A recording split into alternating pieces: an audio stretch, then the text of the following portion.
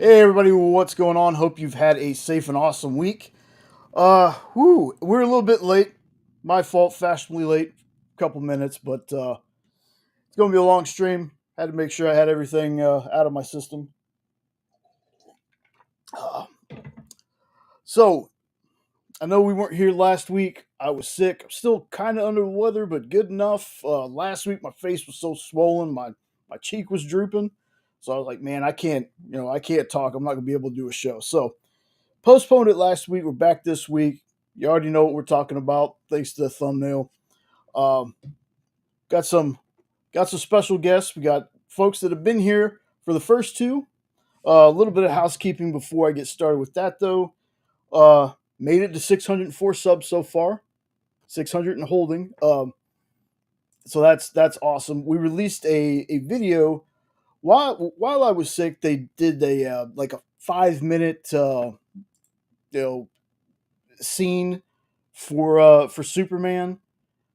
I did a very basic video for it, but man, it got 663 views, and we're up to 605 subs. So that's awesome. Speaking of subs, before we get into this, I want to talk about I talk about channels that you should be checking out. I got one that sorry, I'm doing stuff at the same time that I'm talking. I got one in particular that I follow, and it's our buddy Stu from Doctor Doom's fan club. Now, the thing about Stu's channel that I think people should be checking out is, if you like us, we for a little while now we've been doing more of the pop culture movie side, comic book kind of stuff. Uh, Stu on his channel does a lot of comic deep dives. He's got a show called Surrounded by Short Boxes. He does the Ink and Insight show with 9 panel grid. He's got some shorts that's the legacy of Doctor Doom because obviously he's a Doctor Doom fan. The reason I bring this up is Stu is super close to like to me super close to 1,000 subs. He's like 93 away. So if you want some good comic content, do me a favor, go check out Stu at Doctor Doom's fan club.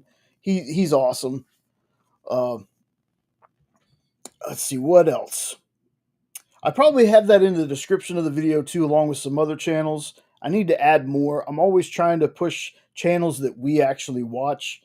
Uh, let's see. The other day I got in something from Amazon, but it's by Joe Corallo. And if most of you know Joe, some of you might know Joe, some of you might not.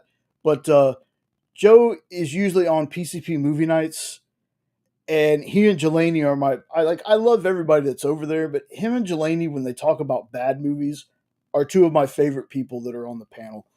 But Joe's a comic writer, and I heard him talking one night that he did a comic for uh, King Arthur and the Knights of Justice, which was a cartoon that I loved as a kid. I still watch it. It's on Tubi, so I watch it, like banger of a theme song and everything. But I found out he did this comic. It's from Maverick, so went ahead and picked that up. Got trade one right here. Haven't been able to crack into it just yet, but it's Joe Corallo, Gaia Cardinale, and Chaz Pangburn. But this was a series, like I said, this was a series when I was a kid. I loved it. I can watch it now, and I think it's fantastic. Let's see. Next week, a little preview. Probably going to be a Superman heavy one because next Friday is Superman Day. Tomorrow, we plan on going to a comic shop called Dragon's Lair that's around here. Jenna and Sean have been before. I haven't been, so this will be my first time going. So hopefully, I can pick up some of the facsimile reprints and stuff that they've been doing for Superman. In fact, last night on Friday Night Live, Lorena, who sure she'll probably be here later, she picked up a facsimile foil of Superman 223. And if you don't know what issue that is, that's the only reason I remember this issue is because it's the cover with Superman breaking the kryptonite chains, like one of the coolest covers uh, for the older Superman stuff. But outside of that, I'm gonna try this. I did this specifically yesterday, hoping that this works. But tonight, like you saw from the thumbnail, we are going to be talking about.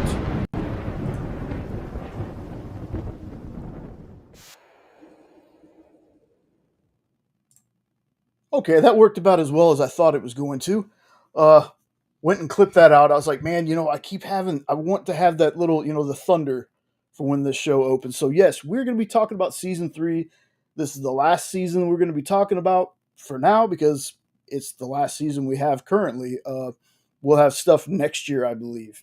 So let me bring in the resident, like this guy might as well be called Lee Von Childs, Reacher Von Childs, whatever, what have you. It's the weird one himself. Her name was Dominique. Hail Hydra! Hi everybody. How you doing tonight? Oh man, good to see you, man. It was Good to see you too. weird. Glad you're back. Yeah, weird not having a show last week, but I tell you what, man, we're gonna bring in the next dude. He's been with us first season. We're gonna have somebody else joining us later, but didn't see him last night because, well, he was doing trivia night. Welcome in, Mr. Nope. How you doing, boss? Good. How about you guys? What's happening? Sup, Nope? Hey, Eddie, Jay. When we ended the show last night, I was like, man, it was weird. I didn't see Nope at all in the room. No, phone was in the pocket all night at trivia last night. Could not access it. That's all right. How'd you do at trivia, man? Oh, not too bad. We got third overall. I think there was at least 50 tables, something like that. It was a big room, lots and lots of people, but we had a really good time. So we have got to try to hook up and do a trivia night together once. That would be fun. Oh man, we'd make a heck of a fun team. Was there a certain category that y'all just nailed?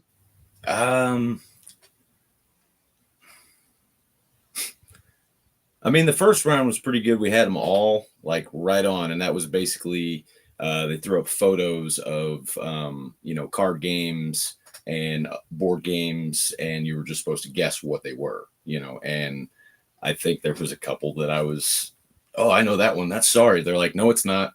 Like, oh, okay. Oh, that's Trouble, and so I was very useless last night, and then I was drinking, so it didn't help either. And then I just got useless the more the night went on. But yeah, it was a good time. As long as you had fun, brother, that's all that matters. Yeah. Even if you don't remember having fun. Exactly. Speaking of not remembering, so I was telling Ed, so Friday before work, I watched episode 1 of season 3 just to refresh myself. And then today I decided, you know what? We'll go ahead and watch the rest of it because I woke up early. Like I was so tired Friday night that I was out before midnight, and I woke up at like 8:00 this morning.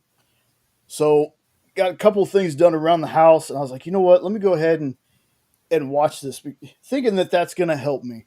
Because I'm telling you, if I don't write notes, which I didn't for this, and I really should have, if I don't write notes, I don't remember. My brain is literally an etch a sketch. I move after watching something, and all the knowledge is gone. So we're gonna talk about this. We're gonna talk about this season. I gotta say that for me, the seasons get better and better. I was a big fan of season 2. I know there's a lot of people out there that weren't very big fans of the second season. It was the team aspect. I know. But again, I think I really benefit. Must be Snyder fans. Must be Snyder fans. Oh, God. Yes, I said it. That would be Ed Weird. Feel free to drop me all the PMs you'd like. I said goodness. That's a story I got for next week sometime. But I think it just benefits that I've never read the book. Like I want to read the books because of this show. I really do. That's a big commitment. 30-some It is novels. it's 30 books. Oh, maybe you can find the Cliff's Notes. Bro, I'm not going to read all of them. I just want to read some of them. Well, that's why they need to do them as comics, because then we could fly through them. Heck yeah! But like I was telling Kyle on the show the other night, I got an ad for this book called Widow, and just from the cover alone, I was like, this guy looks like a tattooed Reacher. I thought it was another Reacher book, and come to find out, it's a book series about a character named Jack Widow. But from what I've heard from people, it doesn't feel like a ripoff, and the series is actually really good. And Kyle told me, he goes, Reacher's not like an original character. I was like, and I understand that. I said, but it was just so strange that you have a character that not only is their first name Jack, but it sounded like beat for beat, just like Reacher, just with a different last name. But I'm going to be sure to keep my eye out for that too, because people said it was good, and I'll give stuff a shot. When people ask me, because I recommend Reacher to everybody and their brother, because I think but I like the show a little bit. And I tell everybody when they ask him, to me, it's kind of like a U.S. version of James Bond, except he's not working for the government. But he always finds himself in crazy situations. He always finds himself having to come up with some gadget or doodad to get him out of it. And he always finds trouble.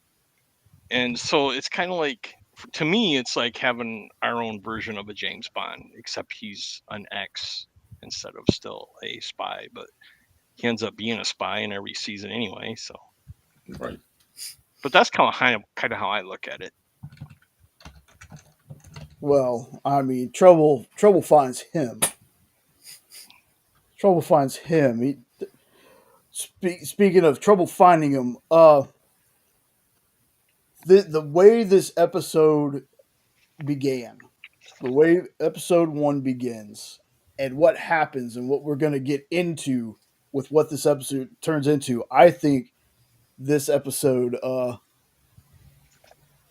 is one of the best ones, one of the best openers.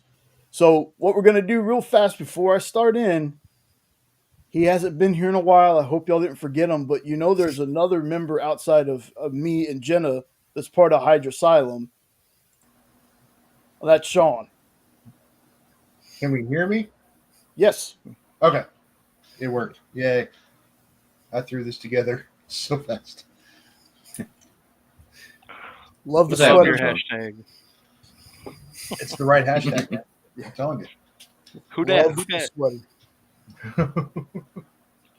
So how you been, man? Before we get into this, how you been? Busy. As you know, dude, work has been making a bunch of decisions. They offered me up my own office, didn't want to move, so now they're moving me somewhere else. So that's literally what's been going on. Other than that, I haven't read anything. I haven't watched anything in a while. But I did watch Reacher. So at least I figure I could give my 2 cents. Nice. That's good. It's good to have other people here so Ed doesn't have to correct me all the time when I get mixed up. That's good. He can correct me today. He's a teacher. That's what he does. Y'all got to remember, I've watched seasons 1 and 2 like 20 times. I've watched season 3 once. Don't expect too much out of this old man's brain. Only once? Come on. Oh, I was expecting a minimum, 4. No, I haven't had time. It's getting that time of year with grades and everything and graduation and all that stuff. So, no. It's only their future, Ed. You got to get it right. That's right. Reacher's more important. They can wait. Come back again next year. You'll be all right. Summer school. Write me a 5-page essay on why Reacher is the best TV show in the world. Maybe I'll pass you. I'm going to figure out how to get Reacher in the classroom. It's going to happen. Awesome. So this one, man, was a little mind blowing when we get about halfway through it to me. But it starts out, we're in Maine, and Reacher pops out of a blue panel van and goes to the back, and he's got some records. He's taking it to the shop that says they buy vinyl. He's already shaking his head. No, you're right. It just no, you're totally right. It was just one of those things where you're like, when it's happening, and you're like, this is something's up. Why is he driving a van, and why is he selling disco albums? What the hell is going on? I was like, damn, Ed, don't tell me I got the first thing wrong. No, it's good, brother. But anyway, he walks into this shop, and the shop owner and this guy is having a conversation. The guy looks at Reacher and goes, "Hey, man, what's the best song about water, right? It's Safari, right? I can't remember the song. Something's up with your mic, Jay. Oh, is it? It was spiking for whatever reason. Was anybody else seeing it or hearing it? No, yeah, I heard it. Yeah. I thought it was my stuff. Could be. Hold on. You started sounding like you were underwater and slowly sinking as you kept talking. Oh, it happens. Right. Okay. How about now? It's good right now. Okay. So, I think the guy asked him if it's Surf and Safari or whatever, and he goes, "Well," and Reacher's like, "Well, actually, that's a ripoff of Chuck Berry's." They asked what the best song about water was, and the guy's like, he's like, well, actually, that's a ripoff of blah blah blah blah. Yeah, this Chuck Berry song. Guy's like, man, it walks away. Well, Reacher sets the records up on the counter, starts going through them, and you notice a truck. Now, this is a college town that he's in, and we notice this kind of raggedy 4x4 pull up on the street. Well, for someone like Reacher, he's going to notice that seems out of place. So he kind of starts eyeballing it. Then we cut to another scene where a younger guy, probably about 18, 19 years old, is getting into a car. And this kid has a driver. So they start going, and you hear the truck kind of take off. And Reacher, again, is watching this, notices it rams this truck and just does a meets the Robinsons and keeps moving forward until it kind of like knocks the driver. That's probably a dated reference that only I get, the Meet the Robinsons thing. But the driver gets kind of like, kind of knocked out a little bit, and Reacher starts making his way out. The guy in the truck gets out. He has an Uzi, smashes the window that the kid is in the back seat, and he's trying to take him. Well, the kid is kind of giving some resistance until the guy throws like a concussive grenade or something into the car. And the kid's like, okay, gets out. Bomb goes off. The guy's trying to get him in the truck. Here comes Reacher. Reacher's got this big old, oh my God, I don't know if it's a Magnum or what the hell it is, but it's a pretty big gun. And the guy with the Uzi like sprays the back end of the van with these bullets, man. Like it's a panel van, so Reacher hides behind it. Guy gets in the truck, starts to take off. Reacher gets in front of him, starts shooting, and the guy veers off, hits this other parked vehicle, gets out, starts firing at Reacher. Reacher caps him, gets him right in the chest. He's done. Reacher runs up to the kid, grabs him. He's like, come on, there might be more people. Let's get out of here. And Reacher brings him back to his van. And while he's getting the kid in there, the kid's like, no, we got to call the cops. We got to do this. And Reacher's just like, no, man, there might be more people coming after you. We got to get out of here. Well, right when he says this, he hears somebody say, hey, from behind him. And kind of like in a reactionary thing, Reacher just fires, hits this dude. Dude rolls over, find out the guy's holding out a cop badge. So Reacher just killed a cop. So Reacher's like, all right, now we really got to go because I just murked a cop. We got to get out of here. Gets the kid in the van. They start going. Well, the college campus police start coming after him. So you got Reacher in a car chase with these college cops in this panel van. Lasts a little bit. It's not too big of a car chase, but he ends up losing them. They go to the back of this factory where there's a car sitting back there, and Reacher's like, "All right, do you have a phone?" The kid's like, "Yeah." He goes, "All right, call for help. I'm going to steal this car. I'm bouncing. I got to get out of here. I just killed the cop. They're going to be on me. I got to get out of here." And the kid's like, "My name is Richard Beck." He goes, "My dad's a really rich, powerful man. He's got connections. He can help you." And Richard's like, "No, I just need to get out of here." And the kid keeps telling him, "Please, just take me home. This has happened before." You find out because you kind of see it right away, but the kid has been kidnapped before, and the kidnappers cut off his ear and mailed it to his dad. So this has happened before. So now this is the second time somebody's tried to kidnap this kid. So Reacher finally relents and is going to take the kid home. So they're having this conversation on the way to the house, and when we get there, we meet Paulie Van Hoon. I can't remember the last name, but we meet Paulie, aka the Dutch giant Olivia Richters. This guy makes Reacher look like me standing next to a normal sized person. This dude is huge. Uh, what's up, Corey? See you, Corey. It was awful. They're not all winners. Yeah, it feels like a pick your battle kind of thing. Right. But the 10th one tastes better. Man, 10 of those, you're going to be crawling. So we meet Paulie, and the first thing I thought when I first saw this guy is, man, I can't wait for these two to fight. That was my first thought when Reacher steps out of the car and looks at him, and he's having to look up. Reacher's having to look up at somebody. I was like, I can't wait for these two to fight. Get out of the car. No. Just do what he says, but he's rude. Yeah. Gotta love Reacher. Yeah, I haven't tried that one yet, Corey. My ties are not that good, though.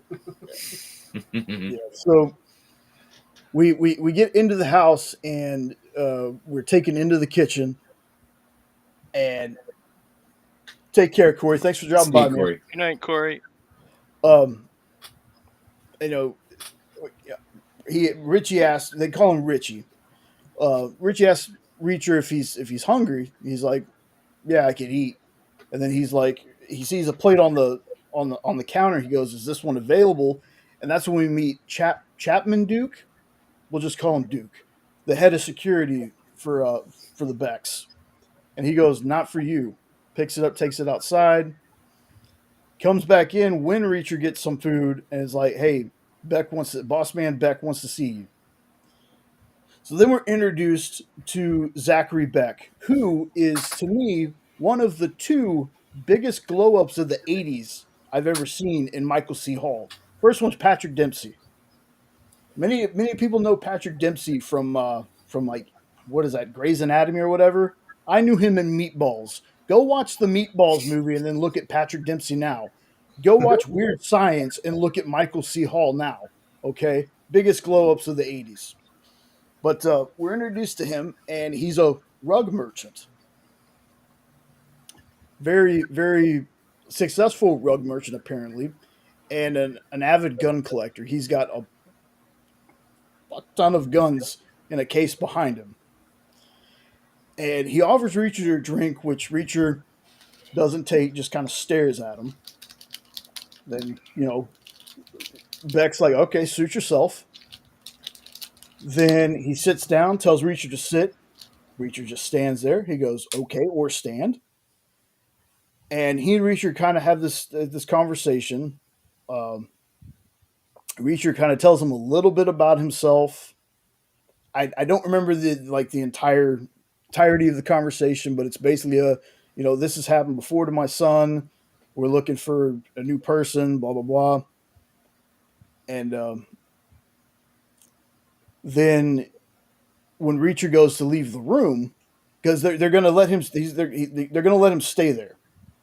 So I guess he's going to, he's going to stay there for a couple of days while the heat's really hot on him right now for killing the cop. They're trying to figure out a way to get him out of there. They're going to let him stay there, lay low for a couple of days. But before he leaves, Reacher takes the glass that Beck had made for him, picks it up, does like that, sets it back down. He goes, I pressed firmly enough on it so you can get a clean set of prints. I know that's what you were going for. And then walks out of the room. He sees Richie with his door open. So he goes in, talks to Richie, see how he's doing, notices Richie's a painter. And they have a little conversation. And then Duke tells him, like, all right, boss man wants to see you again. He goes, okay. He goes, we're back in the office. He goes, no, we're going out to the barn. Okay. And when we get to the end, there was something I was wrong about, and that's the jacket. Because I thought the jacket was in the first episode that he hung up. It's not. He wasn't wearing a jacket in the first episode, like at this part during the episode. So I remember that while rewatching the first episode. So they go into the barn. They've already got his prints and information pulled. So they do kind of a loyalty test. And what they do is they had taken Reacher's gun at the beginning. They give Reacher the gun back and a bullet. He's going to have to play Russian roulette. So he chambers it, spins it, puts it in. He goes, well, what if I just shoot you? And Duke is like, or Beck says that'll be the last thing you do. And, you got Paulie standing behind Beck, and then you have Duke with his gun drawn on Reacher. So Reacher goes, okay, click. And Beck's like, all right. And then Reacher goes, click, click. And finally, Beck reaches across the table and grabs the gun. He's like, okay, you proved your point. And he's like, all right, we're gonna get you set up, blah blah blah. Well, Beck and Paulie leave, and Duke is like, basically, that was kind of crazy. He goes, oh, I knew it was a dud. Duke takes the gun from him and goes, click, boom. It shoots it. And he's like, Reacher goes, what were you going to do if I would have shot myself? And Duke's like, same thing we did with the other guy. And they walk out. So it goes back. We go back in the house, and Reacher's given a room. Once they're up in the room, Duke is like, I don't trust you. You're going to be locked in for the night. So basically, they're locking Reacher in the room that they're letting him use. So he gets locked in. He sits for a second, or he sits at the door for a second. Then he comes back, sits on the bed, and this is where it gets wild. Okay, he reaches down the bottom of his boot and slides out a little cell phone, a little phone, dials a number, and tells the person on the other end of it, I'm in. Then we get a flashback to like a week prior, 2 weeks prior. I can't remember exactly what happened. Reacher's at a bus stop watching this young punk kid trying to steal from folks. But Reacher intervenes, and it's like, gives him $100 and is like, next time, it might not be $100 somebody gives you. It might be a beatdown they give you. So, be careful. Well, he happens to look across the street, and we see this guy come out. And Reacher's face just drops, and he stands up and almost walks straight into traffic without, like, it just walks. The guy gets away. We don't know who this person is just yet. And then that's when I start getting a little bit fuzzy on what happened, like right after that. Like I got up to that part of the episode. He goes back and grabs the cell phone, and he calls the 110th. And he's like, can you track this number for me? And the guy's like, who is this? He's like, this is Major Jack Reacher. And the guy's like, oh, and he like acts all starstruck. He's like, the Jack Reacher? And they bring up the dent in the desk that was It's rumored that he had banged his colonel's head there, but it was really just a bowling ball incident, and he gets the kid to run the plates. That's important later. Yeah. So I think after that we go back to Reacher's Motel 2 that he's staying in. There's a knock on the door. Now, I thought what was so smart about what he does here is he takes the do not disturb tag and kind of puts it over the peephole. Because if somebody was going to fire at you, the smartest thing for them to do is wait till that peephole has no lights. That means you're right there. They just shoot through the door and get you. So he holds that up first. Nothing happens. So then he looks through it. Then he's getting out of there. He goes. This part was funny to me. He goes into the bathroom and he's trying to open the window, and he can't get the window to open. So finally, he just boom and knocks the whole thing, the whole window, just out. Doesn't break the glass hitting it, but knocks the whole damn thing out. Jumps out, remembers he forgot his toothbrush, and reaches in trying to grab his toothbrush. Grabs it, going around the corner, and this is where we meet Duffy. I can't with the toothbrush Duffy. in his mouth. Yeah, with the toothbrush in his mouth. This is where we meet Duffy. And I can't remember Duffy's first name, but Duffy is Susan. this Susan. There you go. Thank you. This thick Boston accent, and I know one of the criticisms I heard was that accent, but when I found out that she's actually English, I was like, I couldn't have done any better with that accent. Like the fact that she's English and she's doing this really thick Boston accent, I was impressed by it. I could have sworn, it's just another American person doing a Boston accent. And then I was like, no, she's English. I was like, oh, okay. So they start talking, and then we meet Villy and Elliot. Stephen Elliott and Villanueva. I can't remember. Mm-hmm. Okay. Yep. Villanueva. You got it. And she's like, they're talking to him. What happened was when he went to search for that, when he had Powell, I believe is the guy's name at the 110th that he talked to, Officer Powell.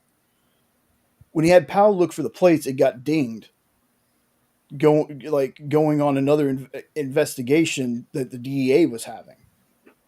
So they come to Reacher, and they want to kind of like join forces or whatever.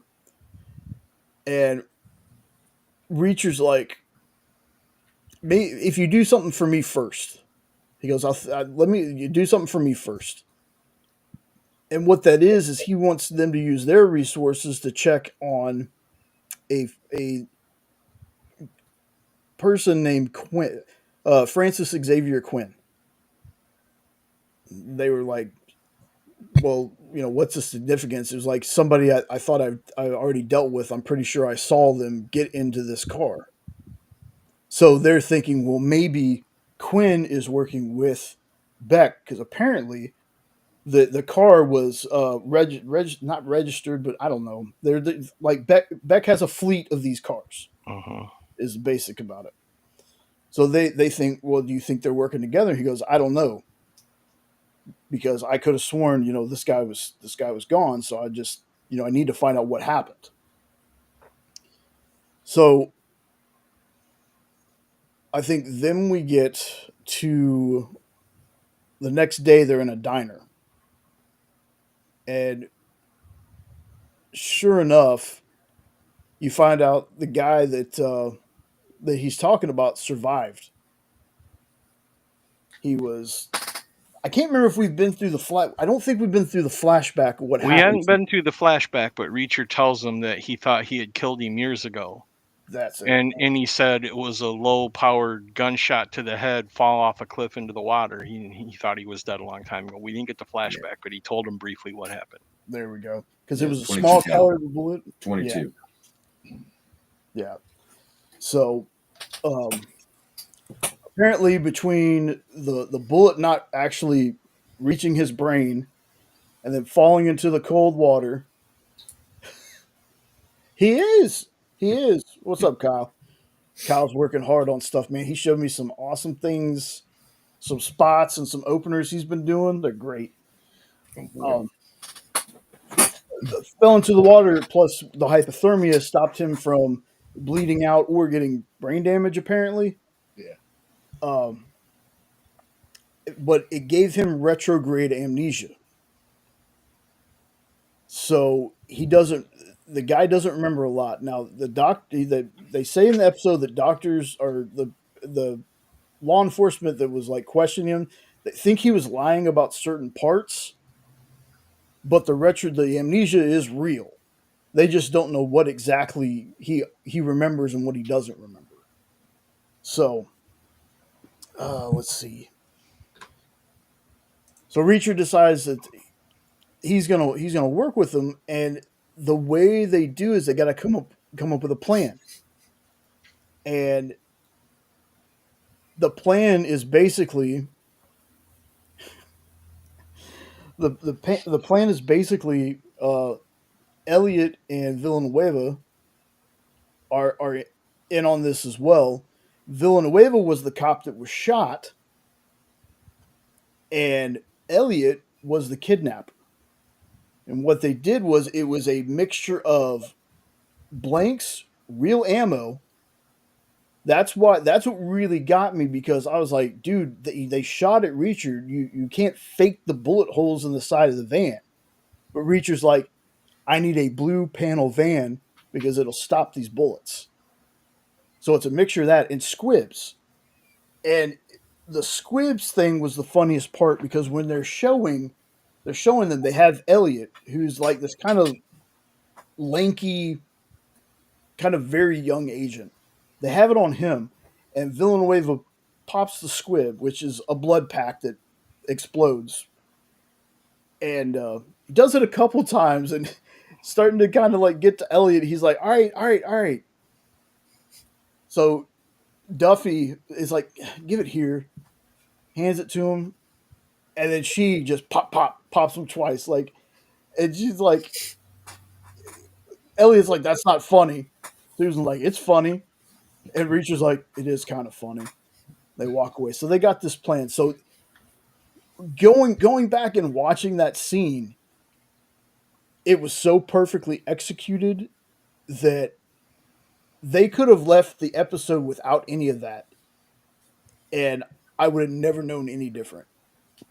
Like, the way that it was done was so good, because Reacher marked the revolver, the chamber, so he would know where the real bullets were, or where the dud was, or whatever the blank was. So he marked it, so he knew every time where the bullet would be.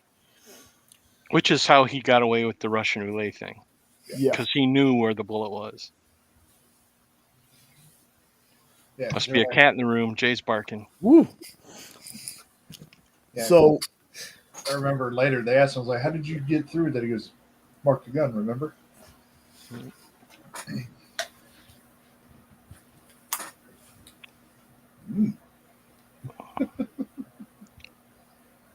All that stuff that Jay just told us, though, there were so many red flags in there that had me just yelling at the TV until they did the step back. I'm like, what the hell? This Reacher's not that dumb. Something's wrong. Why is he driving a van trying to sell disco albums? This is just not right. And then when he shot the cop and looked scared, I'm like, all right, bullshit. Something's going on. This just does not make sense. He would not just shoot somebody. Right. So that's where I differ with your. If they hadn't gone back and explained it, it would have been okay. I'd have been off. I'd have been insane. I'm like, what are you guys doing?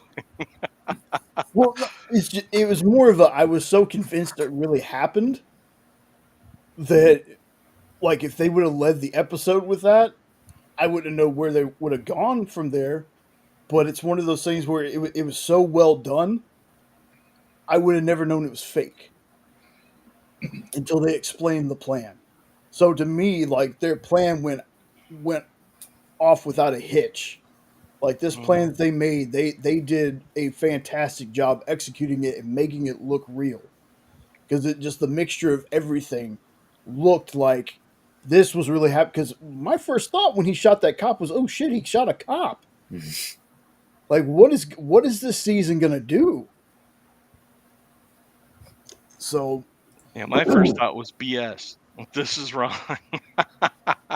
Is this a dream or something? What's going Yeah, on here? I'm sitting here. I'm like, something is so off. I mean, especially with I can't remember the Ella Fitzgerald's disco album or whoever that woman was. I'm like, why and how would Reacher have a milk carton full of vinyl Some in a college college kid's gonna town? buy it just to be Yeah, ironic. yeah. exactly. And then, even though that plan worked, how in the hell could they know that ramming the side of that car full speed in that truck wasn't going to kill that driver? Because they nailed his door, boom, Right. and drug him like 100 feet into a pole. Yeah. It's like, how did they know that wasn't going to kill that driver? But anyways, Yeah. And speaking of the records, we find out he got the records from Villanueva. They were his records. yeah, that was part of the flashback. Yeah. And Reacher said the same thing to Villanueva that the clerk said to him. He pulled it out and he's like, disco? Really? Who buys this garbage? Yeah. So the plan goes off. We go back to Reacher in the room, and he says he's gonna wait till. But one of the main reasons that Duffy is wanting to find out what happens is because she has an informant on the inside that she believes was found out. So, who's a young gal? Yeah, very young. That it weighs on Duffy because Duffy kind of tricked her into becoming an informant, but she's really good. Like she said, the girl's a natural, but she's like I haven't heard from her, so she's afraid something's happened to her. So, and she had showed Reacher a picture. Yeah, and she was wearing these big hoop earrings in the picture. Yeah. So Reacher gets off the phone, and before he gets off the phone, he's like, when everybody's asleep about 3:00, I'm gonna go check the garage or something. The carriage house is what he called it, because earlier when Duke shot the bullet to be like, hey, this was a real bullet, what he shot it into was leaking on the ground, and Reacher noticed that there was like planks on the ground. It was probably led to a cellar. So and when the dude took the dinner outside, Reacher suspected that they had the girl outside somewhere. Yeah. So 3:00 rolls around, he's sneaking out of the house, which this becomes kind of a theme for Reacher while he's still in this house. He sneaks out of it a lot. Nope and I were talking about this. Whoever they got to do the gutters on that house to hold a 300-pound man, I want them putting the gutters on my house. For real. That was so right out of Christmas Vacation with Chevy Chase hanging off the thing. I was like, no way. And it's those copper ones too.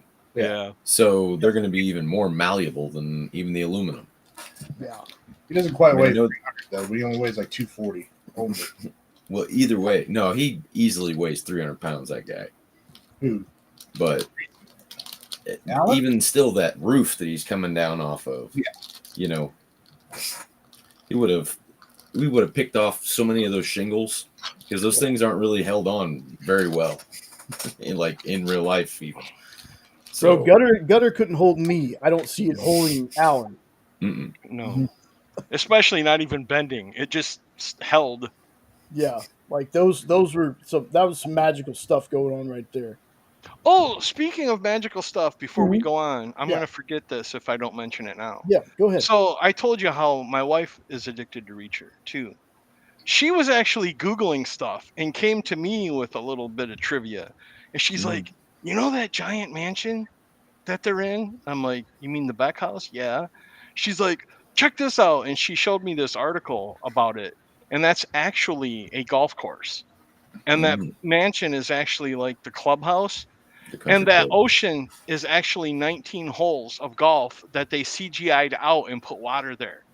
Oh, no kidding. That's actually a whole golf course, and you can tell because the front yard is mowed in those different stripes, Yeah. like a golf course is. But none of that water was real. It wasn't filmed near the ocean. That was all CGI'd over a golf course. So I thought that was kind of cool. Huh. And it also blew my mind that my wife came to me with this, which God bless her, good. It's about time she came around to the nerddom. Well, I mean, if you're gonna have anybody convince some ladies to join a fandom, I think Alan Richson is the person to do it. And we'll talk about the water in his swim here in a little bit. Oh, fuck me. That was the best line. Yeah.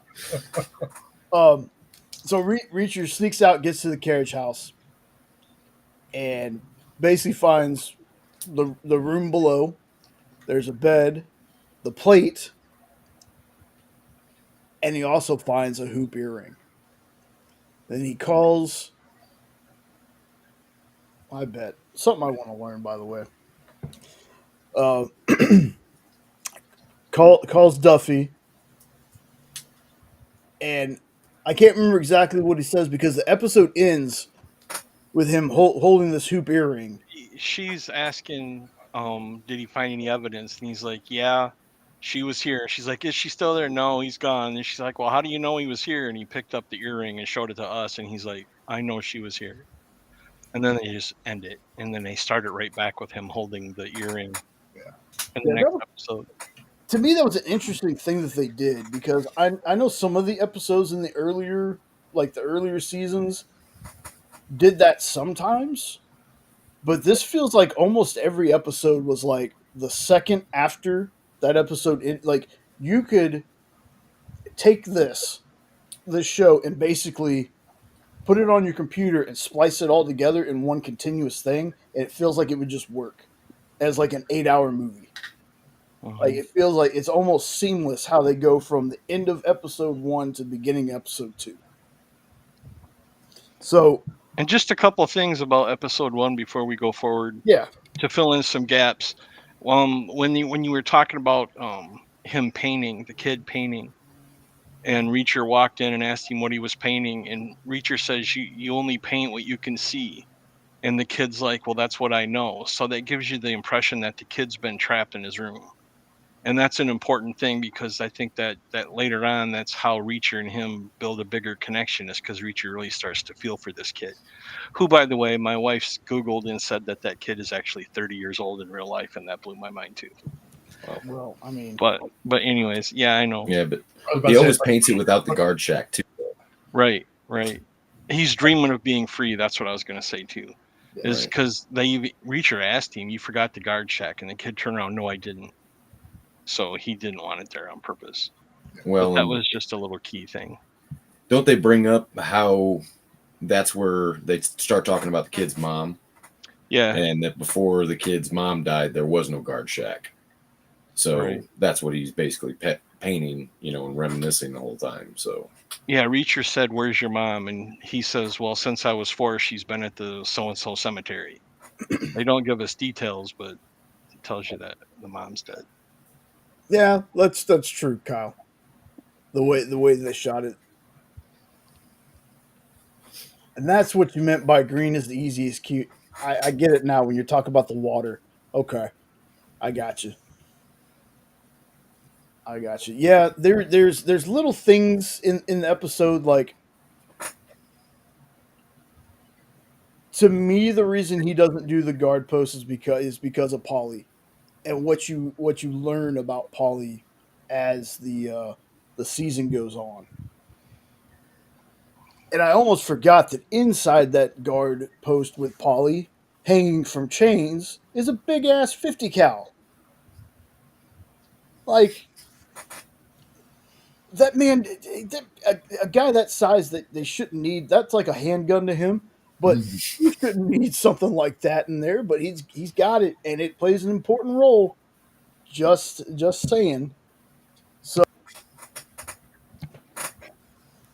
Sean, what were your what were your thoughts on episode 1 of this season? Was this one of yours like mine, where I thought, aside from the very first episode of season 1, to me this felt like one of the best opening episodes for a Yeah, season.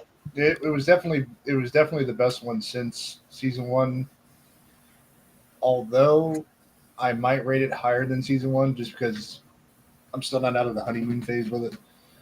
I was like you, where I was literally going, "What the entire time," until and especially when he pulled out the cell phone and he goes, "I'm in." I'm like, "What the heck are we even talking about?" I was Who like, is he talking to? Yeah, and who's he talking to? Yeah, I agree. I'm like, what the heck? And so the flashback for me was actually a good thing because I really didn't want to sit there for another couple of episodes before we meet Duffy and all them. Like, who are you? And why are you important? So they got right into the meat of it. But I thought with the whole season, they did a really good job. Or, well, I'll say this now, but they set the tone for the whole season where they do really good with the flashbacks and coming back into the modern story. It feels like they did a really good job with that.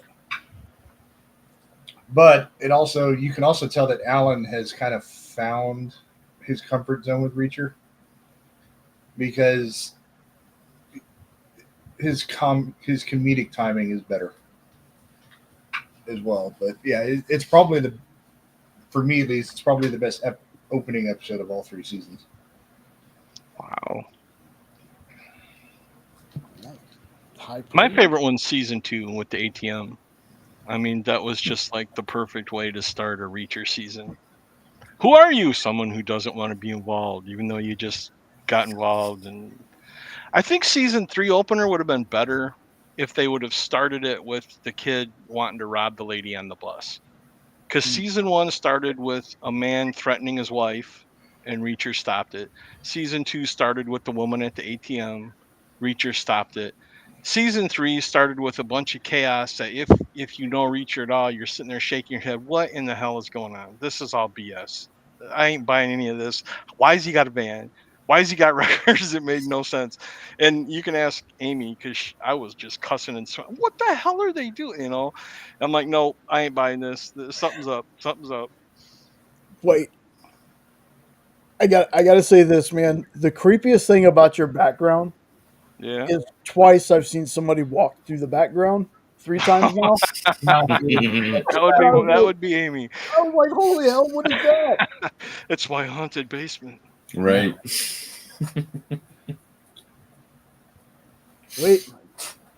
Okay, Kyle, try again. Am I 2 seasons? Yeah, this is season 3. Season 3 just ended. Yeah. I don't watch this.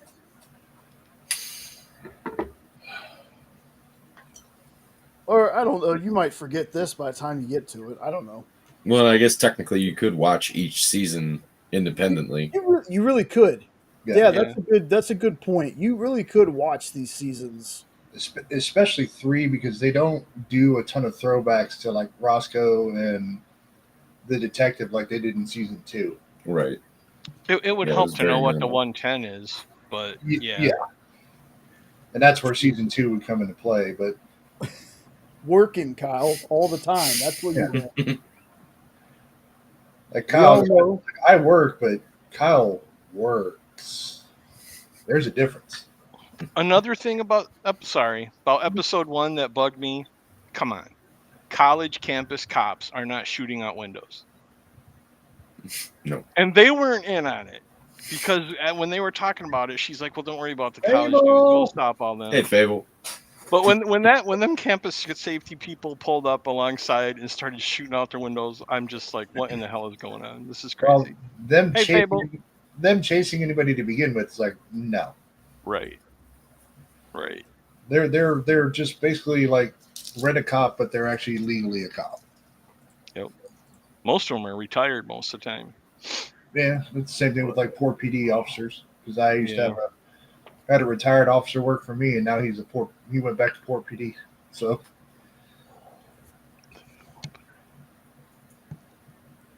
Kyle, that's exciting. That's an opener for what? For the experience. Yeah, we've got a new like ending one, or it could be an opener to like a new countdown one that's really good that I played last night. There's a new art one. There's gonna be a new comic collectibles one. There's a bunch. Kyle's doing a bunch of stuff right now. Kyle's animating, and doing a bunch of stuff to freshen things up. You know, I I'm hoping we get more Battle Quest comic stuff. Has anybody here other than me read something from Battle Quest yet? No, and I never will. Why? Something's going. Something's going. You're evil. You are an evil friend, my friend. Evil. The funniest part is, honestly, that's only a Monday one. That's only a Monday one. And I remembered to hit mute this week. I was proud of myself. Mhm. As soon as I saw the swords coming out, I'm like, no, nope, mute. I ain't listening to this. And then you type in the chat, here it comes.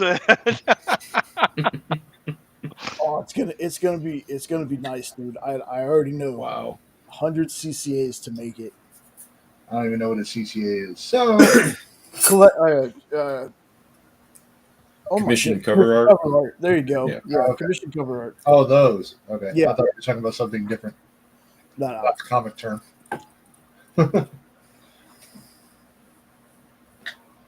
I can't wait to see it. Okay. Mm. Can't wait to see it. You mean no more the Blue Beetle? Yeah. Well. Yeah, the other opener. That's the radio spot one. Yeah, that's the radio countdown. We've got a new one. We're going to be. I don't know when we're going to debut it as the countdown. It's like I said, I used it for the ending spot for Friday Night Live yesterday, but it's like a minute long. So As long as it's not calling to me, we're good. yeah, I didn't even hear that until you pointed it out. I know, and now that's all You I hear. totally hear it now, right? Come on. Yeah. Thank you. I knew it couldn't be my imagination. Yes. So hoping we get some more from them too. It doesn't have to be that one, but not for right now. I'm tired of the copyright claims. Yeah. Yeah, but I can't wait, man. I can't wait to see. I can't wait for y'all to see the ones that I've seen so far because they're really good. Kyle can be like, yeah, you have to say that because I'm your boss all he wants. No, Kyle does awesome work with these things that he makes. So that opening for Wonderland is amazing. I love it. I just wish I could see it because it was black and white. Yeah. To me, it looks like blood splotching and smearing, which even makes it cooler. But I know there's got to be images. But I love that music and the eeriness of it. It's so cool. I mean, that was badass. So way to go on that one, Kyle. I really like it. Yeah, and I actually clipped that one down to make what we call a rejoin. That way, when we have to do breaks, we're not having to play the entire intro again to get back into the show. So I cut like the last 19 seconds out of it. So the music kind of sort of reminds me a little bit of Beetlejuice. Right. That's probably what he was going for. I love it. Yeah. I just wish I could see it. Is it eerie pictures or is it just like pictures of the comic store? Pictures of the comic store. Yeah. Okay. And then like near the end, there's a picture of Butterscotch, the dog. It's really cute. By the way, have you heard anything about Rich? Is he all right? I have not heard anything yet. Okay. So I think, hello.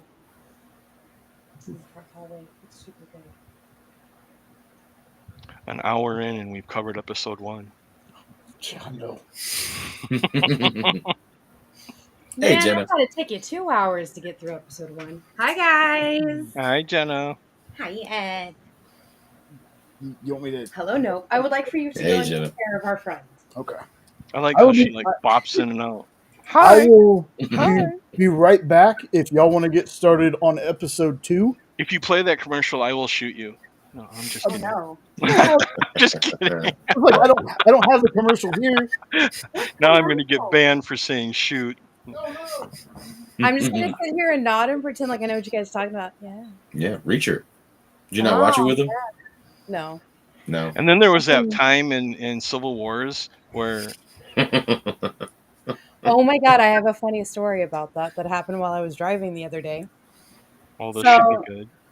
So I was wearing my Spider-Man. This one's my Deadpool hockey jersey, and somebody was like, "Oh man, I really love Marvel. I got started with Civil War," and I was like, "Oh, did you go back like holding it in?" I was like, "Oh, did you go and watch the other Marvel movies? Like, just to because that one's the worst one that there is, like hands down, period, no And by worst, she question. means best. Oh, I will fight you, Ed. Will fight you. And then they proceeded to be like, oh, well, I'd never seen a comic book movie before. And I was like, just for a minute, I was like, you never saw like any of the like Tobey Maguire Spider-Man movies? No. I was like, what about the older like Fantastic Four? Like just like what about Christopher Reeve Batman? Like Christopher Reeve Superman? Nothing. She was like, no. Are you Amish? No. I was like, why? She was like, I just don't like men in tights. And I was like, Good Mel Brooks movie. right? That's my favorite. Like men in tights. Yes. I was just like, what sort of shenanigans is happening here? What is happening here? You're like. Oh yeah, I heard that when I was walking down the hallway. The delay. I hear you down the hallway. Yeah, yeah. The second delay down the hall. Yeah. But it was just she was like, yeah, I really liked it because then I got to meet everybody. I was like, okay, well, thank you. Have a good day. I hope it was a good ride. Bye. Get out of the car. Okay. And then I met somebody today, and they were like, yeah, we watched the old school ones because he asked about my jersey. I was like, oh, do you really like Marvel? I was like, yeah, I like Marvel, I like DC, I like indies. And he's like, man, there's not a whole lot, out there right now. I was like, do you watch The Boys on Prime? And he's like, yeah, I love that. I was like, that's actually an indie company called Dynamite. And he was like, that's a comic? I was like, yes, it is.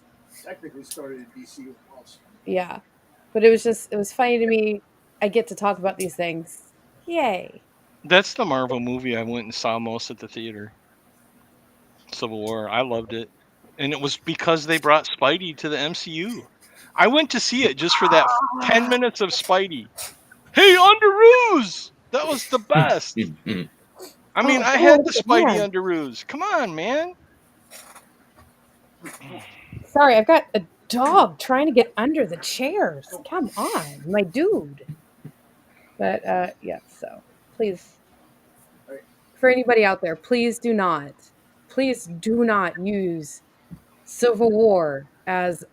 Should that be the way I should start in the comics? Because just absolutely great place to jump in. It's a great place to jump in the comics, but not with the movie because the movie is nothing like the comic.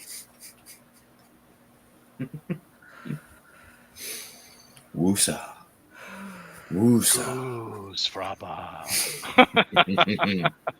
And on that note, I will leave you guys to Reacher because I have my anime to get back to. I haven't started that Dracula yet. Sorry, I've been busy.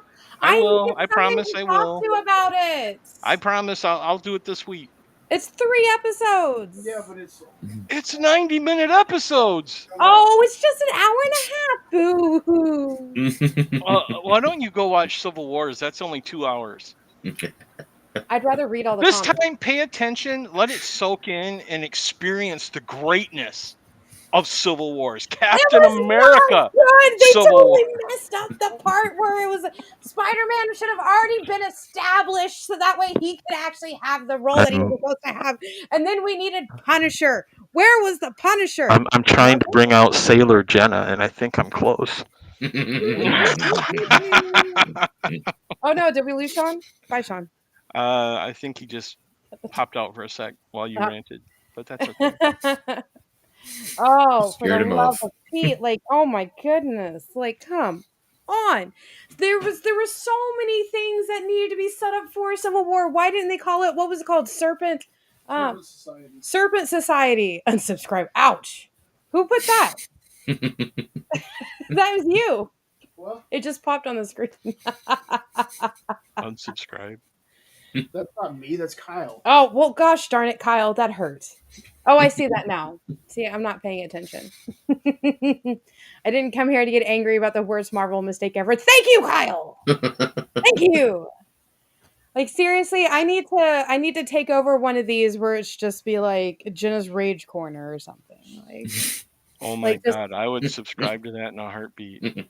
just like I could be your motivation at most of your shows, probably. There was actually an idea a long time ago where we were gonna A long time ago, once upon a time, at the beginning of the universe, when something or other happened. Yes. I got reincarnated as a slime in a dungeon where I eat monsters. Yeah. I actually like that show. Thank you. My stepmother is the evil queen of Ragnarok. Revisited part. Oh my god, we were going through Crunchyroll because I was watching the Apothecary Diaries and I'm caught up and I was looking for something else to watch. And there was this one where it was like the 7th time villainous loop that this time around I'm going to love my family. And it was like, what? So I looked up the it was a webtoon and I read the webtoon. It was actually pretty good. I don't know about the show yet, but I read the webtoon. I read the manga. Oh gosh, it's actually really good. I'm gonna have Ed lead the charge with episode 2. Okay, I'm getting out of the way. Bye. Bye. See you, Jenna.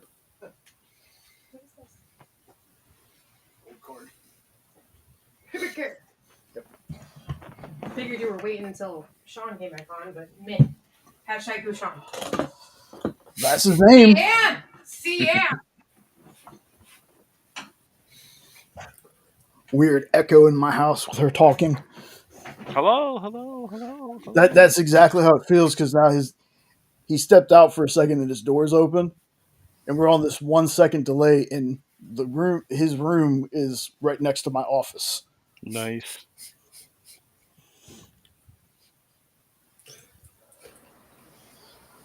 All right, so episode 2 literally picks up with him still holding the earring. Yep.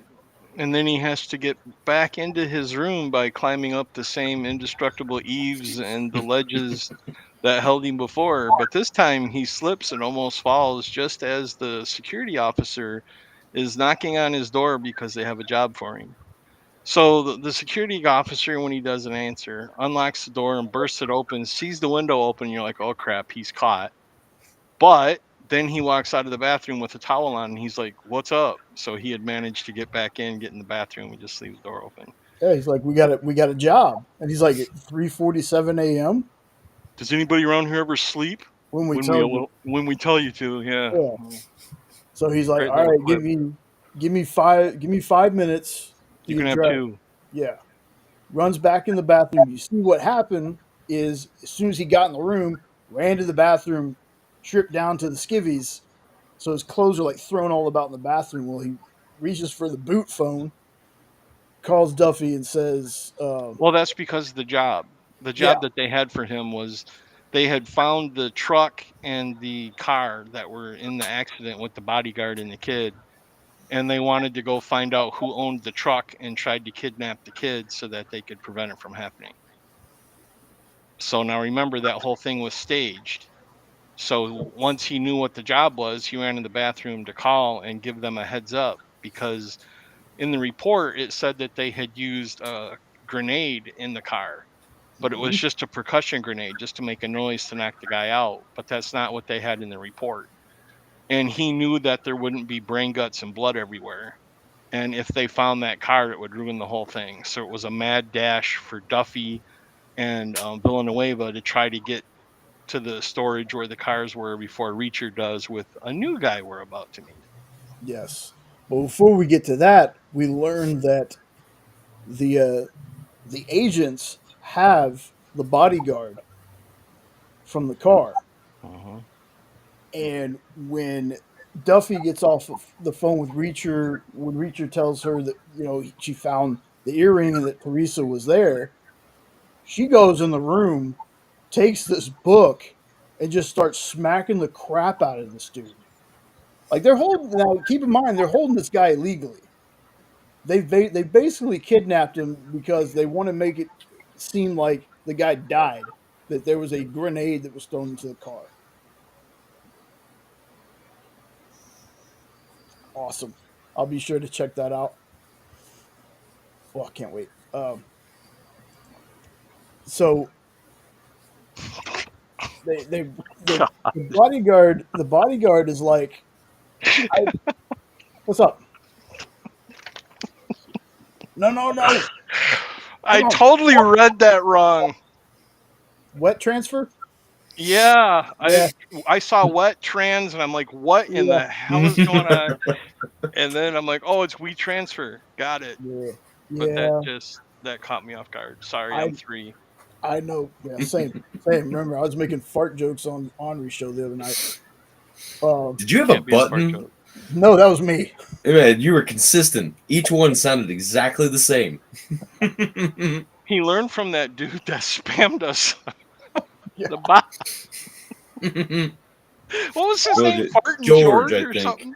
Yeah, George. Gassy George the farter.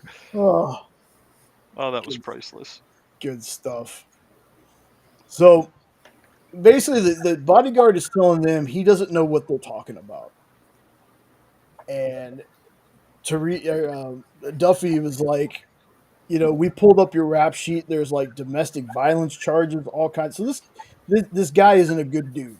Okay, just keep that in mind. But so, hey, what's going on? What's going on, Eric? 9-panel grid. Let's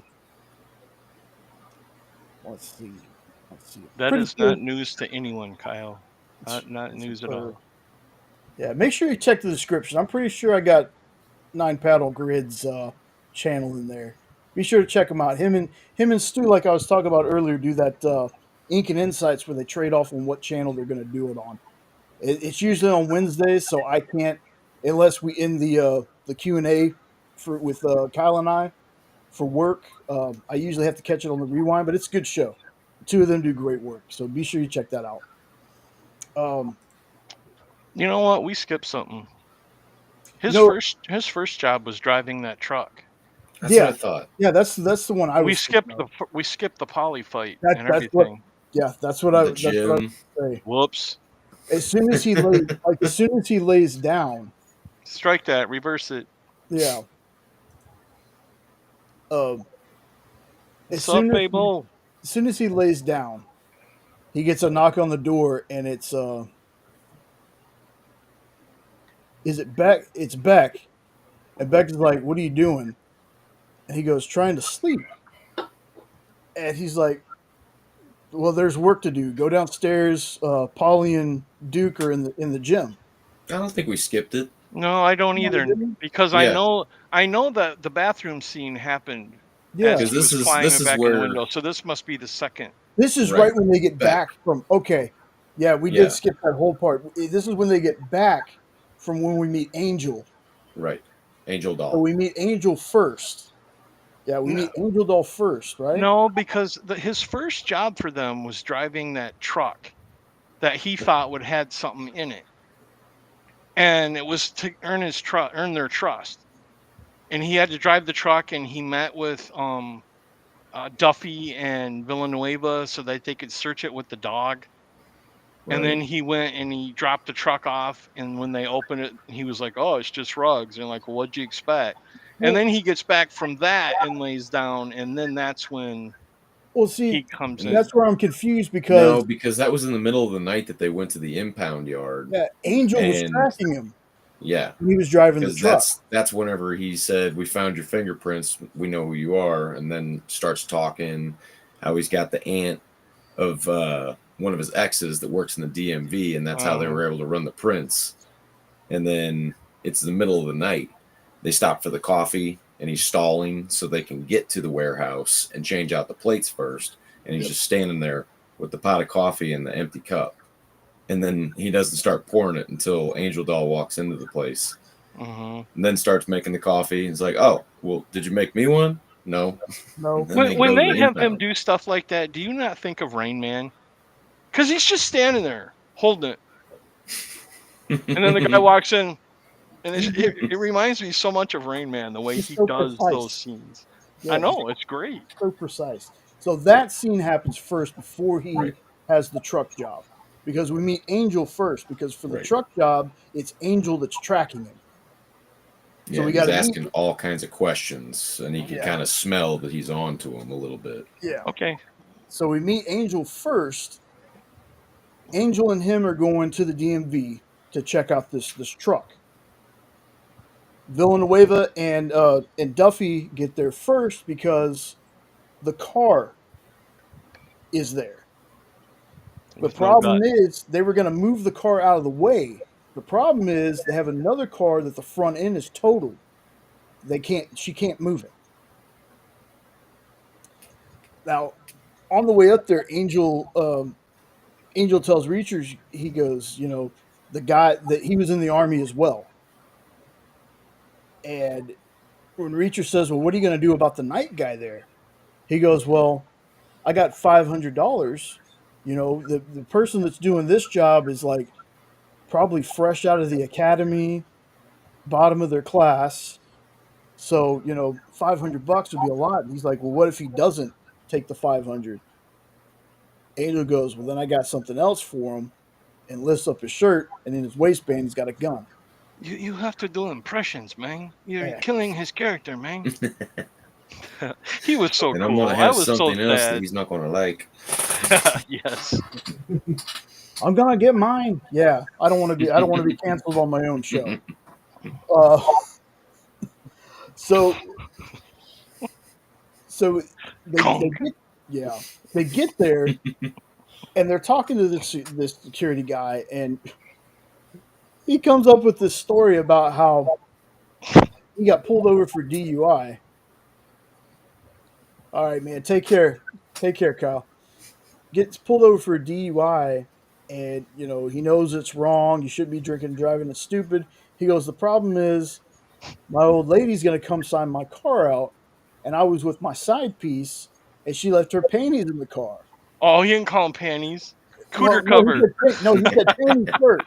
He said panties first, and then he says, "If she's coming in Coochie here to get my covers. car, I don't need her to see the coochie covers in the back seat." You know what I mean?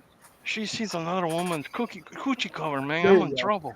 Yeah. So he goes, "Man, help me Help out," a brother out. and the guy's like, "Nope, sorry, can't do it." Did that cop not remind you of the twin cops from Yes, Terminator 100%. 2? Yes, 100%. Oh, totally. 100%. Well, Angel goes to reach for the gun, and instead Reacher just knocks this dude. I mean, in the way this dude falls, like the way he gets punched, and it's just like stiff and just timber, straight back, arms by his side. Like this dude was out cold.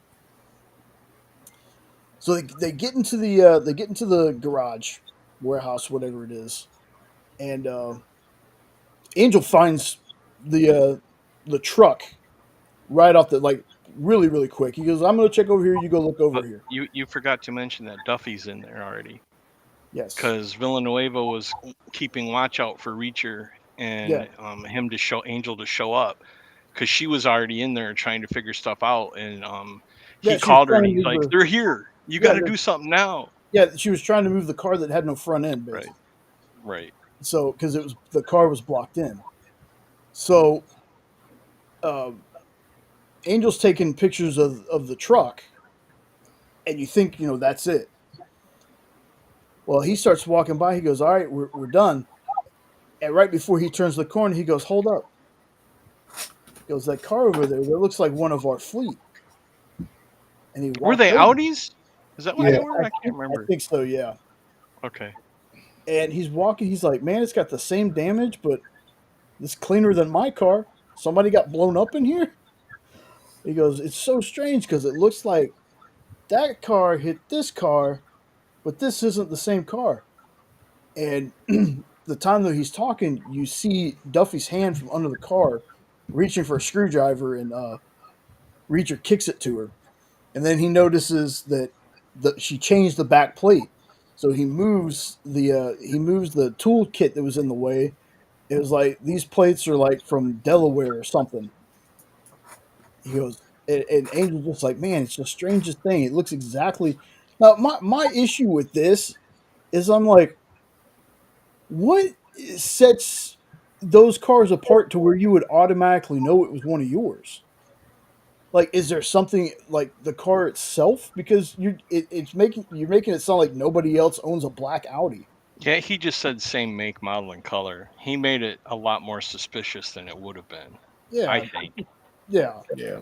Because Not even unless he's the Reacher, guy that details them or something on the daily. yeah. right? Because even Reacher did a Reacher, and he's like, it's not really that surprising. There's got to be 200,000 of these on the road at any moment that anybody Right. could sideswipe. And then Angel Doll acts like he's just a dummy and goes, "Well, you're the cop. You should know. You were the MP." And then he laughs it off, and you're thinking that he's being a happy-go-lucky goofball, but he's Nah, not. there is part of my brain saying I think he's catching on. I think he's one. Mm, My first time meeting him, I felt like this is a character who acts dumb, yep. but is actually probably very, very smart. And he won cutest baby contest. He did. He did. That was so great. You won? You won. Oh, fuck you, man. That was great. Yeah.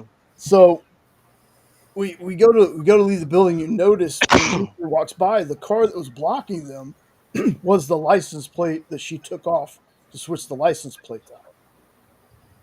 So let's see. I'm trying to remember. So they drive back, And he and tries to go to bed you again. try like this is an ongoing theme with the poor man in this For in like this the first first couple 3 days, episodes. yeah. Yeah. He goes to lay down. He has his eyes shut. You can count to maybe 10. There's a knock on the door, and that's when Beck comes in. What are Yep. you trying to do? Get some sleep? Well, there's work to be done. Go Right. downstairs. So he goes downstairs. Meet Polly in the gym. Yeah, Polly and Duke are in the gym. You see Polly just lifting 1,000,000,000. He's just benching whatever. They're gonna get him set up with something. So Duke leaves to get the truck ready or whatever. And Polly sits up and looks at him. And he goes, "How much do you bench?" And Reacher's like, "I don't know. Just seems kind of stupid." How you don't know? Because How it's you don't know? He stupid. goes, like, you want to know real You and test me of right power? now, 1-on-1. Yeah, you want a real No. test of power? Do Bavarian arm wrestling. Oh, don't skip the best parts, dude. What Come part? on, Well, man. that's what you're here Come for. on, You're man. here to correct me. When he stands up and he's like, "Come on, right now, you and me, head to head, bench press," and he's like, "No, no, thanks." He's like, "Cause you're a pussy." Yeah. And he looks at him. He goes, "You really want to find out what a man is? It's Bavarian arm wrestling." Yes. But the whole "cause you're a pussy" that was that was great. For being a oversized psycho, Paulie's got some good one liners in there. I've actually followed him since, and he's got some great content out there. The Oh actor, yeah. oh, Oh he's yeah. amazing. Like I said, I before he was even on Reacher, I knew of him when I was doing my Invincible fan cast. And when I saw him, I was like, "That's my Battle Beast." In live action, that's who I want. That's the guy I want to be Battle Beast. Is Olivia Richter's. It's funny Well, because him and Alan Richardson did a little TikTok together where Reacher was trying to be Batman again, and what's his name? Olivier, I think that's Olivier his name. Richter's. Yeah. He like grabs the camera and he goes, "If he's Batman, I'm Bane." And it was great. I'm like, yes, make that happen. Absolutely, make that happen. Yeah. So he tells him about Bavarian arm wrestling. He tells him there. See that preacher bench over there? Go sit behind it. Put your elbow on the pad. Hold your arm out like we're gonna arm wrestle, but make a fist. So Paulie gets there and it starts like this, and Reacher grabs his arm, turns it around like that. He goes, "Okay, so what I'm gonna do is it's my strength versus yours. I'm gonna pull your hand down, and I'm gonna try to get it, down the pad. You're trying to stop me, so it's your strength versus mine." He goes, "Okay."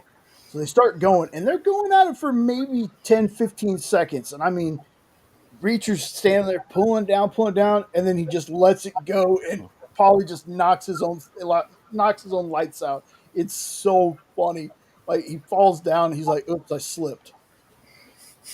And who has not done that to their brother or sister in real life? I mean, we've all done that, and Oh, how yeah. Polly fell for that was great. Look, There's no way you could not know what was coming. As soon as he Unless did you're that, from I a was different like, country. right, true. it reminded me of that scene from Revenge of the Nerds when they're doing the tug of war Oh against the yeah. Docs, and when they go to start, the nerds just let go of the rope. Yeah, What country is Olivier from? His nickname has the country in it, doesn't it? Is it the Dutch the Dutch Giant? Giant. Yeah, Dutch Giant. Yeah, there you go. Okay. yeah. I've been following him for a while. Him and Alan Ritchson, just because I've been an Alan Ritchson fan for a long, long time. So that part was just. It's one of those things that he may be bigger, he may be stronger. He's definitely not very smart. Wow, somebody just fast forwarded to the end. I wasn't going to say anything. It was a tease. Foreshadowing. Foreshadowing, yes. So after that happens, like Paulie stands up, and the first thing this would scare the shit out of me anyway. Is not only Paulie standing up, but the first thing Reacher does is he grabs a weight. Like Yep. he got that weight in his hand. He's about to crack Paulie with this weight, and that's when Duke walks in and is like, "Hey, truck's ready."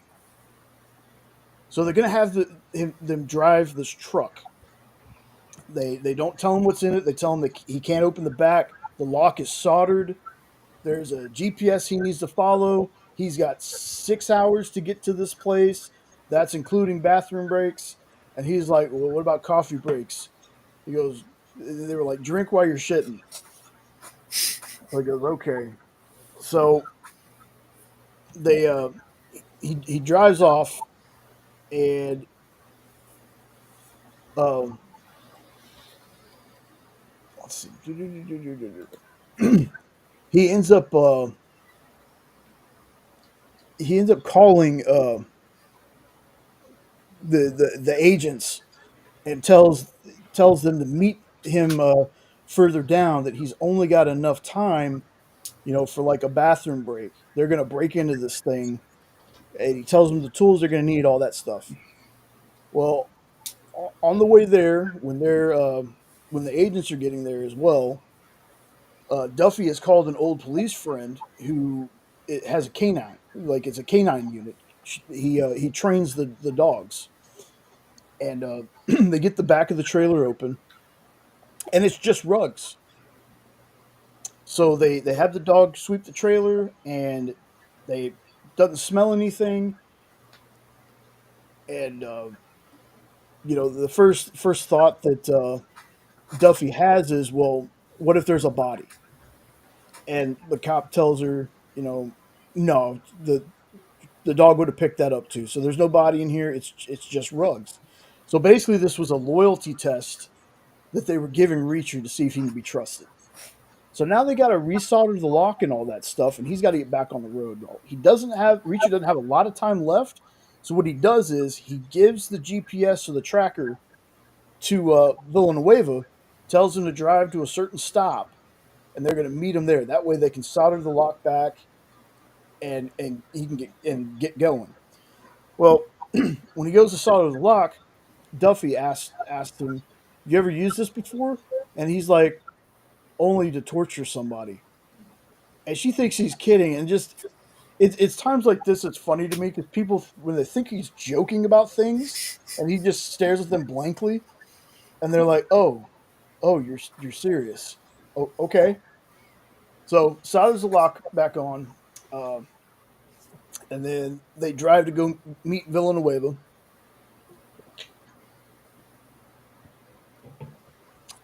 Um, he drops off Duffy with Villanueva.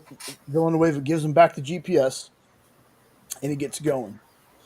Well, he gets to the warehouse or the shipyard or wherever he's supposed to be.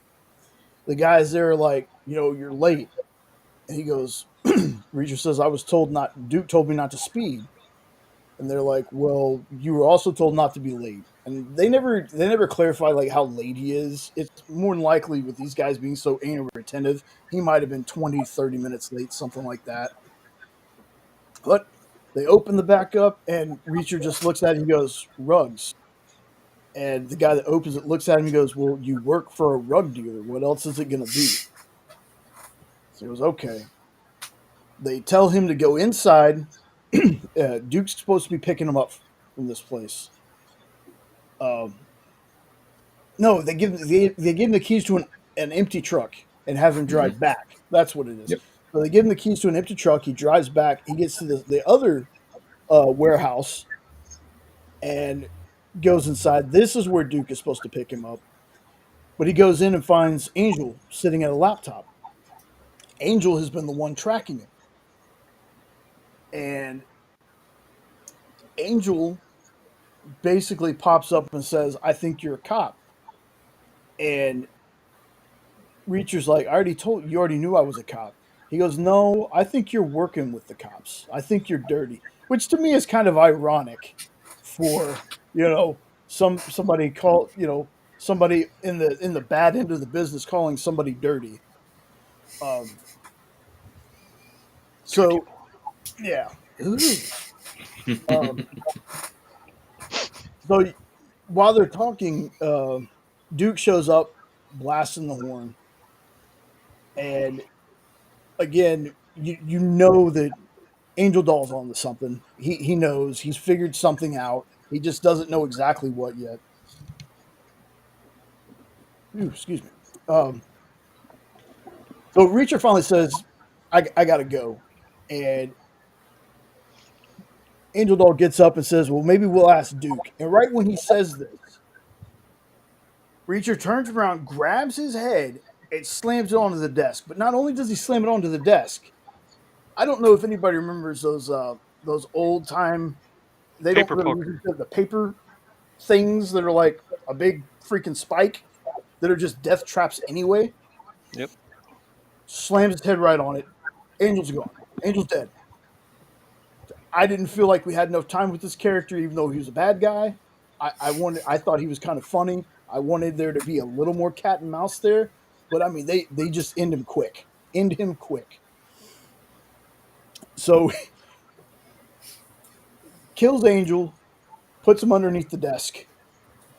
I can't remember if this is a leg breaking situation. Oh, too. totally. He Yeah. like 20 times he breaks it, and he's like folding him in there. It's worse than the trunk from season 2 because he's like crack, crack, snap, crack, and just jamming. And then when they back up, you see these mangled legs sticking out from under a desk. It's pretty gnarly. Yeah, and the funniest part of the end of this episode is he's walking out, and Duke is like, "What took you so long?" Angel talks too much, and that's pretty much how they end the episode with Reacher saying Angel talks too much. So, again, this one, my only gripe is I think we should have let the Angel stuff play out a little bit more. But outside of that, I mean, the kill is just like, look, I'm gonna say this. Reacher is the good guy, but I need you to think Punisher, anti-hero kind of good guy. Like he has no qualms about killing people. He Apparently, enjoys it. yeah. Apparently, in the books though, there's some not so honorable kills that Reacher does in the books. So it's very ambiguous if like if they were going to go that far eventually with the character. But I mean, in the first season, he shoots the two guys in the back. But again, to me, it's like that's a killer be killed situation. These guys are going to kill him. Why not? Why not get the drop on them first? That's what I feel about a lot of the situations. Like, not trying to explain away the murder, but there's times where it's like if it's me or somebody else, it's going to be somebody else, and it's going to be them first. Like that's my opinion on that. So.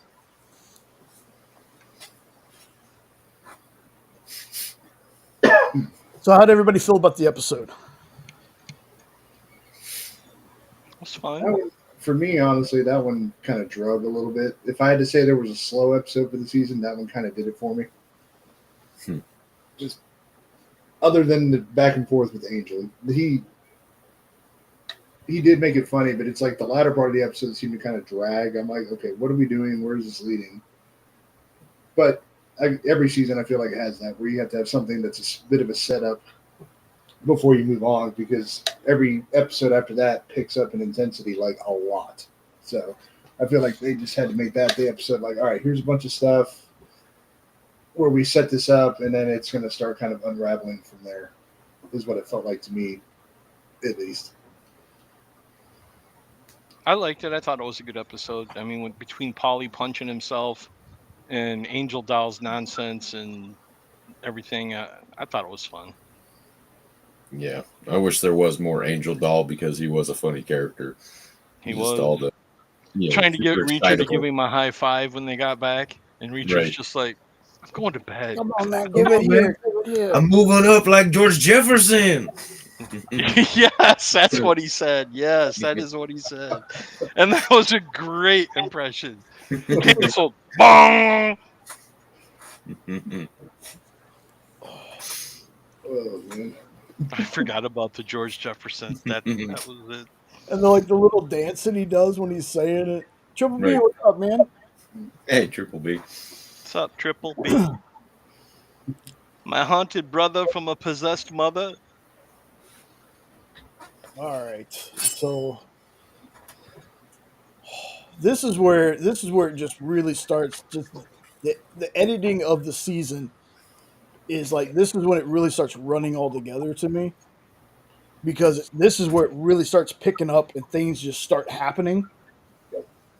So might get, because this is only episode 3 that we're fixing to drop into. So when they get back to the house, Reacher meets with Zach. No, not Zach. Beck. Wait a minute. Do you realize you just said nope, not Zach, and you've got nope and Zach here? That's pretty funny. Yeah. I said Zach because I was mixing Zachary Beck. Right. Condensing. Yeah. Jeez. There's a message from Angel Doll, and basically with Angel dead, I think this is where Reacher starts planting the seeds of deception. Like, this guy's dead, we can pin stuff on him. I can concoct some kind of story out of this because he's not around to contest it. So he decides to say that the people that they've partnered with before, that apparently the truck that wasn't supposed to trace back to anybody or something like that, you find out the truck was once used by Beck's associates, people that they partnered with before. So Reacher, after hearing that information and knowing that Angel Doll's dead, decides to be like, well, what if your partners are trying to portray you to make some kind of power move? And he's like, Reacher loves saying, because you know the kind of people you meet in your rug business. Yeah. And he always does the rug business. Right. Yeah. A lot of deception in the rug business. So, he's basically like, we should take him out. But Beck doesn't listen. Beck doesn't listen to it. He's not sure what's happened yet.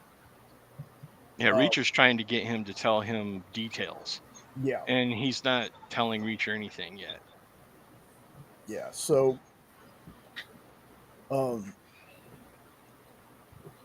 he calls he calls Duffy and tells her to bring a car and some dry clothes and drop them off somewhere.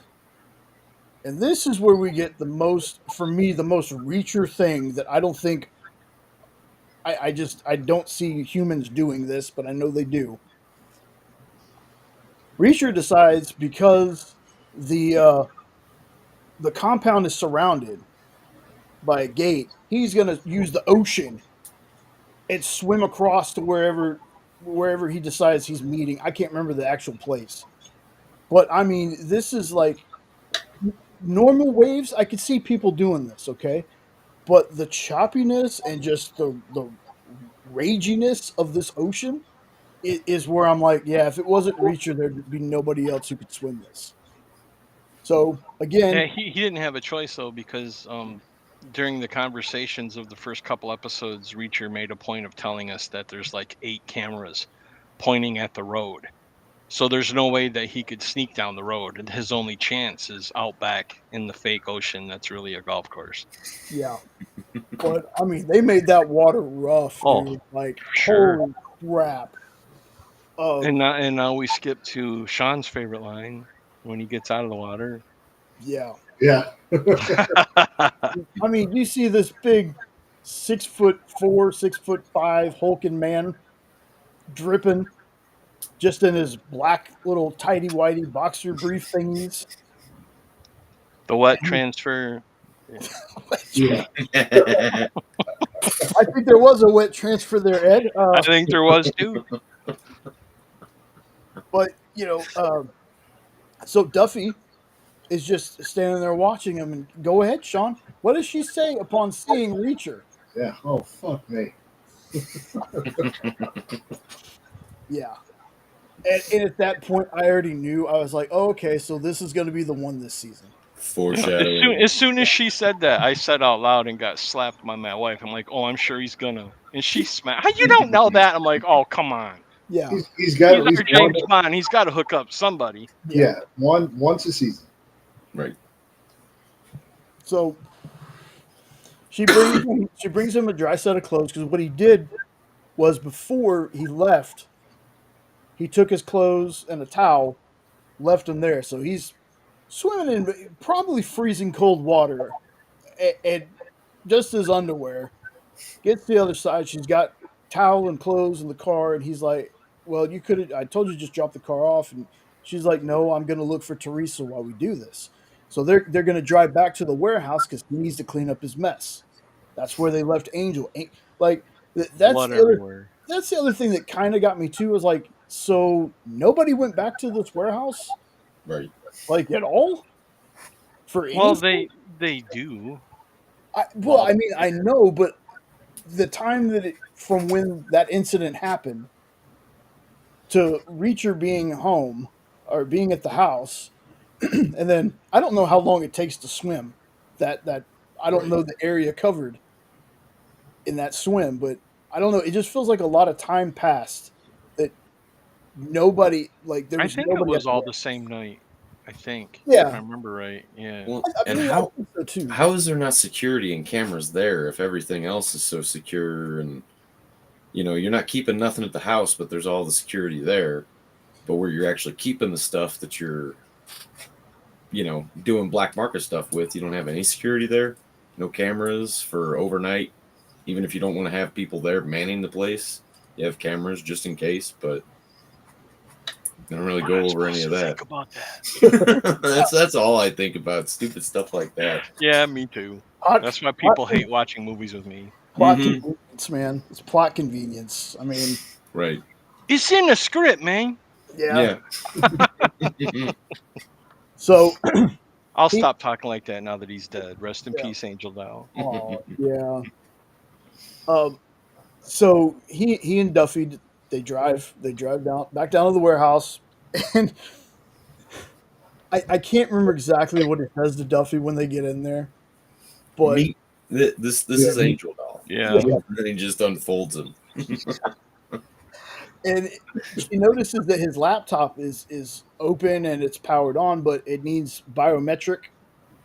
So she just grabs his hand and rolls the thumb. Thanks, Angel. Yeah, thanks, Angel Doll. Logs into the computer, changes the password and everything. Neymar forever. Yeah. God. And Angel had left a lot of stuff open, and that plays into what happens with certain aspects. In the words of the church lady, how convenient. Yeah. So after she's looking through the logs, and she's like, it's so cryptic. she can't tell what's being moved, what's being brought in. It's just very cryptic. And Reacher's like, well, I mean, Angel was kind of low man on the totem pole too, so they probably didn't tell him too much.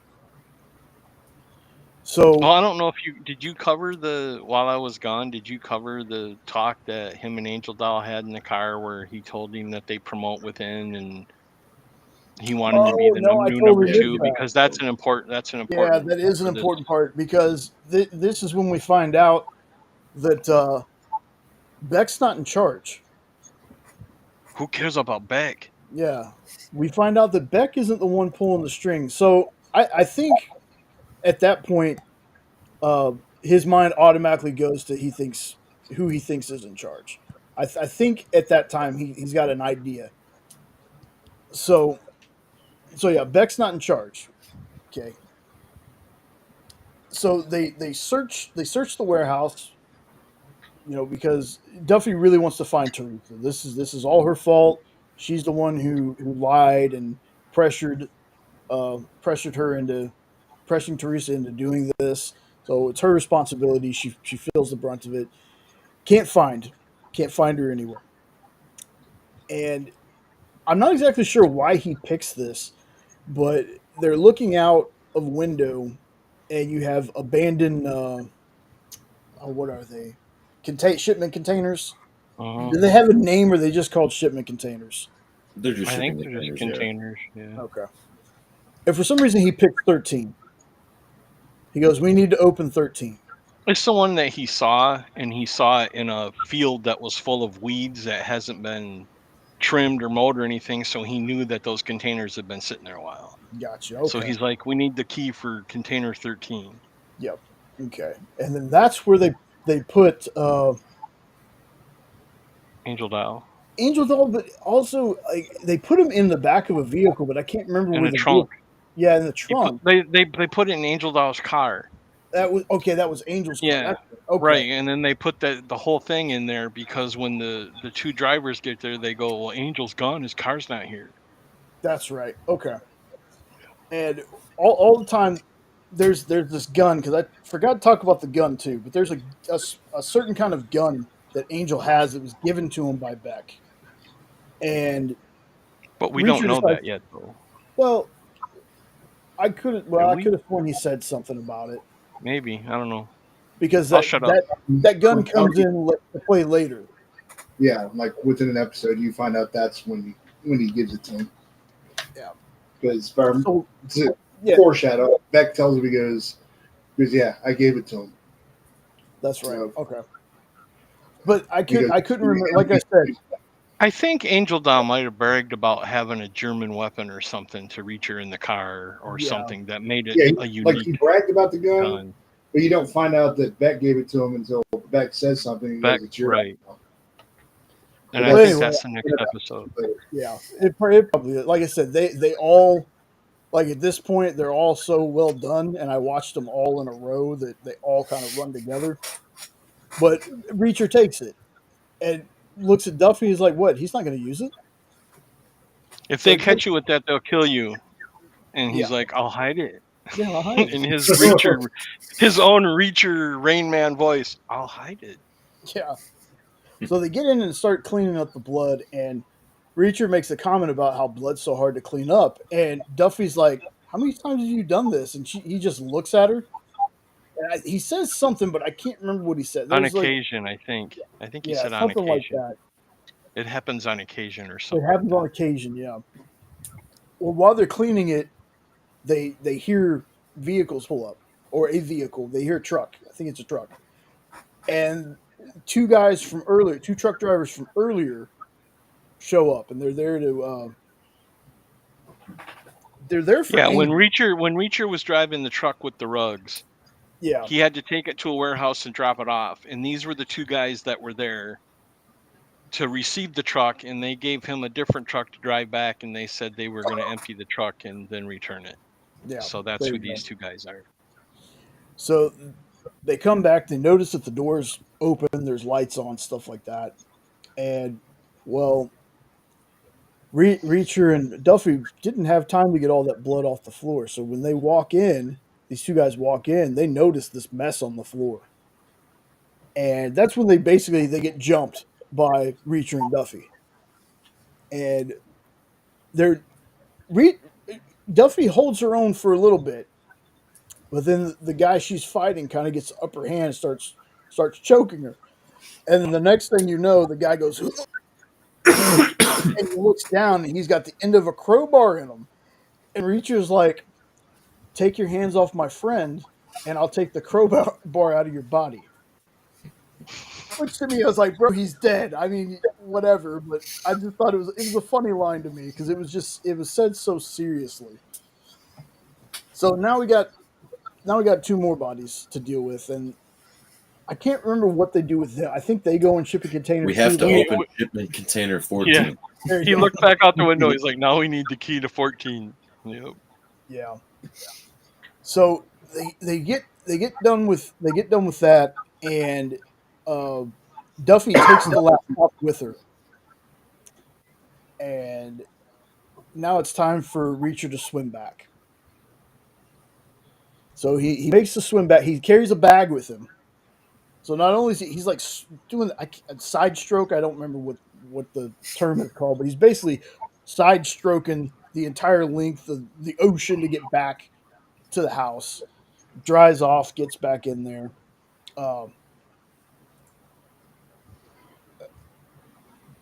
Let's see. I'm trying to the next day. So he gets in. I think he finally gets some sleep. Yeah, I think he does. I think that threw me off a little bit. And he finally gets some sleep, and then Beck walks in, or I don't know. I think the Duke guy walks in and wakes him up.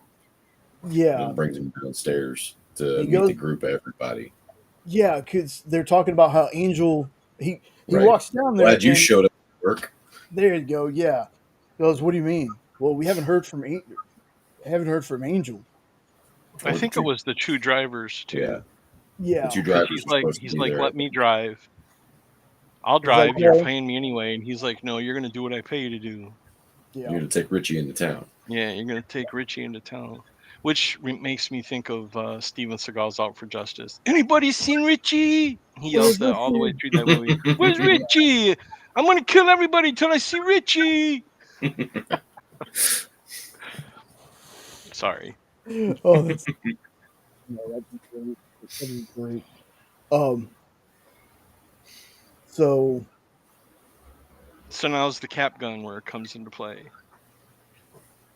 Because Reacher takes the kid into town and spends the day with the kid, and the kid goes into a toy store to buy a cap gun, and Reacher's like, aren't you a little old for toys?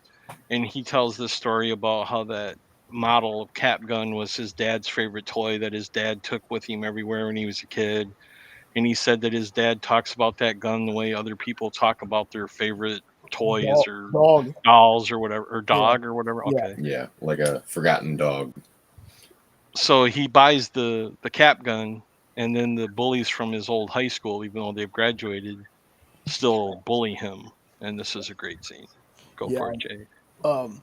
So rewind just a little bit because while they're doing this, Reacher tells them, "Well, while y'all are figuring this out, I'm going to go hit the head, so he can call Duffy." And he has a new plan. He doesn't exactly know what he's going to do yet, but he needs to get in the number 2 spot. He's got to find a way to take out Duke. So he hadn't figured that out yet. While he's in the bathroom talking to her, that's when we meet the bullies, and like first of all, dicks. Like these guys played it to a T. Was they take his bag with the cap gun that he just bought, that he spent all this time tracking down for his dad for his birthday, stomp on it and break it, then shove him to the ground because they're jealous. They've always picked on the kid. This was before he was ever kidnapped. They've just always picked on him. So Reacher comes out and basically tells him, You're ugly. yeah, he basically says you're ugly. And leave my friend alone. Yeah, Yep. I'm a friend of Richie's. Oh, is this your babysitter? Oh, so you're stupid and ugly. Yep. And then, of course, I'm not going to say the guy's like small by any means, But I never get why you can look at a guy like Reacher and be like, you know what? I'm gonna fight this guy. That's what he tries to do. And once again, Reacher in Reacher fashion, just there's something about group of young kids. They want to take on Reacher. They're walking away with something broken. And he does, man. I think the coolest thing that he does is when the head bully decides, I'm gonna go grab a ball bat. It wasn't like, let me block it with my forearm or whatever. He grabs it when the guy tries to swing, takes it and just breaks it over his knee. The guy tries to get into his truck and Reacher just grabs his head, smashes it through the window. It's like next time you see Richie, you go the other way or something like that. Just walk away. Just walk away. Just walk away. All you have to do is walk away. Just walk away. So then they Sorry, leave. I'm 2 years old. I can't leave now. It's not a get to the chopper. Go play. Show me your leadership capabilities. So anyway, they go and get ice cream, right? Jay's like, and anyway. No, it's just, I don't forget. He's like, well, what flavor is this? And Richie's like, infused lavender or something. Yeah, lavender infusion. Yes, it was. And Reacher takes it, throws it in the garbage, and says, "That's why you get bullied, kid." Yeah. So this conversation is Reacher basically saying, "Man, I've kind of saved your life twice now. Like it's time for you to trust me a little bit. Let me know at least, what I'm getting into." Yeah. And and the kid's scared, and then finally he basically says, "My dad's not the one running the show. It's this guy named Julius McCabe." Now, this might be spoilers. I might be jumping ahead a little bit here, but I think at this point he also basically tells Reacher that McCabe was the one who kidnapped him in the first place. I think it's in the same conversation. Yep. Yeah, it is. Yeah, so to muscle in on his dad's business, because quite honestly, his dad wasn't doing anything really illegal. It was that he was just shipping rugs. It's just he had all these good trade routes to where his customs. his stuff didn't get checked as much as other people's. And McCabe got wind of this and decided to muscle in. Now, here's another because his dad was bragging about it to everybody. Yeah, and here's kind of another spoiler. Paulie was in on this. Because you basically learned that all these people that you thought at first were working for Beck, they all worked for McCabe. And that includes Duke. And real quick, since I see him in the background, let me pop him up real quick. What's going on, brother? Yo, what up, mother bleepers? Triple B's back in the Haunted Basement Studio, getting ready to take over the Hydrasylum channel right here. I see my boy, Mr. Nope, right there, looking sexy as hell with his hair down. So you know what? I had to pull my man bun off and show you what sexy is all about. And with freaking Sean right there, my boy, dude. Hell yeah, dude. How you doing, my friend? And my spooky fiend Betty Eddie Von B is absolutely killing it. You know what? You guys been talking Reacher for the last couple weeks, and I have not even watched it. But you know what? I do not mind hearing all the spoilers. So what's going down, man? I got done doing some barbecuing. We just got done eating, fed the family, fed my belly, and now I want to see what you guys are all about, man. Hell yeah, man. I love you, mother bleepers. So what's going down? Good to see you, brother. Let's see. Where was I at? I'm sorry, come in and bust and ruin your mind thought, but you know what? I'm They getting were ready to eating take ice over cream. this. They were eating ice cream, and he told him about McCabe. Okay, yeah. There you go. Eddie. See, Eddie's on top of it. That teacher, that mother teacher right over there. Yeah, he's this is basically Eddie's show. I'm just here. But so tells him about that, and you find out that Polly's basically. I think Polly's the one who took his ear. I think that's what we eventually. Yeah, that's what he said. He said that Polly did the wet work after he beat him up. Yeah, after he right. beat him up, Stuffed him in the trunk. Yeah, for days. So, yep. And you can just tell by Reacher's expressions when the kid's telling him this that he's making a bond with this kid, and you can just see that anybody messes with this kid, Reacher's gonna have his say about it. Yeah, and he does this.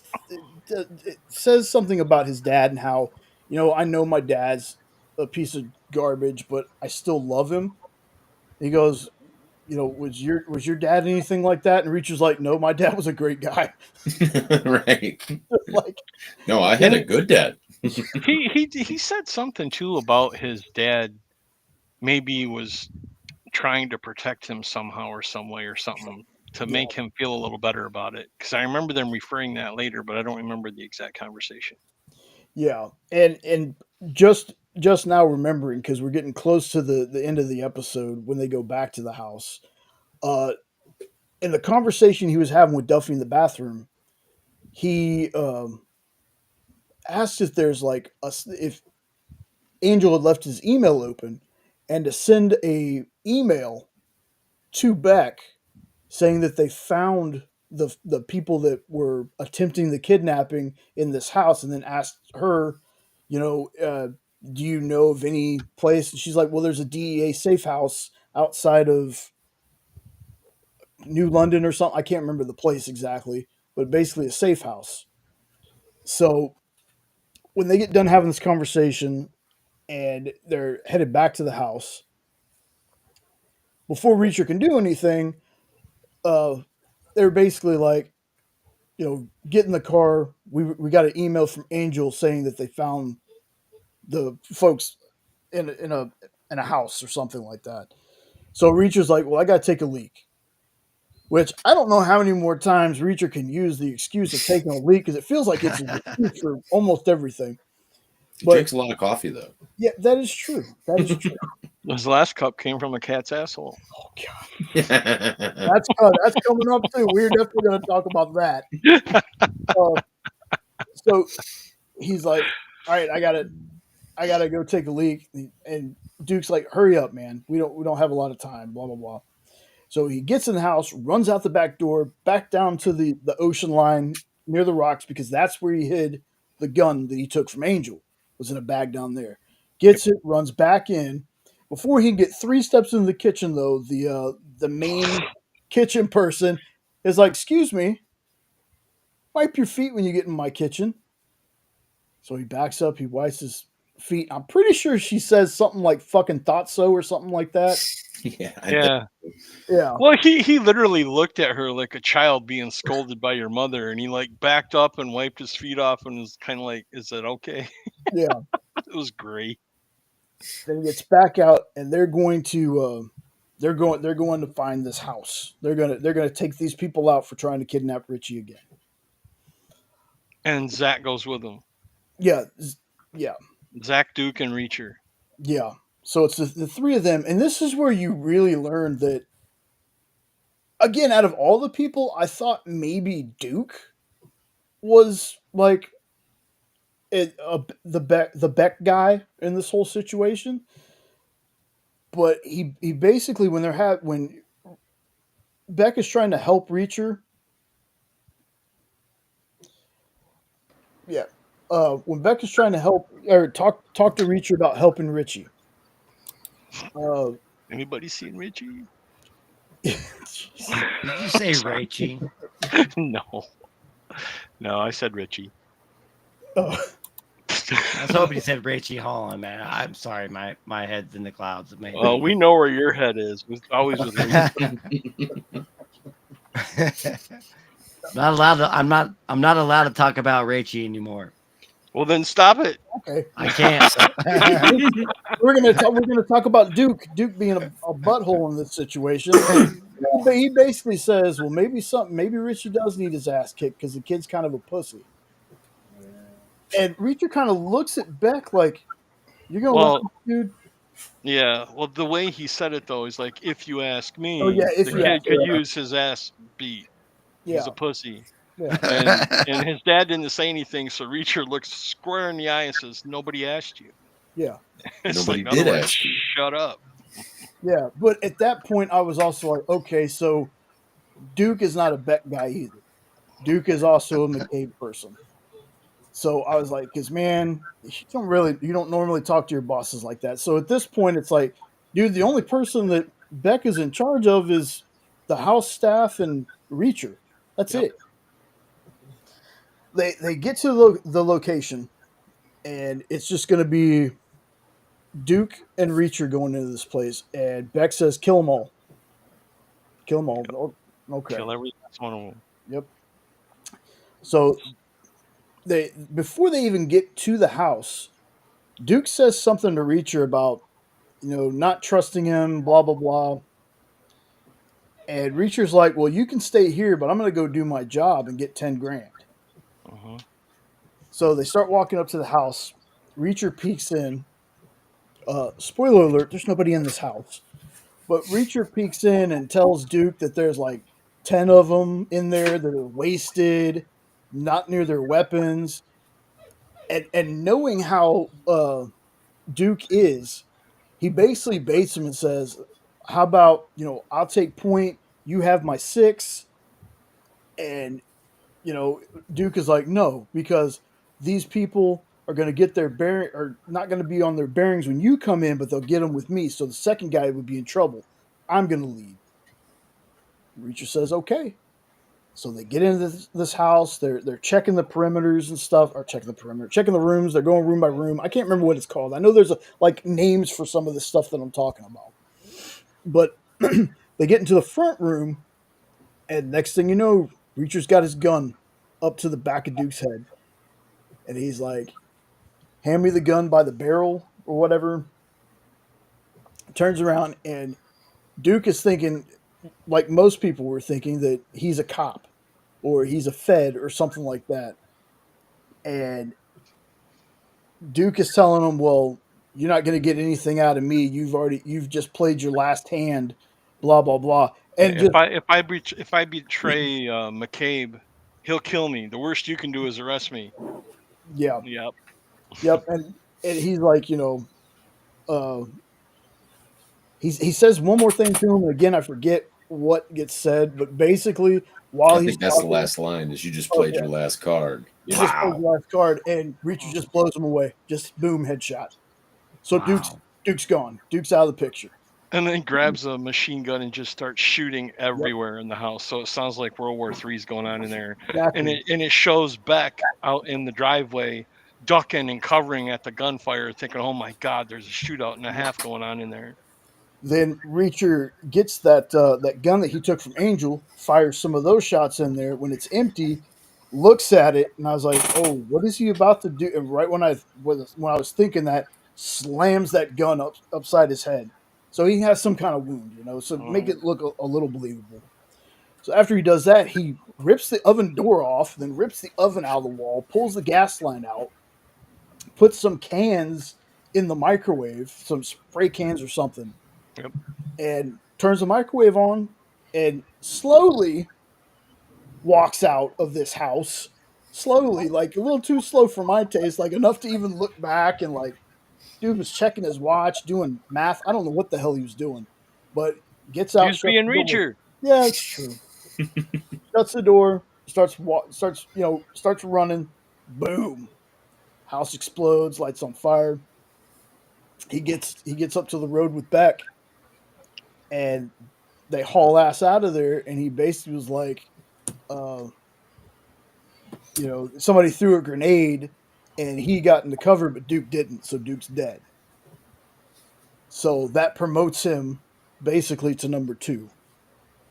And I think the episode ends right there, but the next episode picks right back up when they're still driving away from the place.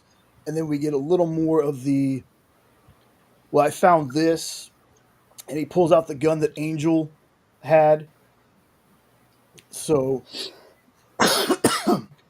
So Beck automatically assumes between the emails telling them to be there and basically Reacher telling him it was ambush and having the gun, that Beck puts it together that Angel set them up and Angel was bought off.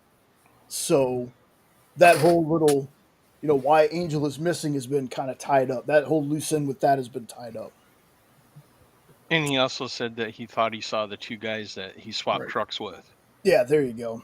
And he's like, mother, they were all in on it. So Reacher just totally won him over, which was the plan. Yeah.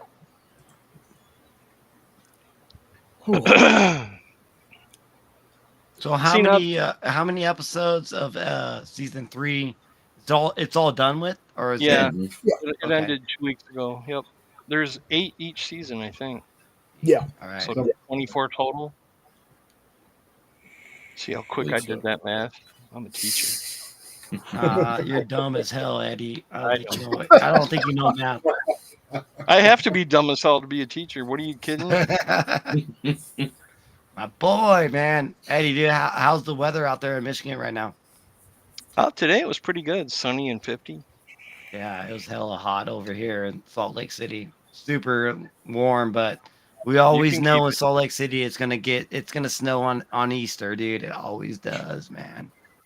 We've had White Mother's Day before. Ooh, really nice. I haven't heard that one. Yep. But yeah, Mother's Day's coming on. Hey, yeah. Thanks for reminding me. Got my wife. I gotta make sure I can take care of her on Mother's Day. But no, yeah, go on. Back to your guys' conversation. Sorry, I jump in and I'm gonna definitely jump in and ruin your guys' live chat. No, pussy. I didn't say it. I didn't say it at all. It wasn't me. That was the. That could be the best line in that whole series this season. That's true.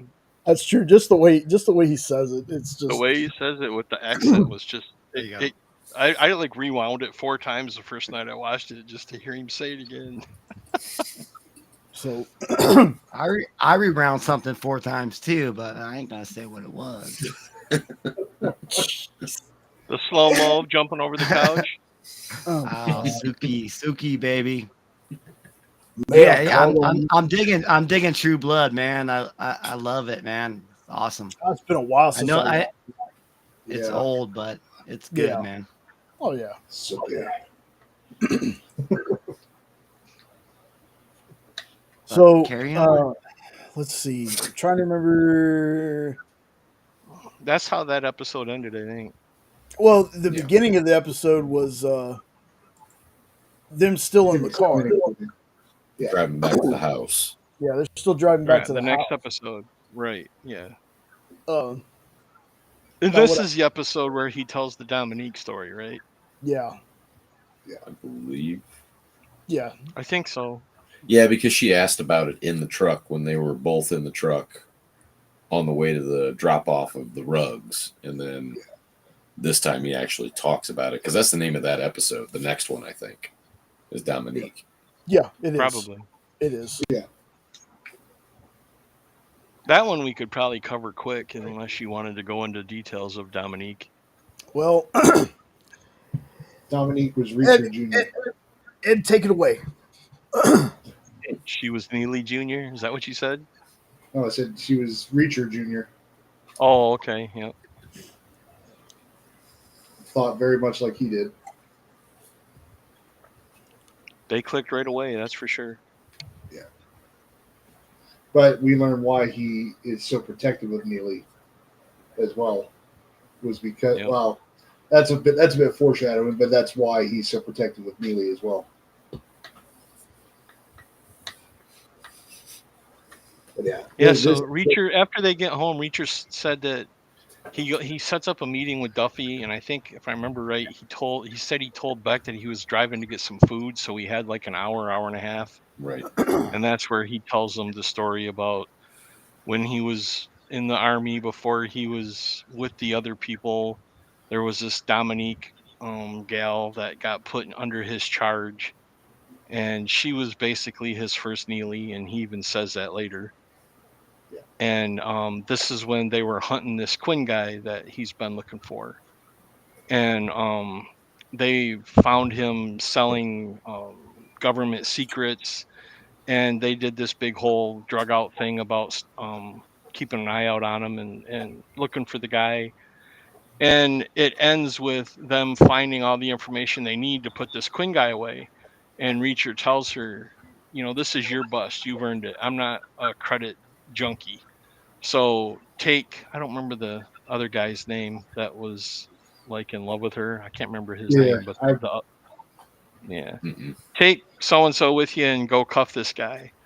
Well, an hour and 10 minutes passes or whatever, and Reacher's starting to get anxiety because, of course, like Reacher always does, he has it down to the minute and second of when they should be back, and she's not back.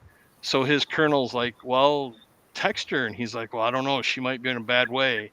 And then finally he does. He sends her a text, how's it going? And she replied with, I'll be right there, sir. And Reacher like, oh no. And he's like, what? The first thing I told her is not to call me sir. Something's wrong. Put a team together and let's head over there. And that's when they find her hanging from the rafters, and she had been gutted and left to like bleed to death. Yeah. And he sees Quinn in the room next to him packing up a bag full of money. So he goes after Quinn and gets a gun on him and leads him to the edge of this cliff. And he says, I was working with her and she double crossed me. And he's like, what's her name? And he's like, what? And he's like, if you were working with her, you'd know her name. What was her name? And he didn't know her name. And he's like, her name was Dominique. And he pulled the trigger, and you see him get shot in the head and he falls off the cliff. And that was the whole story about how he thought Quinn was dead in the first place. Yeah, because so now we have the backstory. Yeah, he took Quinn's gun so that they couldn't trace it back to his Right. certain weapon. And it was only a 22, so it didn't penetrate his skull. Right. Yep. So there you go, Jay. I just covered the Dominique part. The only thing that I will add outside of that is the watch the episode for one thing. Like it's, I don't know if it is actually majority flashback or feels like it, but it feels like that in the best way. Like the flashback feels kind of long, but it's paced very well. Yeah. And also my favorite thing that he says, but it's also super sad, was when you mentioned that, I told Cole the first day not to call me sir, and he's like, you never had to tell Cole anything twice. Yeah. Mm-hmm. So she was a great character. Like even just seeing her in the flashback, I was like, I could see why. Yeah. Like it upset him. It upset him so much. Like that was the closest I think I've ever seen to Reacher crying. Like he got super close to it. Yeah. And then Reacher gets back in his car and goes back to Beck's with his food to cover his track. And Beck meets him and lets him know that they found Angel Doll's laptop tracker. They didn't know they had a tracker on it. And that Angel Doll's laptop is at a warehouse that they own. And he needs to get there as soon as possible and kill whoever's inside. And I think that's where that one ended, didn't it? Well, yeah, because during their meeting, they had talked about the laptop had a couple of locations, so they were going to go look around and try and find some stuff. Yeah. The next day, that's when it happened. They happened to go to the right but / wrong warehouse, because right after Villanueva and Duffy get there, that's when Harley shows up. Yeah. And Harley's like, anybody who's not supposed to be in here, we're going to kill them. Now, something that's funny about Harley, because I mentioned this with season 2. Got to mention it with Harley. Harley is another person. The guy playing Harley is another person that has been in the DC universe before. He was in Smallville as Parasite. He was in Arrow as the Star City Slayer. And more recently, he was in Superman and Lois as Kilgrave. Kilmore. I can't remember the name. The guy who has the sonic weapon. Yeah. Wasn't that Ken and Ryu? Sonic Boom. No. Sonic Boom? Oh no, that was Guile, wasn't it? Sonic Boom. Guile. Sonic Boom. He was. Ed, do you remember? You remember which guy I'm talking about for Superman and Lois? He was chewing the gum in the back of the police escort, and he spits it against the wall, and the guy's ticking watch sets it off, and it blows up, and he leaves that message. Oh yeah, that was him. Yeah, good catch. I didn't put that together. It's like so many people from the DC universe on this show. Did you guys notice who the Quinn guy was? Yeah, Brian T. Yeah, he's the bad guy from Tokyo Drift, the Fast and Furious one. Shredder, right? There's two. He was Is he Shredder in the newer ones? Yep. Yeah. Or at least the second one. Yeah, I guess I didn't catch that one. Yeah. You missed something, Turtles. Right? Wow. Yeah, but I recognized him straight off on this one. But I guess the mask. All right. Well, before y'all get into episode 5, I got to dip. I am hungry and I'm starting to shake, so I got to get something to eat. Yeah, Sean, we came on here talking about barbecue. Come on back. I know. We'll still be here. Probably so. But glad to see you, Sean. Oh, yeah. Yeah, I see you, Sean. There we go. Good to Why have did him he on leave? Forever. Huh? Why did he leave? Because he's a pussy. Oh, shit. Gotta clip it and send it to him. That's like my new saying. I'm going to be using that a lot. You heel turn, right? The heel turn. You're the heel. Yes. Where's the new video, Eddie? Come on, dude. I've been subscribed to your channel for like a month now. I haven't seen. And why did you subscribe to my channel? Because thanks, Jay. Some other bleeper over here named Jay Burns. No, I'm joking, but yeah, let's get something going down, man. Do it. Winneth, I have timeth, Ieth willeth. Okay, for real. For real. Damn you, Jay. It again. There it is, right there. Anyway, episode 5.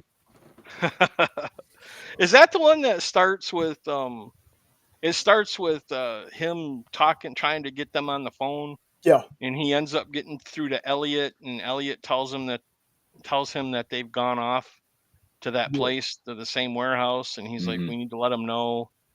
So then while they're walking around the warehouse exploring it, the phone there starts ringing, and it's Elliot. And Duffy finally is like, that phone shouldn't be ringing. This is a warehouse. I got the bad feels. I'm going to answer it. Yep. And she answered it, and he says, Quinn's got guys there to kill you. Get out. And as soon as he said that, a bullet hits like right by her head, and a shootout starts. And while the shootout's going on, Reacher gets there to help kill them. And he does help kill them. Quinn's people. But he's like, don't kill them all. That'll look suspicious if I'm the only one that survives 2 gunfights in a row. Yeah. So they left the guy alive that Jay was just talking about. Yeah, they leave Harley alive. Yeah. And so Villanueva and Duffy end up getting out. They toss the laptop.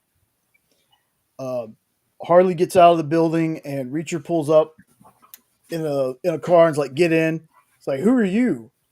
Beck sent me. Gets in the car, takes off, and probably purposely, for sure, gets stuck. He drove right into a mud field. Go right into it. Gets stuck, says we're stuck, this is what I found funny. You're going to tell the smaller guy to get out and push. Instead of but when Harley gets out of the car, they drove right to where Villanueva threw the laptop out. So they end up getting the laptop back.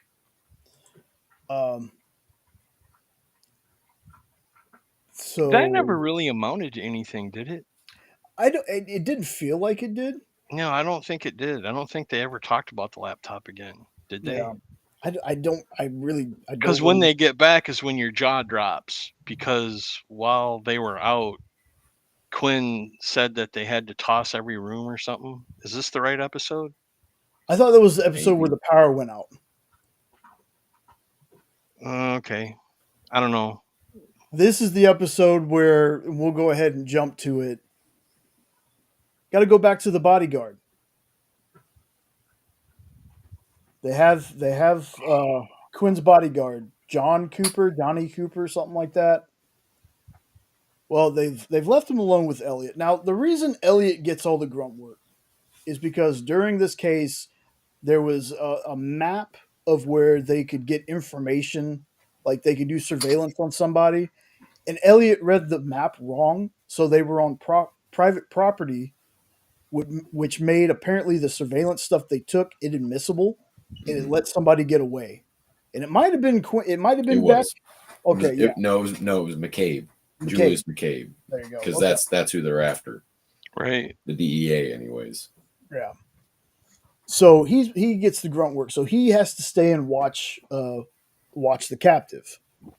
Well, while all this other stuff is going on, the dude in the chair is like he bangs his head against the back of the chair because the chair is just like, I don't know, man, it's just a weird metal chair. It looked like a torture chair from really, like the Middle Ages. It had like really spikes coming up off the back, and really did. And this dude's been wanting a cigarette this whole time. Like, imagine being a smoker and being tied to a freaking chair for 3 or 4 days, or however long he's been there. And one of the protocols is you can't smoke. It's like, man, you're already denying this guy every constitutional right anyway. Let the dude have a cigarette. But so he like scratches his head against this chair on purpose. On purpose. So when Elliot comes back in the room, he's like, because I banged my head on this chair. And Elliot's like, well, there's alcohol right there. And Elliot was like, okay, I'm going to help clean you up. Yeah. So he cleans him up. And he turns his back, but he leaves the alcohol open. And with his back turned, Cooper grabs the bottle, pretty much drinks. This is like after he asks for a cigarette and he finally gives him, like, laments. It says, okay. So he's got a mouthful of alcohol, cigarette, which would be impossible. Yeah. No one could put isopropyl alcohol in their mouth. Yeah. Ugh. So that's impossible. Yeah. Not without peroxide, screaming. maybe. Yeah, exactly. So in what is like just the most ironic words I think that Elliot could have said, he was like, "You just get the one, make it count." Yeah. When he goes to light the cigarette, and Cooper just smiles, and when he lights it, he spits that alcohol right into Elliot's face. And his first name's Steven, but last name's Elliot. So I've just been calling all these folks by their last names. Very reminiscent of Gene Simmons, by the way. Remember Kiss? Would always spit. Yeah, he'd spit the stuff into the fire. Yeah. So I can't remember at this point if he breaks the chair first. I think he does. I think he ends up breaking the chair. He stands up, breaks the chair, and he just stomps on Elliot's head and kills Elliot. I think this is the first time that an on-screen character that we met in the present day that was part of like the core team has been killed. I think, because when I talk core team, I mean like in first season, it's Finley and Roscoe. And in the second one, it's the 1/10 that was still alive that was gathered. So I think this is the first time the bald cop. Oh, yeah. Well, okay. Yeah, that's true. I can't remember his name. Russo. Russo, yeah. Russo. Okay, I'll count him. I'll count him this. So this is like the second time they've done this. And let's see, where'd the So basically, when it comes to the laptop thing, I think what came from it was uh, Quinn has the men move into the house, or he doesn't, but rather McCabe has like the men move into the house. So I think Villanueva is off checking something else, but I can't remember exactly what he's doing, or he's just getting food or something. But Duffy's talking to him on the way back to the cabin. When she gets to the cabin, she notices the door is open. She comes in, finds Elliot dead. Now she kind of puts this on herself because she was so hard on him because she was so mad at him about the map thing. She called him like Magellan, and there was another Ponce de Moron. Like there was a couple of things she gave him, but so she figures out and calls Reacher, and Reacher doesn't have his boot on, and he's not used to getting the calls. He's used to being the only one calling, so he runs out, grabs the boot, gets the phone. I did. Uh, Reacher gets the phone and answers it and is like, this has got to be really important if you called me. She goes, Elliot's risking dead. my life to call me. Yeah. Yeah, you're risking my life to call me. And she's like, Elliot's dead. Driver got away. So you need to get out. You need to get out. She's like, well, he doesn't have his phone. Like, he doesn't have his phone because he would have called Beck by now. So he's obviously making his way over here. So he asked, how long has he been gone? And at first she's like, I don't know. And then she decides to check his watch, his heart rate. It's got a heart rate monitor and stuff. And she found out when it spiked and when it flatlined. So he's been Which gone was for pretty clever. It really that was was clever. Like, I'll give her that. That was really good. So they get a hold of Villanueva, and Reacher tells him, empty out everything in your car, make it as light as possible. They're on this narrow road where apparently you couldn't turn around in it either. It was that narrow. And Reacher and Villanueva proceed to flip Villanueva's car over. And then they're going to have Villy climb back in the car and act like he's been in an accident. The road is the road that leads to Beck's house. Yeah, there you go. Well, and that's the only way in. Yeah, Villanueva's hanging upside down in this car, and he's basically telling Reacher, are you sure he's going to stop? Yeah, you should stop. He goes, well, even if he slams the brakes at 400 and some odd feet, he'll still only be like 30 feet away from you or something. He does a lot of math stuff in this one. What if he brakes slow? Is your retirement on your wife's name? Yeah.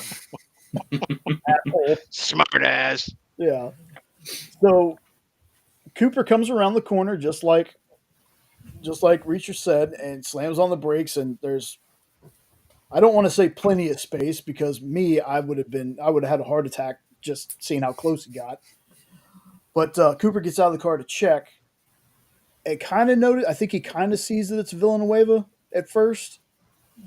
And then you hear, this is for Elliot. Like his eye, like Villanueva's eyes just pop open, like all kinds of horror movie style, jump scare like. It's like, this is for Elliot, and just pops him.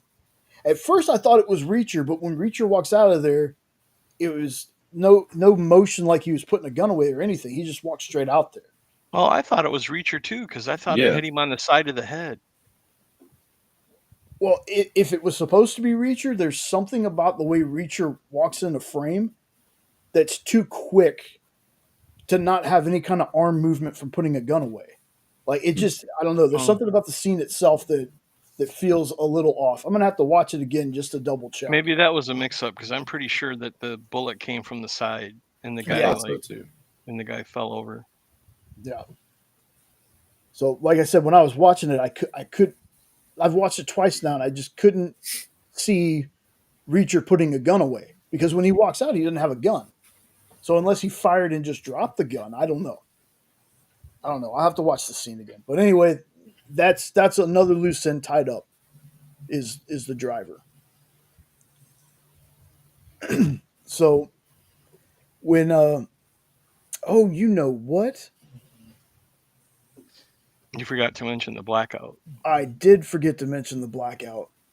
Because that's what Reacher used for the excuse to drive out there to meet Villanueva to flip the car, is he had Duffy shoot out a transformer with her gun, and it caused the citywide blackout. So Reacher's like, you stay here, lock yourself in. That's the only road that leads here. If somebody's going to declare war on us, I want to intercept them, and he takes off out the door. This is also why you should watch the show, because Jay forgets a lot of stuff. So I don't know, man. Jay, you're killing it, man. You're like just dropping all this freaking like knowledge about these each episode, and like when you do like your comic book reviews, like minute to skim it, it's like, oh, I gotta take these notes. I gotta take these notes. But like you're sitting there talking about this show, and it's like maybe you have a little bit notes in the background, but like you're just. I've never watched the show, and like I can understand what you're talking about, and you're doing such a good job on it. Well, thank you, man. That's pretty much the thing I want to go for. I want to make sure that you can watch this and understand what's going on, but it also is like, you know what? I want to actually see this at the same time. It's kind of like when I give a review and I could tell you part about the comic, but you still want to read the comic, even though I told you a little bit about it. Sometimes I tell you I actually talk about the comic, but yeah, that's kind of what I'm going for. Thank you. That's good. It's good, man. Like it definitely like putting me into the show. Like I actually know what's going on, and that's why I kind of wanted to jump on, because I never, I haven't watched the show, and don't hate me all, don't. It's all good, dude. There's so much stuff to watch, cool. Man. So I want to bring the perspective of someone that's never watched a show, and like go ahead and just like hear you guys talk about it, and then I can understand what's going on. So freaking rad. Ed, you're assuming that Triple B is going to check the private chat. Well, that's okay. They entertain me. That's the most important thing. Is they entertain me. I won't say that. I won't say that word even how Eddie says it. I know. Can't do it. Not live. So yeah, the whole blackout thing. Quinn decides, well, we've had so much crap happening. We're gonna search every room. We're gonna search all the rooms. Now, when they get into a certain room, I thought it was Reacher's at first. And then I realized Reacher wouldn't put that phone in such an obvious looking spot. Well, I don't think he was worried so much about the phone being found. He was worried about, her badge. He had her badge. Because while they were tossing the rooms, they zoomed right in on that badge hanging. But we skipped something though. I don't know what we skipped, but because we skipped the whole. Or we never met the maid. Right. Or never talked about meeting the maid. Coffee scene. Right, yes. And the fork scene. I've never wanted to be a fork so bad in my life. Oh yeah. Yeah, so when they move McCabe's men into the house, Reacher basically tells Beck, he goes, "It's your house. Like, if you don't want these guys here," because you could tell that Beck doesn't want these people in his house. Reacher goes in to get some I guess he's just getting some coffee. Mm-hmm. And is there any coffee? Yeah, she's like, yes. And then he's like, well, you didn't ask for any. You just asked if there was. See, I thought that's when he came back later that night with his food. When that bit happened. Well, it could be, but we're almost to where Frenchie ain't around anymore, and we didn't cover that scene. So it has to be somewhere in there. So because Frenchie's there for the asshole coffee. This is one of the maids that's there. She's French. I can't remember her actual name. I think it's Marie or Antoinette or something like that. But, Marie Antoinette. I think it was Annette. Let them eat cake. Yeah. So Reacher, but don't lose your head over it. Reacher connects with her because his mother was French. Mm-hmm. So he has a couple conversations with her. She brought him new clothes, and he had made Gave a him comment pie after yeah, he saved her. yeah, I think this was the same episode because I think that scene happened and then it was just a few minutes later she was gone. Because the scene I'd been waiting for from the trailer finally happened where the guy was like, she was putting food in her mouth and he made the sexist comment about he never wanted to be a fork so bad. yeah. And then she pops off with something, and he's like, "What'd she say?" That Because the milk came from your mom because she's a fat cow.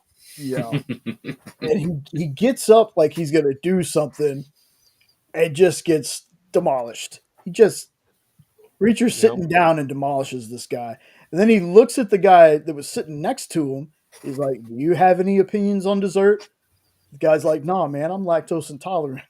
No, I got the diabetes. Diabetes. There you go. Because I instantly thought of the dude with the mustache with the Richard Brimley. diabetes.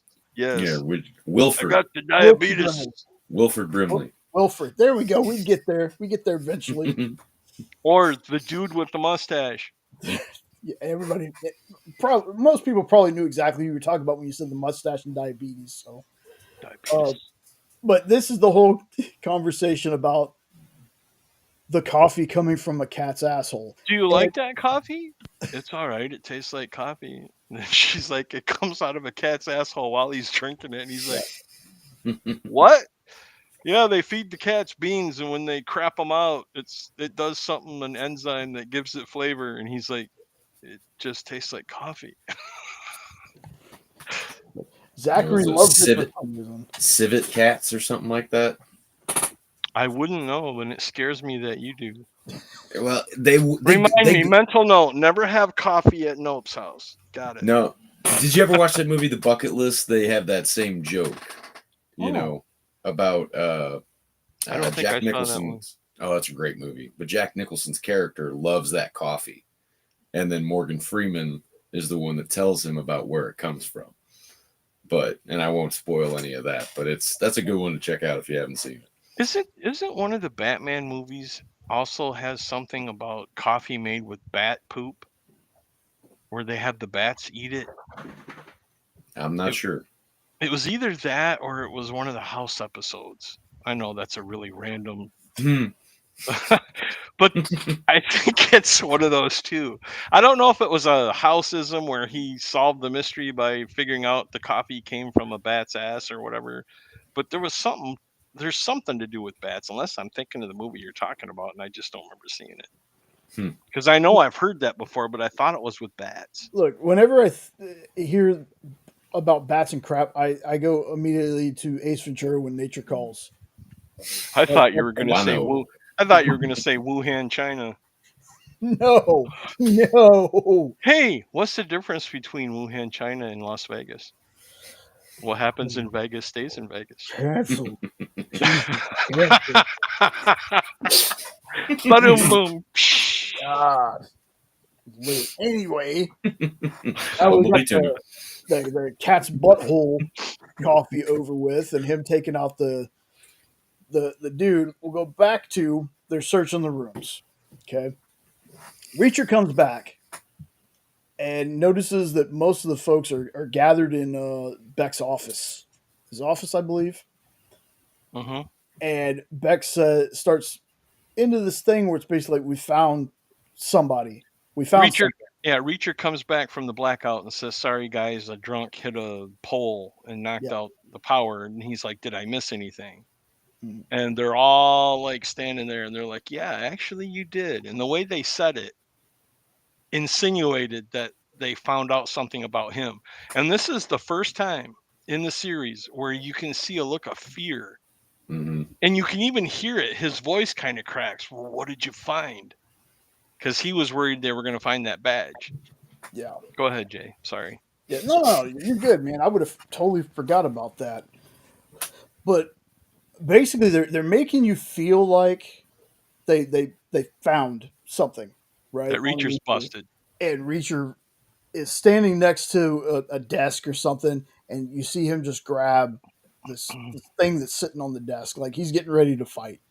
What was that? Was that a clock? Clock or a statue or something? I couldn't tell what or it was. both. Yeah, A clock statue. clock statue. Clock statue.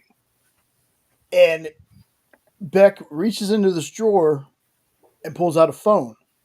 Said it's found in the maid's room. And we find out that the maid was working for ATF. Yep. And the French maid. Yeah, the French maid. She was working for ATF.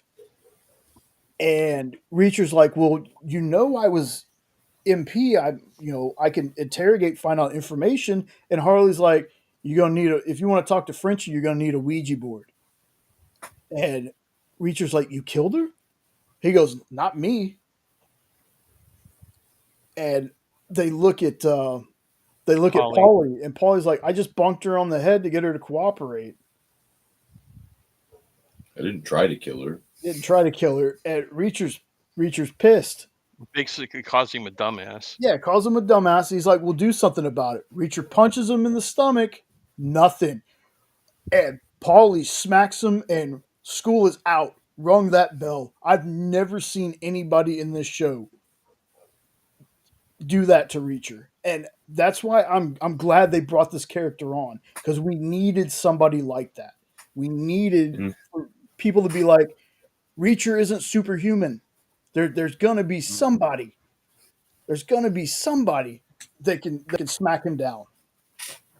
And then he goes, see, it didn't kill you. Yes. Yeah. I loved it, man. I loved it. So and it shows Reacher the next morning, and he's like black-eyed all over the place. Yeah. How's the face? So something else we didn't talk about is, him and Harley are tasked with taking the maid to the water spot. And this spot is where they throw the bodies because the riptide and the current takes it out. It's like flushing the bowl or something like that is what Harley called it. Yeah, didn't they call it flushing the toilet or something like that? So Reacher goes in there, and Annette is dead on the ground, and he wraps her up, and Harley's just talking all this crap. Talking. And finally, which to me it feels kind of like that you got hit by a bigger person, so you hit a smaller person because you're mad. But he just boom right in Harley's stomach, and Harley just throws up. And he's like, "Good, I found your off switch." But I was like, "Okay, I get he was talking a lot of crap, but that really felt like the bigger guy hit me. I'm going to go find the smaller guy." But I think it was what he was saying too. He was talking all kinds of trash about the maid. Yeah, he was saying a whole bunch of crap. Easy to take out frustrations then. True, and I think at this point we got the little bit of exposition about how he wanted to go fishing and that he has a boat called the Sweet Marie. I think maybe that's where I got Marie from. I think his boat is called the Sweet Marie. And that's right. Let's see.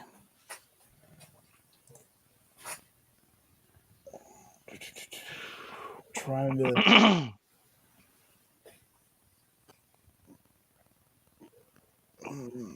I think it was that. I think it's after that. It's where the next morning is when Zach comes into Reacher's room and says that we need to go to the factory, and he's like, "We as in me and you," and he's like, "Yeah." And he's like, "Why?" And it was to meet Quinn. And you're like, "Oh, they're finally going to meet." But he didn't call him Quinn. He's to meet with McCabe, wants to see you and I specifically. So then they get to the warehouse, and the episode ends with Reacher reaching into the back for a gun that he's got in his pants, getting ready to pull it just in case the McCabe or / Quinn recognizes him. And I think that's where it ended. And the next episode starts with him holding the gun, if I remember correctly. Yeah. And you find out how much of a dick this guy is. Well, to me, it's more of Beck kind of screwed up a lot. So I could kind of see. He was a typical Anthony Michael Hall character. he screws up everything and everything he's in. It's true. But Halloween fucking kills, man. Yeah. Halloween kills. Never forget. Never Honestly, forget. you know, like Halloween Kills was actually a good out of the David Gordon Green trilogy. Eddie Von B, what do you think, man? I think Halloween Kills was probably for me was the best one out of all of them. I think I know that you like 2018, but I don't know. Kills was where Michael was able to go ahead and just wreak havoc and just like not give a bleep about anything else and kill everybody.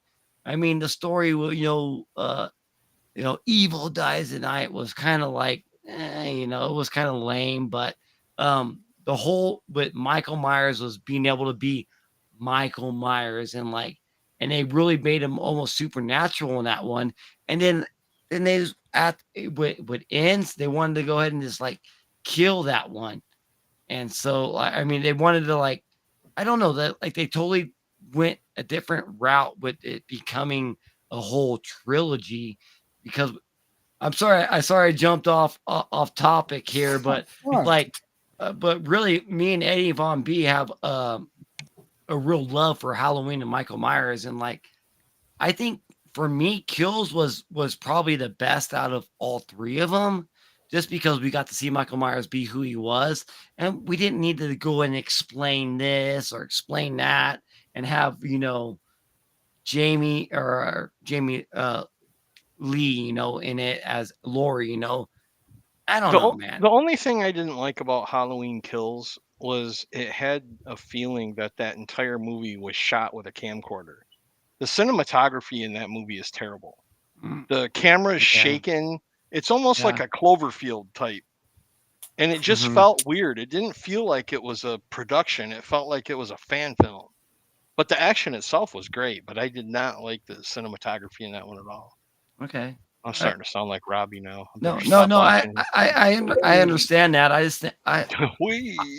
liked it. I don't know. I dug it because with how it was kind of like maybe shot like that, it maybe made it feel more real.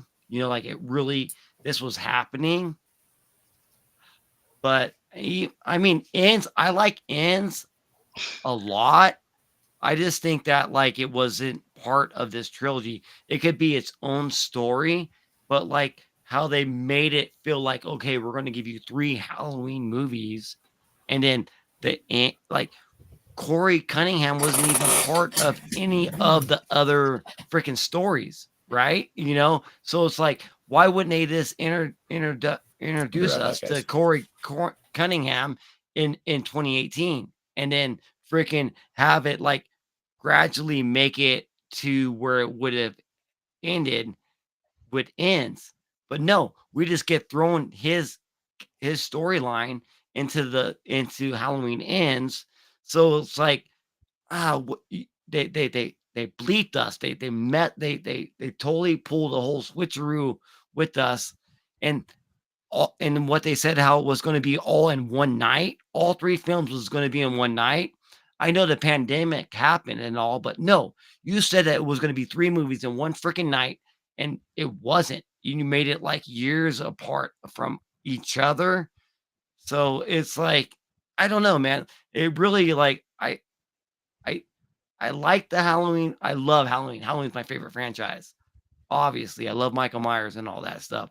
And I know we're talking about Reachersel, but I'm sorry about this, Jay, because I gotta come in, okay. But yeah, it's crazy to me what they're doing with it. It's like almost just a cash grab. Like maybe like they just need to put out that, let's just throw Halloween in front of the title because we know the Halloween fans are going to come and watch it and come eat it up and make money. But that's not, let's just, whatever the story is, that's the story. Like, I don't know. As a hardcore Halloween fan, they need to make it better. To quote my buddy Giuliani, Halloween Ends was ass. There you go. I did not like I mean, I think it was a good movie, but it didn't need to be the end of a trilogy. They treated Michael like he was a sewer rat. It was bad. And the kid had to feed him. I'm like, what in the actual hell are you doing? And he rips his mask off, and just takes his mask like nothing. I get it. It's like it's bleeping bull crap. And then they had Lori and her granddaughter just beat the hell out of him in a kitchen and put him in a wood chipper, and I'm like, what the hell? What is going on? Yeah, what is going on here? Jay, we have really took a tangent. No, that's all good, man. Get a little break between that and the last 3 episodes. Yeah, I think we got 3 left. Yeah, I think. That's all good. And you know what? We haven't even mentioned Neely yet, and I know he called Neely a few times before now. Yes, because she was trying to get out of him who the big bad was, and he wouldn't tell her. So where were we at? We're on episode 6. Okay. This is where Beck and Reacher are in the warehouse, and we meet Quinn / McCabe, and I had the feeling that the retrograde amnesia thing was going to work like in Reacher's favor. Like I had the feeling already. I didn't think that there was going to be some, not with 2 episodes after this one left. All right, well, Triple B, I know you got to head out of here, boss. Thanks for being here, man. Appreciate you, brother. Yeah, I just want to jump in for a little bit for like an hour and like listen to what you guys are talking about. I do appreciate you guys, man. And keep on. I'm gonna check you all out on the rewind and finish watching this out because you guys really know like how to drop this show. Like it's so cool, man. Like I can pretty much not even watch the show, like I said, and like listen to you guys, and it's like you tell me what's going on, and I love you guys' passion. So thank you all, man. Thanks, brother. Appreciate you. Later, bro. All right, man. Later, guys. Take care. Keep it spooky. You keep it haunted. Awesome. It's just me and you, Jay. Hold on. Come here. Man. Hands going crazy. Ain't nobody here, I think. So, like I said, walks up to Reacher. He's pretty impressed. You can tell by the way he talks to Reacher. He's very impressed with what Reacher's done so far. So he introduced himself as Julius McCabe. And he asked, "Who are you?" And that's when Reacher let go of the gun. Yep. Because he's like, okay, he doesn't remember me. Yeah. And then you could tell Reacher would rather have licked that cat's ass than shake his hand, but he shook his hand. Yeah, shook his hand. And then we find out that McCabe isn't even really like McCabe's got somebody he answers to as well. The Russian mafia. The Russian mafia. And they pull up and they're honking the horn. The guy has his driver honking the horn just incessantly. Oh, that was so annoying. I was about ready to jump through the TV. I'm like, stop beeping the damn horn. Yeah. So because it was like probably 50 seconds of solid. I was like, oh, come on. And McCabe tells Reacher and Paulie, "Get behind me and look scary." Yeah, you two stand behind me, look scary. Yeah. And then it's so funny because when they get out there, it's like Harley's walking next to them too. Yeah. And it looks like 2 parents taking their kids somewhere. It did. No offense, because I really love that actor. I've dug him since Freddy vs. Jason. He was the he was in that? Yeah, he was the kid who gets killed with like his brother, who's also an actor that I really the potheads? No. Were they the potheads? No. His brother was the one that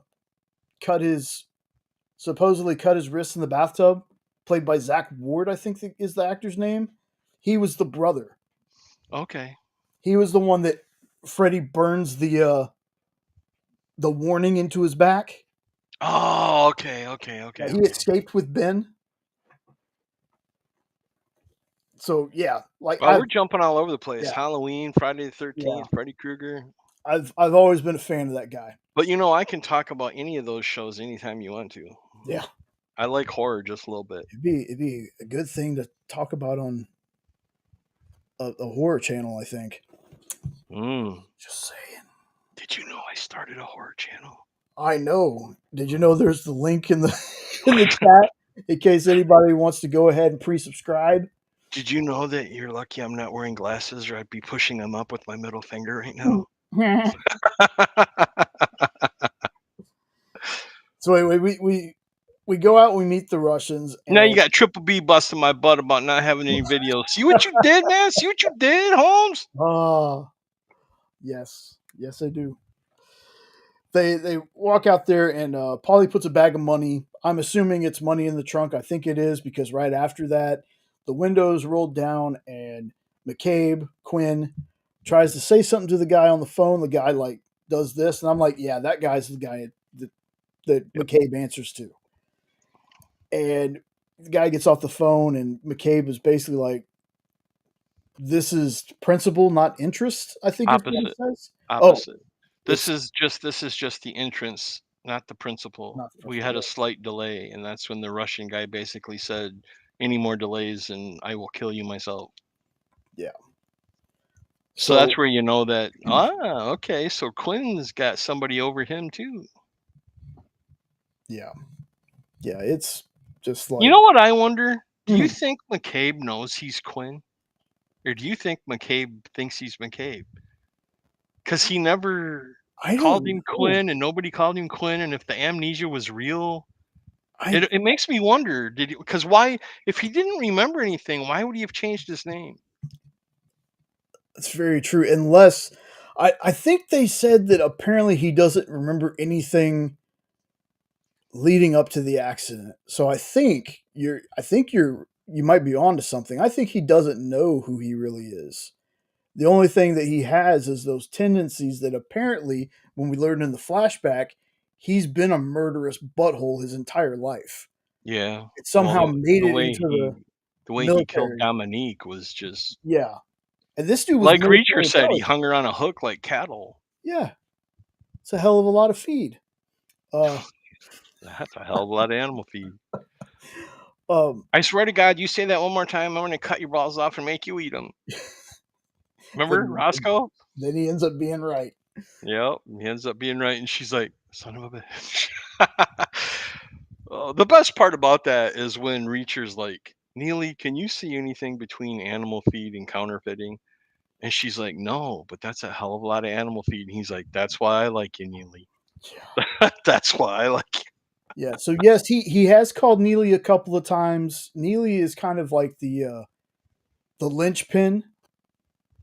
She was doing research on some of the people that were moving into the house for him. Yeah. And that's how he found out that Paulie had like killed his own CO by knocked his eye out of his socket. Oh yeah, knocked his eye out of his socket and tore another guy's finger off or something like that. Yeah. So at this point, Reacher pretty much is like, Quinn's in danger. He himself is in danger. He owes these mob guys, like he's in trouble himself. So this is going to put McCabe / Quinn on edge anyway. And now we got an ATF mole was discovered, so he's getting more paranoid. I feel like. Yeah. Well, for sure, because he tells Harley to check up on anybody who's checked up on him. Yeah. And that's what causes the hullabaloo. Exactly, because it goes all the way back to the first episode with that, and we'll get to that here in a minute. So around this time, Reacher is told Duffy about her badge and plans to meet her in town to return it. So there's because he's taking the kid into town again. Exactly. Yeah.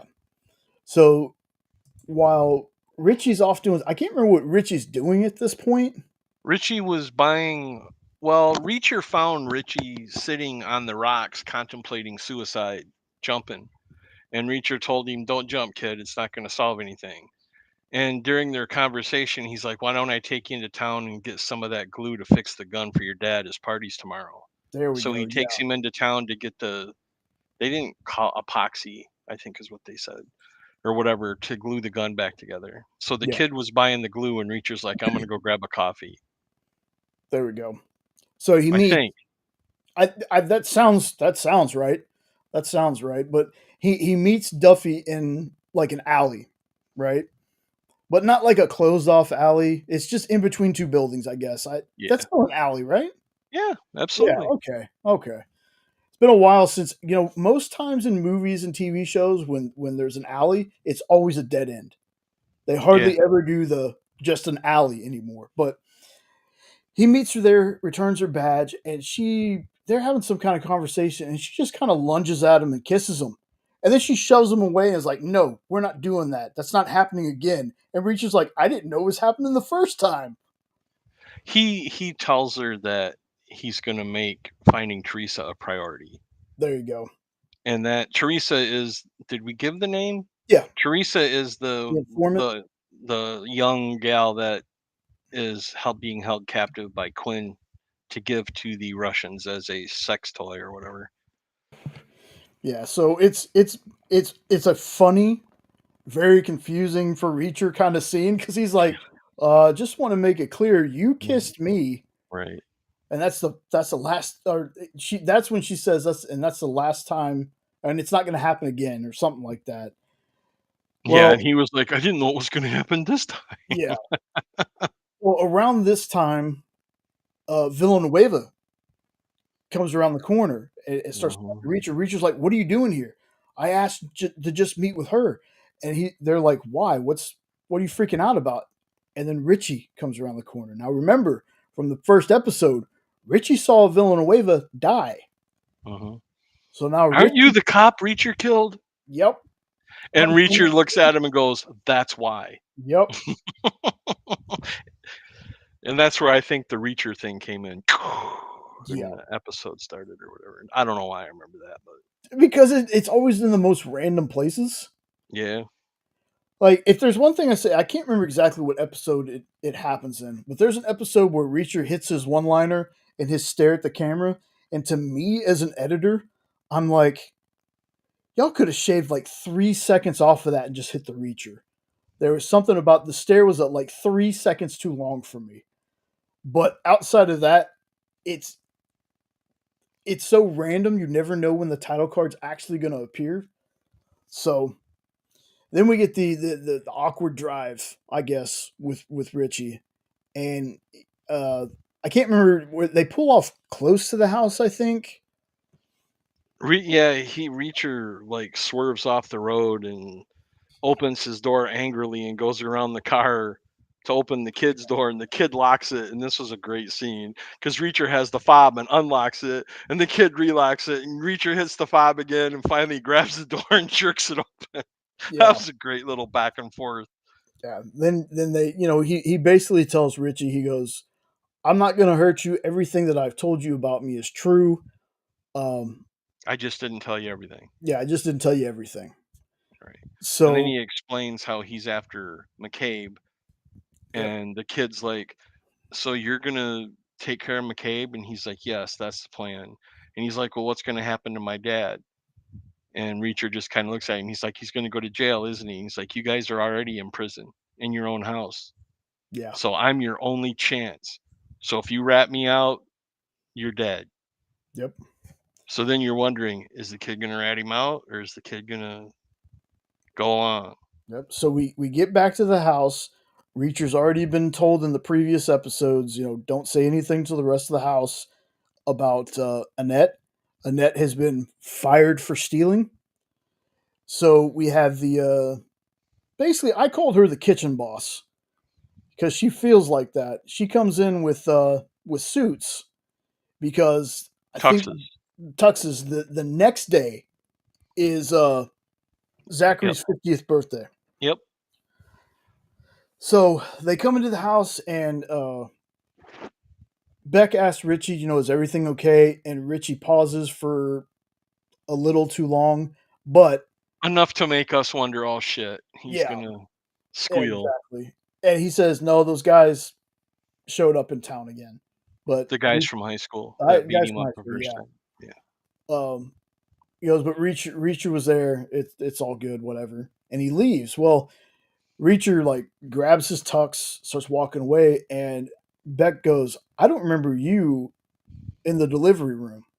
That was such an odd moment for me when he said that. It really was, because I think I think part of it is a jealousy that he's thinking that his son respects Reacher, because remember that night of the power outage, he told Richie to come downstairs with him, but Reacher Right. told him to stay upstairs and lock the Right. door. And I think at the beginning of this episode is when he looked out the window and saw Reacher teaching him how to box, Yeah. which that was a great scene too.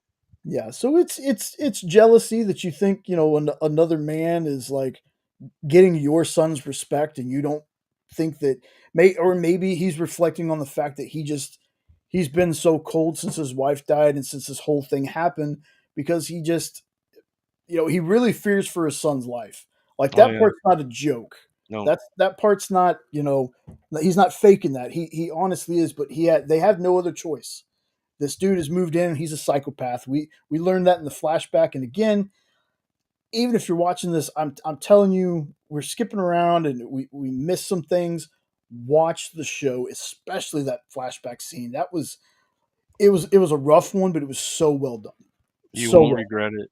You really won't. So Reacher's kind of like, what the hell? And Beck pretty much says it again. You weren't there when he was born.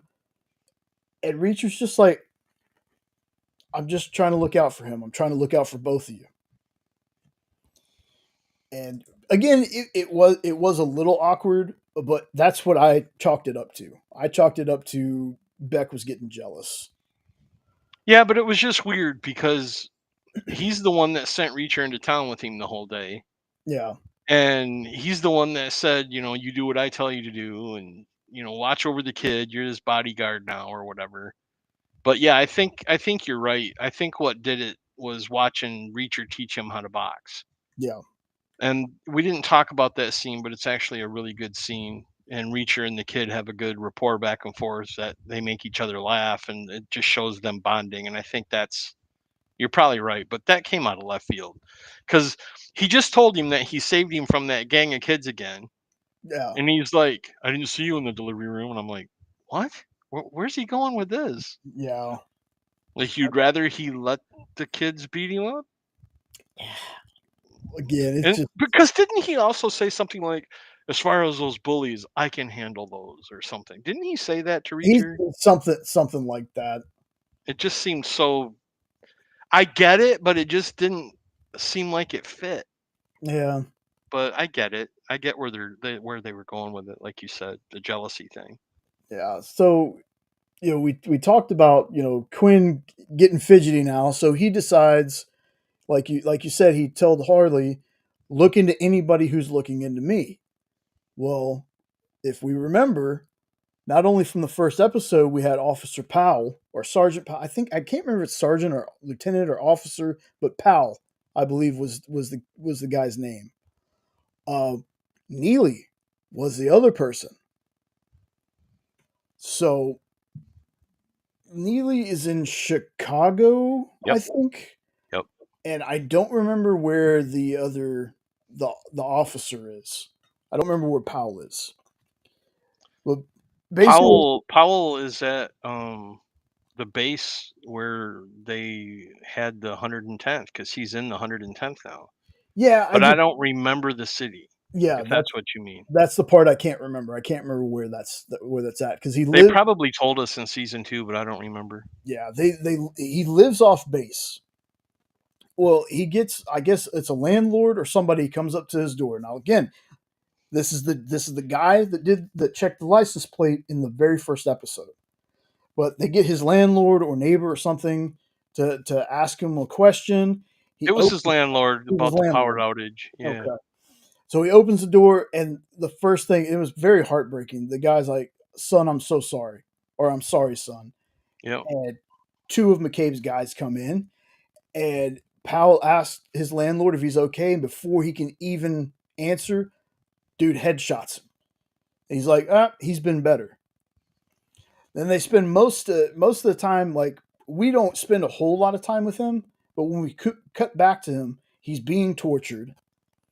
And they have him on like FaceTime with McCabe, Quinn, and McCabe's like, "Well, I know how these kind of soldiers are, So I want you to split them from, I can't remember the exact phrasing he used, but like lip to hip or something like that.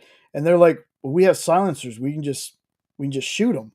And McCabe is like, what's the fun in that? Right. So then we shoot back to Neely, and I love this character, and I got to be honest, man, I cannot wait to watch her spinoff next year. I'm right there with you. Like Neely, Her and Reacher are just so Oh. close on my like scale that yeah, I love them together. They have such great chemistry. I love how they've done that with them too. yeah. Do you want to talk about her scene in this? The two guys. Oh sure. It cuts to Neely in her office, and she's into the kitchen warming up some tea in the microwave, and all of a sudden she hears a noise, and she knows that people are in the office and no one else was supposed to be there. Well, two of McCabe's people came in because they tracked her trace on the names back to her office. And Neely, being Neely, kills him, shoots him. The one guy runs away after she shot him, and she goes back in the kitchen, and here he is sitting on the floor, blood all over the place in front of the refrigerator. Neely, this is why I love Neely, goes to the cupboard, gets a bowl, grabs a box of Apple Jacks, pours the Apple Jacks in the bowl while the guy's sitting there dying, and grabs the spoon, turns to the refrigerator and says, "Move." And the guy's like, she's like, "Don't make me move you. Just move." And the guy like slides over. She opens it, pours the milk into her cereal with the dude dying there, sits down on the table, and she's like, "So, what were you fellas gonna do with me when you found me?" And the guy just looks at her. She's like, "That's what I thought you were gonna do." And she just eats her cereal, calls Reacher, and the guy's like, "Are you calling 911?" And she's like, "Shut up." She's just telling the guy, "Shut up." So she's talking to Reacher, and she's like, "I just had two of McCabe's men come in here and try to kill me." And Reacher's like, "Are you okay?" And she's like, "Yeah, I'm fine." And so she hangs up from I don't remember where that conversation ends with Reacher. I don't remember if what all he tells her, but I think they were gonna meet up or something. Mm. I don't remember. But anyway, she hangs up from Reacher, and the guy's begging her to call an ambulance, and she's like, "Fine, I'll call an ambulance." So she calls 911, and they're like, "We'll be there in 5 minutes." And she's like, "The good news is the ambulance will be here in 5 minutes. The bad news is you're gonna die in about one." And she just gets up and walks away with her cereal and leaves the guy there bleeding to death. Beautiful. The weirdest thing about that scene, out of everything, when she reaches in to get the milk, I don't remember seeing her take the cap off the milk. The milk didn't have a cap on it. It was just Oh, in I the don't know. fridge without a cap. And there was I didn't something pay about that close of attention. I don't know how the hell you caught that. I caught the weird thing, man. It just felt like she reached in. It was a jug of milk, and it didn't have a cap on it. It was just weird to me. I caught it. Well, in all fairness, when they broke in and went into the kitchen, the refrigerator door was open. So she might have been in there getting the milk. That's I don't true know. because at first I was like, she was making Swiss Miss in her Neely's cup. Oh, that's right. That's right. Yep. Because I remember when she sets it down, it says Neely's cup. Yep. I And remember her that. gun was in her office. But yeah, so we got that. Well, come to find out, Quinn and Paulie come back into the house and meet up with Beck, and says something about the officer. Who did you piss off in the military? Yeah, who did you piss off in the military? And Beck's like, "No one. I don't know anyone in the military." We got special investigators from the 110th checking in on us, or something like that, and then it hits Beck, and he's And Quinn like, sees it, "Yeah." and he's like, "What?" And he's like, "Reacher was in the 110th." And Quinn turns to Polly and says, "Go upstairs and put one in his head right now." Yep. And we're like, "Yes, we're finally going to get the fight." But no, we're not. Because Polly gets up there and looks out the open window and sees Reacher running away and says, "Damn it." So Reacher knew what was going on and got the hell out of there before all that Gets happened. the plow truck, pops the tires yeah. on the other car, Yep. gets out of there. It's And they so shoot right into the blade, which is so stupid, but they shoot right into the blade. And we get to see the 50 cal for the first time because when he busts through the gate, Yes, the that gun dude. goes off. So that Yes. gun's set to go off if anybody busts the gate. Oh, see, I thought the guy in the room grabbed a hold of it. No, there was nobody in there. Yeah, As there soon was as he bust, I didn't see that. Yeah, there's a smaller guy in there. Maybe that's why Oh, okay. we're used to seeing like 9 foot tall guys in there. There was a smaller dude in there. Oh, I honestly thought it was rigged because I thought as soon as he hit the thing, it just started shooting by itself. But maybe I'm wrong. No, there's a tiny guy in there. Okay, I missed the tiny guy. I But was used to looking at the 7'6" dude. exactly. Trust me. Now I want to rewatch that part. Dang it, because I don't remember seeing a guy. Yeah, because I was like, this dude's kind of random. I don't remember seeing him around the grounds at all. But okay, fair enough. So then we get the scene where Reacher stops the plow in like the middle of the road. He had to because they shot the tires out and it was smoking from that, the bullet for that 50 cal. Yeah, that's what I missed. Yep. I thought he was just dumping the vehicle to dump it. No, it was he left it right in the road because it quit working, and he called Duffy on the phone to get backup. And he's like, "You got to come pick me up." And she's like, "Pick you up? What happened?" And he's like, "They made me, and I'm on the road, and they're gonna come and get me. I need you guys to pick me up." And just as he says that, you hear engines, and here comes four-wheelers flying around his truck that has stalled in the road. And Reacher's like, "Shit," and he ducks into the woods. And the guys on the four-wheelers chase him through the woods, and that's beautiful scene coming up. He just like I won't get into too much detail to not ruin it for folks, but let's just say those guys are done. It's like a scene right out of Predator. Covers himself in mud. And he shoots out their headlights, which was the smartest move he could do. Smart. So freaking smart. But basically, none of those guys make it. And after he killed them all, somehow the woods must be really close to town because he ran out of the woods and he's in town. Mm-hmm. And he's all mud because he mudded himself. And he's got blood from this, that, and the other thing. And he notices a laundromat that's still open. And he goes in there and here's this elderly Asian couple just sitting there and they're going through their laundry or whatever. And he walks up to the counter with a big stack of bills and he slams them on the table and he goes, "Can I talk you guys into closing early?" And they cut to the next scene of them turning out the lights and locking the door, and Reacher's doing his laundry. And he's standing there buck ass naked except for a towel. Yep. And the old man comes out and the woman comes out and gives him a cup of coffee. And he sips the coffee and the couple is just like looking at him like, "What is this?" And he sips the coffee and he's like, "That's good coffee. It's the best coffee I've had in a while. My last cup came from a cat's asshole." And the old woman looks at him like, "What?" And I lost it when he said that. I was rolling. I was laughing so hard because he just said it in his Reacher monotone. "My last cup came from a cat's asshole." And he just, and the look on the old woman's face just cracked me up. Yeah, and at this point we now get Paulie going through the woods. Paulie notices everybody's gone. Chaos. Yeah, everybody's dead.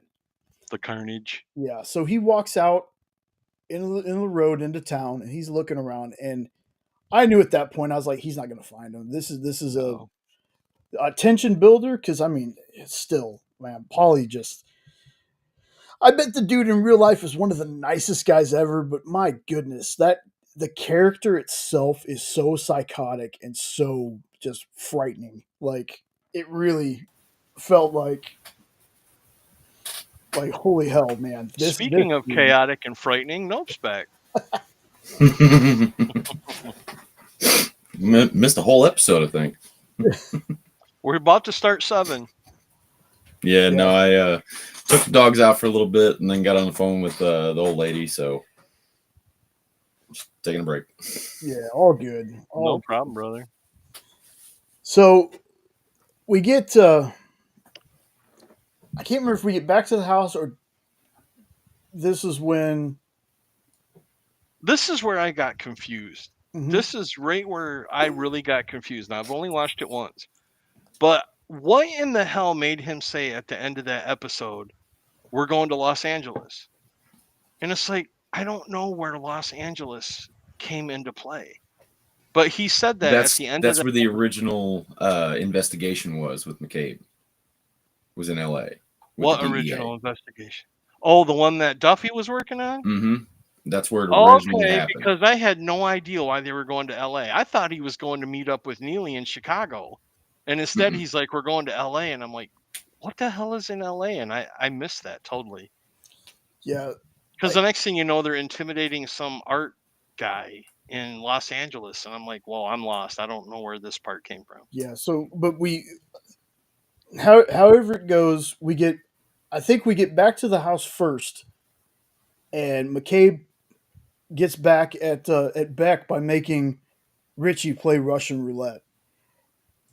And there's something disturbing because I want to say he says something about Polly going prison style. Yeah, bending him over the counter and going prison style. Yeah, I was like, tearing him up prison style. Yeah, I'm like, what does that mean? Okay, Russian roulette it is, man. Give me the gun. Yeah. I'll just Russian roulette Right. it is.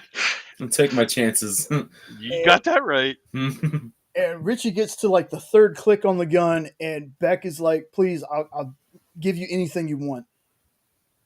Quinn takes the gun from him, sets it down, and he looks at him. He goes, and we zoom in on Richie's ear that was cut off. Ooh, that's an alarm. On the ear that was cut off, and he says, "I want a matching set."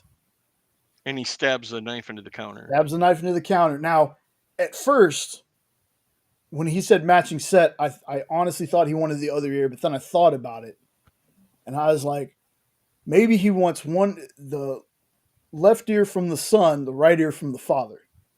I think that's what he meant, and I ended up being correct on that.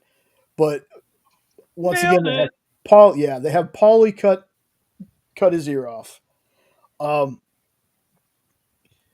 There's a scene where they Duffy and them find out about Port Rome. Like there's some calls coming from Port Rome, and Reacher figures out that Port Rome is a docking port or something like that. I can't remember exactly what it was, but they figure out that Harley is there on his boat, and that's where they think that he's keeping Teresa. Mm-hmm. And we got Reacher and Duffy go out there, and the whole interaction with them two getting to the diving suits and everything and get out of them is funny. But the funniest one is when they first get onto the boat. Harley isn't there yet. They first get onto the boat, and she looks at Reacher, and I can't remember what she says to him, but he's like, "It's too tight." It's like, that's because they don't make shit your size, man. Like, Jesus. Like, they go. Didn't she drop a "that's what she said" bomb on him there? I think she did. I think she did. I remember her. I remember something about that. So I'm like, she did not just. That's what she said. Yeah. They go down below deck and they're looking around, and Harley ends up coming back and got his gun out, goes down below deck, and Duffy gets the jump on him. Well, in doing so, knocks over a freaking oil lantern, starts a fire. Reacher is just letting Duffy handle it, and she's mad. She is mad. She is kicking the crap out of Harley. Like Harley's getting smacked around, like to the point where he's like, "Get this bitch off me!" And Reacher's just sitting there. And finally, he grabs some kind of hook. I know it's some kind of fishing hook, but it's one of those kind of hooks that they use when they're like fishing for swordfish and stuff to pierce the side and get the big fish into the boat. Yeah. Because you can't just reel one in; it's too heavy; it would break. So it's a hook that they use to land a fish. Wasn't it with the guy? And I Know What You Did Last Summer. Isn't that what he used? Pretty much. Yeah. Kinda. Yeah. One of those where it just has a T handle on it. Yeah. Well, whatever this thing was, he slams it so far into Harley's foot, he's basically pinned to the deck by his foot. Which is hilarious because if I remember correctly, that when they're fighting on the deck, it looks like a metal deck. Right. That's what I thought too. And then And he put that blade through steel. I was like, what? well, and then what was burning up so much if it was all steel? Well, you know, the steel hole cabinet, everything. the cabin inside was wood, and there was furniture and stuff. And Reacher kept throwing like lighter fluid all over and kicking barrels of it over to keep it burning. And then the dude's like, "You got to get me out of here before it hits the fuel tank." Yeah. Oh, that's right. And it exploded. Yeah. Yep. Then like he asked Duffy. He goes, "What do you think?" And she goes, "I think the captain should go down with the ship." And they leave, and right before, and Reacher just says, "Yep." Yep. And while they're getting away, you just hear Harley yell out, "Reacher! Fuck you, Reacher! Fuck you, Reacher!" Boom. And the best part of that episode, and it's the only one I remember, the title of that episode is "Smoke on the Water." Yeah. And I remember when that was coming up, I'm like, that's a great song. I wonder where they're going from there. And then the end is like, clever. Yeah. But this time when Reacher's getting out of the wetsuit, he's sitting there teasing Duffy. He's like, "Don't be sneaking peeks over here." Oh, So she totally was. Yeah, of course she was. Come on, man. Come on. But yeah, it ends with it really just ends with him going, we're going to LA or whatever he says. Like right when he says that, boom, the music hits into the episode. Yeah, and that's what I'm like, LA, what the hell's in LA? I totally missed that. Where did they refer to that? Was it earlier on? That's where the whole investigation where they set up in the wrong location with the LA guy setting it up in the wrong spot. That was all that happened in LA. So was that the same guy that they were trying to get? Yeah, because it was all McCabe, because he had a history of basically doing what he did with Beck as far as like taking over this family's business and using it as a cover until he exploited that family out and then killed them and then moved on to another family and did the same thing. Series of doing that. And then that's why the DEA was onto him. When I do a rewatch, I'm going to have to pay attention to the LA reference because I remember watching it, not live, but when it was new, and Amy and I both looked at each other, what the hell's in Los Angeles? Because all they showed us was he was looking at a picture of the guy in the van with a handicap sticker. And he saw the handicap sticker, and the next thing he's like, "We're going to Los Angeles." I'm like, a dude with a handicap sticker and you're going to Los Angeles? So confused right now. What is going on? Yes, and this is around the time they also find out about Kostopoulos. Yep. Because that's the one that sent the guys to take out Neely. Yeah, because doesn't this episode open up with her? Yeah, it opens up with her interrogating the Kostopoulos guy. Right. Shooting him right there in daylight. I think she shot him in the leg. I think she just hit him. She didn't shoot him. She hit him. She threatened to shoot him. And then he's like, "Are you just going to shoot me right here in front of these kids?" And she said no, and she decked him again and knocked him unconscious. That's right. Okay. And then she turns and says, "Next time you send people to kill me, send more." Yeah. And I'm like, I love Neely. Oh my God, I love Neely. Yeah, I said it before. I'll say it again. I'm excited to see her show, man. Oh, me too. Especially knowing that Richton's going to come in on it. Oh yeah, it's going to be great. It's going to be like another season of Reacher. Yeah. Like when they had the Boba Fett series in the middle of Mandalorian, and Mando was in the last half of the Boba Fett series, which is the only reason Boba Fett was any good, because it was boring as hell until Mando got there. For me, it's Letterkenny and Shoresy when those were going on, because it was like Letterkenny would end, we'd get a season of Shoresy. Shoresy would end. It was almost time for Letterkenny.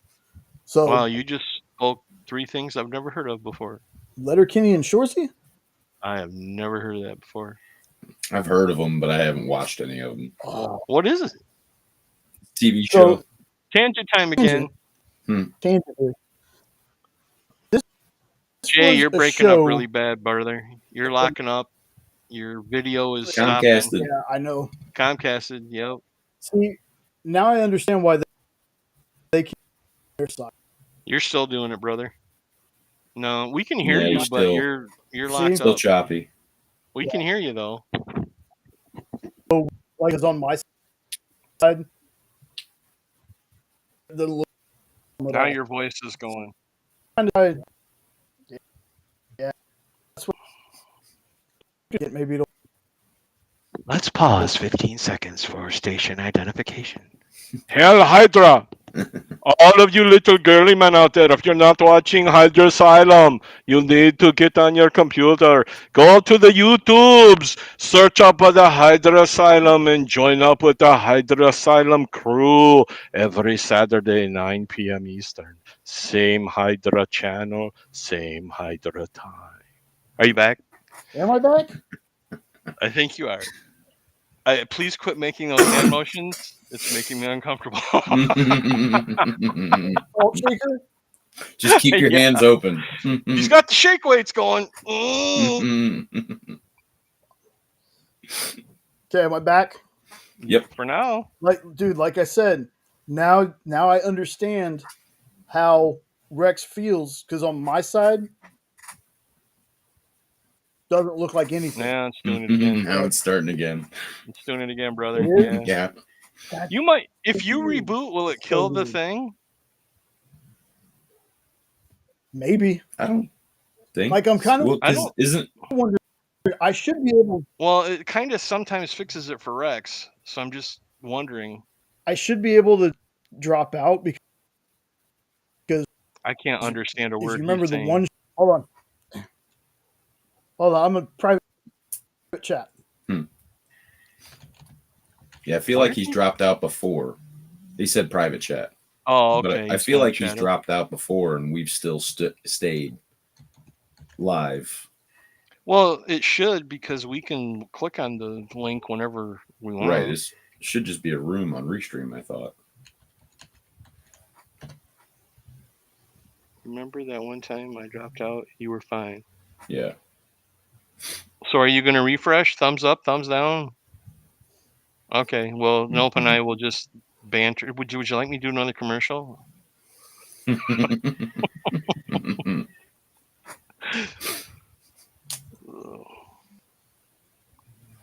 So what's up, Nope? Mr. Nope and I, alone in the Hydrasylum. God help them. The inmates have taken over the Hydrasylum. Right. Things are about to get chaotic. So when Jay comes back, let's both hide.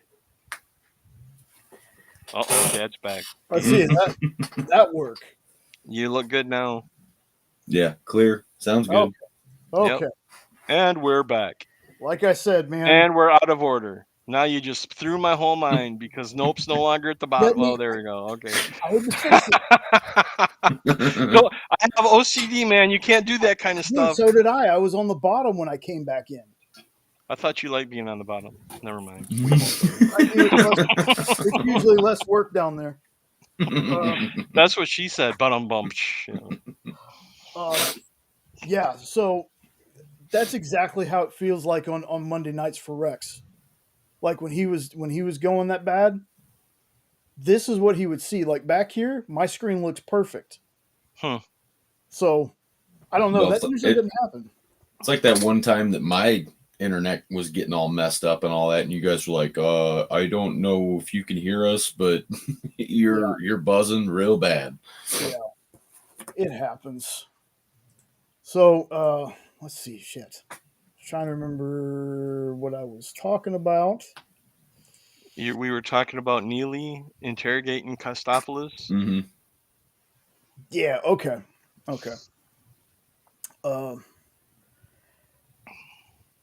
That scene really doesn't last very long. Like the badass thing is when she's like, "Next time you want to kill me, send more people." Love that line.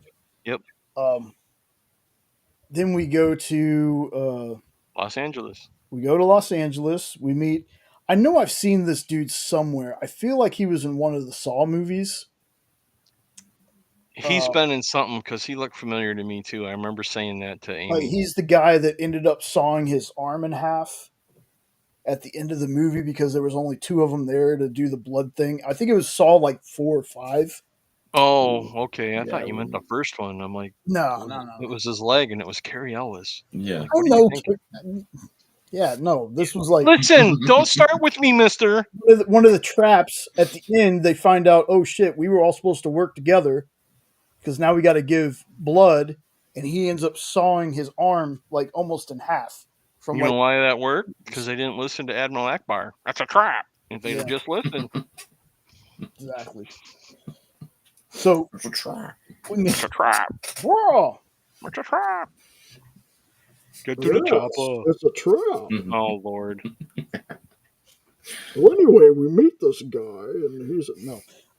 Bane is not on Reacher. Knock it off. So we meet this guy. He's, you can already tell, like, there's just something about the way the guy looks. I'm like, this guy's a sleazebag. I don't know why. I got the impression the minute I saw him. And long story short with this guy, because I don't want to get too much into the weeds with this particular character, because he's not there for very long. No. It's basically they trap him. They tell him, you got 3 strikes, you know, and there's something that he's done with the Money handicap laundering. placard, Yeah. and basically He threatened to kill his doctor if the doctor didn't give him a handicap sticker. So they had him for his 3rd felony, which would have sent him to prison for the rest of his life. exactly. And if he helped them out and said that he was sending somebody with money, and that it was going to be Yeah. Neely that they send, that they whatever, and Yep. So Reacher has him call back and arrange a meeting to buy stuff. yeah. And that's pretty much the end of it, because when the guy hangs up, they call the feds in and have him arrested after they sweep his office. Now, I might have missed the smashing because we had the cousin Rhonda comment. Well, we totally missed the smashing because that was at their hotel when they first got to Los Angeles. Yes. So yes, just like we said earlier, they smash. Because he was like, I wish I could make you feel better. And she rips her shirt off. There's one way you can make me feel better. I'm like, here we go. Yep. There we go. Yep. But before that, she tells the But did story. we get any gratuitous nipplage? No. Nothing. No. All we get's Reacher's butt cheeks. And it's like, really? Really? Come on. Oh, Jay's like, I don't mind. But she tells this story, and I love using this expression now. It's the cousin Rhonda look. And it's basically, you look through your boyfriend's phone or whoever and find text from your cousin Rhonda. It's that look on your face like you're busted. It reaches like, that's oddly specific. Yeah. Goes, well, my ex-husband was a piece of work. Well, at the so was end, my cousin. Yeah. At the end of that, them trapping the guy, she's like, oh, there it is, the cousin Rhonda face. So Yep. I thought that was funny. So the guy's name was Darian. That's who it was. So there's You are awfully good with names. Names are my biggest pain in the side. I never remember names. I'm like, the guy that but you just pulling these names out. I'm like, yeah, it was Darian, son of a gun. Yeah, well, it was either that or Darius. I was like, man, I think it's Darian. We'll go with it. It sounds right. Darius and Prado or Prado or something, wasn't it? That part I don't remember. I either get whole names or I get one or the other. The only reason I remember is because at first I thought they said Prada, and I'm like, are they really going to go there? But it was like Prado or Prado or something instead. I don't remember. So names, we don't get along. So there's so Beck ends up meeting with Neely, and the guy, like, this is where I started getting a weird feeling. Was this episode, the guy that drives him there was something about the way that he was staring, the way that he was like observing. I don't think it was just to see if Beck was planning something. There's just something about the way the dude looked. Like I felt something. I felt like Quinn is planning something for Beck because Beck has screwed up one too many times.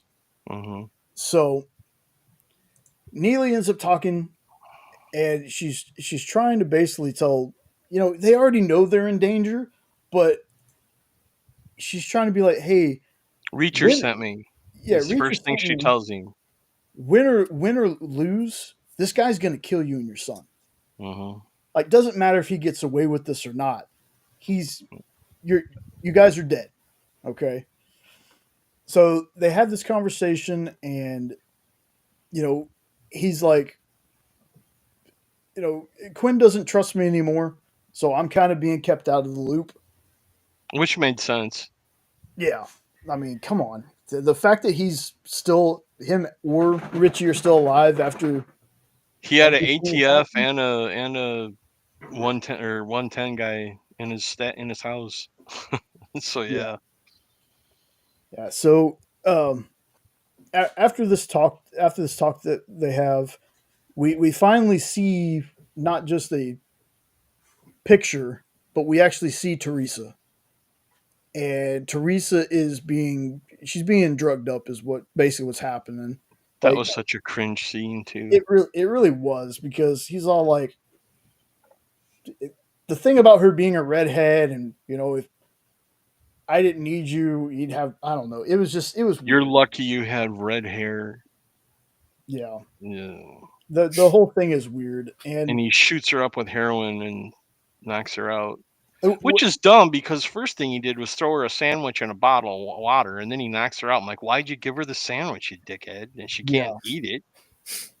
And the thing that makes this scene a little bit more powerful for me is we made her grandmother, and this episode Yeah. we made her grandmother? Yep. I think she's out in LA, right? Yeah. Yeah. Well, no, she's in Boston, ain't she? Or was she in LA? I can't remember. I thought, no, it was before they went to LA, because Reacher's like, we're not on the way to the airport. And she's like, I have an errand to run. Oh, okay. So it must have still been in Boston. All right. There we go. Like I said, why the hell I remember that, I have no idea, but thank goodness, man, but anyway, it just, the grandma already sees like the chemistry between the two of them, and she only wants me for my body. That was great. Yes. Yes. That was great. So they also figure out that the weapons are being sold. Who the weapons are being sold to, I can't remember the ethnicity or anything off the top of my head. Well, they're actually going to stay inside the country, because they're not trying to ship them out. They're just trying to get the weapons where they're going to use them. So Reacher figures out that it's for a terrorist strike inside the country. And he said they're probably planning a hit several locations all at once event, which, was kind of like 9/11-ish. So that's where they find out that the weapons aren't going to be shipped out. He's selling them and keeping them in the country. That's right. Okay. So he was buying them from the Russians to use here in America, I think. Yeah, no, that sounds right. I just remember that I kind of glossed over watching it the second time with that part. The part that I remember next is, well, we've already you've already seen Beck missing his ear, but he walks into Richie's room, and Richie covers up something real fast with a cloth, and he's like, Beck is like, what are you hiding from me? Because that kind of looked like a gun. And Richie's like, it's nothing, it's nothing. And takes off the cloth and realizes, it's just a cap gun. He's like, his cap gun. It's his cap gun. He's like, and I was like, man, we ruin your freaking surprise, man. Like, come on. The kid that you've had that like paints all the time, I don't think all of a sudden he's interested in your guns. But he's like, a very, very crucial little tidbit. He's like, it had damage, but I fixed it, but the epoxy hasn't dried yet. Yeah, takes a day for the epoxy to dry. Yes. So he basically, this is the scene where he apologizes to Richie and basically tells him, "I'm going to protect you at all costs." Uh, then he goes. I think maybe not right after, but I know he ends up going to Quinn and being like, where's the drop off?" And Quinn tells him salvage yard 9 p.m. Dude, like this part kind of got me too, but it feels like almost right after he told him that, there goes Beck out his front door, walking out a little ways, and immediately calls and tells Reacher and them this information. And I'm like, bro, that's a little But staying you out in could front of your house. But you could tell the way Quinn's face and voice was that he was lying Mm-hmm. Right. when he did tell him the location, because he even paused and did the eye roll thing and just kind of spewed something out. Like, Yeah. And okay, Beck was fine. like, I right in knew the you were middle of gonna my ask. right in the middle of my birthday party. Yeah. And then he said something like, "Don't worry, you'll have time to eat cake with Richie afterwards." And he's like, "Well, Richie won't be here; he'll be at the movie." And that's when Quinn lost his shit and got right in his face and said, "You're not taking away my insurance policy?" Is that what he called him, or something like that? Bargaining chips, something like that. Something. It's like, your kid's staying here for the party, which Yeah. is another red flag that if stuff goes bad, they're going to kill the kid. Yeah. Anybody see Richie? God. So now I'm glad I didn't put that together when I was watching and Ryder ruined it for me. I'd have been doing it through the whole Richie. I want to reinforce something since we're getting towards the end. Now, even though Elliot was kind of like the newish guy on the team, Villanueva and Duffy have a bond. Like, she calls him old man. She calls him, or he calls her, kid, something like that. I just want to reiterate this because coming near the end of this, the phrase "close to retiring" and giving each other feelings had it going in a direction for me. Mm-hmm. Just want to put that out there before we get to the last episode. But there's this part now where Reacher goes to tell them where the drop off is going to be, where the deal's going down, and this is when they tell Reacher, "We've brought in ATF," and they meet with ATF. All their asses except for Reacher are burned. Like, it's a scene that, again, I can't give it the what's the word I'm looking for? Justice. There you go. Yeah. I can't give the scene the justice that it deserves. It's really one that you need to watch. It's so good. It's Reacher being Reacher. Mm-hmm. He was pissed. Yes. And she's kind of poking fun at him. She's like, "Well, I'm the only cop here," or whatever. And she's like, "You just want to kill him," and blah blah blah. And he's like, "I want my cousin." What was the My name? cousin Rhonda. My cousin Rhonda moment. And Yeah. that's when she like, "Oh, I get it." Yeah, and by this time, Neely's with them, right?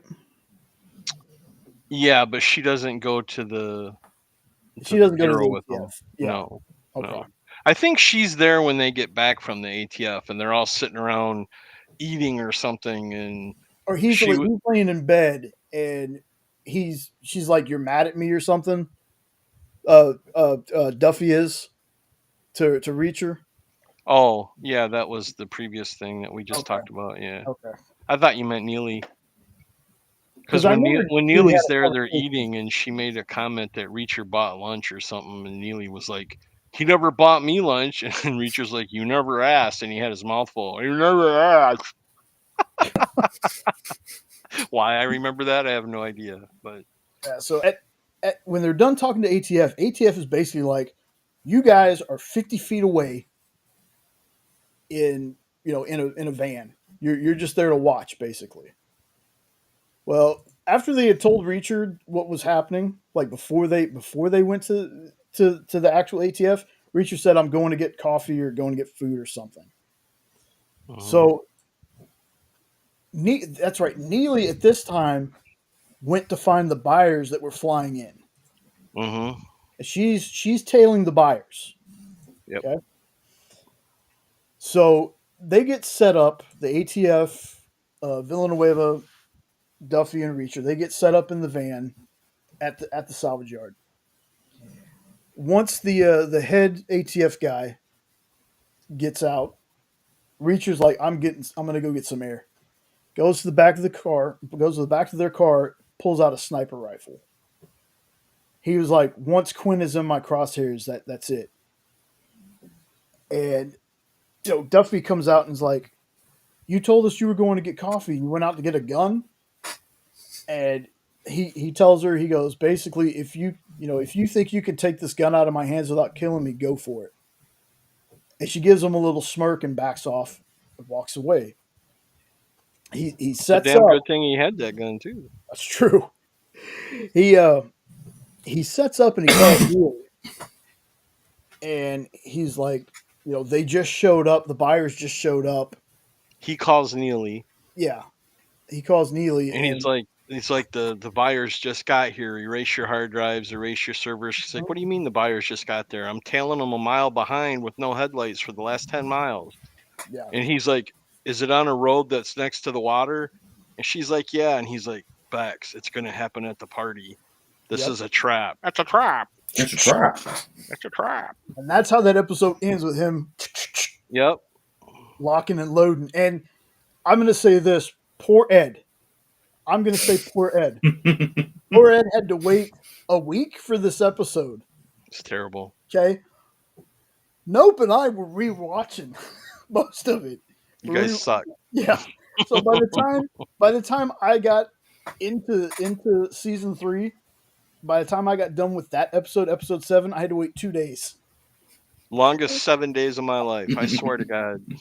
I had to wait 2 days to get to that to get to that last one. So now we're in the final episode. This is, my goodness. I know I say this for every one that we've done so far. The other 2 we've done so far. I loved this entire episode. In my opinion, this is the best finale out of the 3 seasons. It's so good because I love the finale. And you know what? Before we get into this, yeah. Nope and I talked on a messenger. I am like this back and forth, and we were so proud of ourselves because we thought we had the finale figured out. And you know what? We weren't. We were close because we said the toilet's going to come into play, and we had Quinn holding Richie hostage by the cliff, and Richie Nope came up with Richie was going to use the toy gun to stab Quinn's leg, and Reacher was going to blow his head off and knock him off the cliff. We were so proud of ourselves. We thought we got this. Oh dude. yeah, That sounds. Yeah. And we were there, but we were wrong. The gun came into play. The kid came into play. The toilet came into play. Everything else was wrong, but still, we were so proud of ourselves. When the episode ended, I was like, theirs is better. Oh yeah. I'm glad that they didn't ask me to write this one. Yeah, theirs was better. Man, but I gotta say, we open up basically right on action, right on the action, and Beck is there.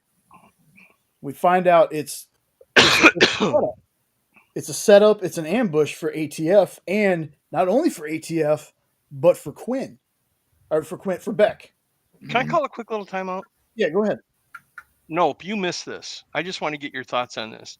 Do you think Quinn forgot he was Quinn and really thought his name was McCabe since he was really having amnesia?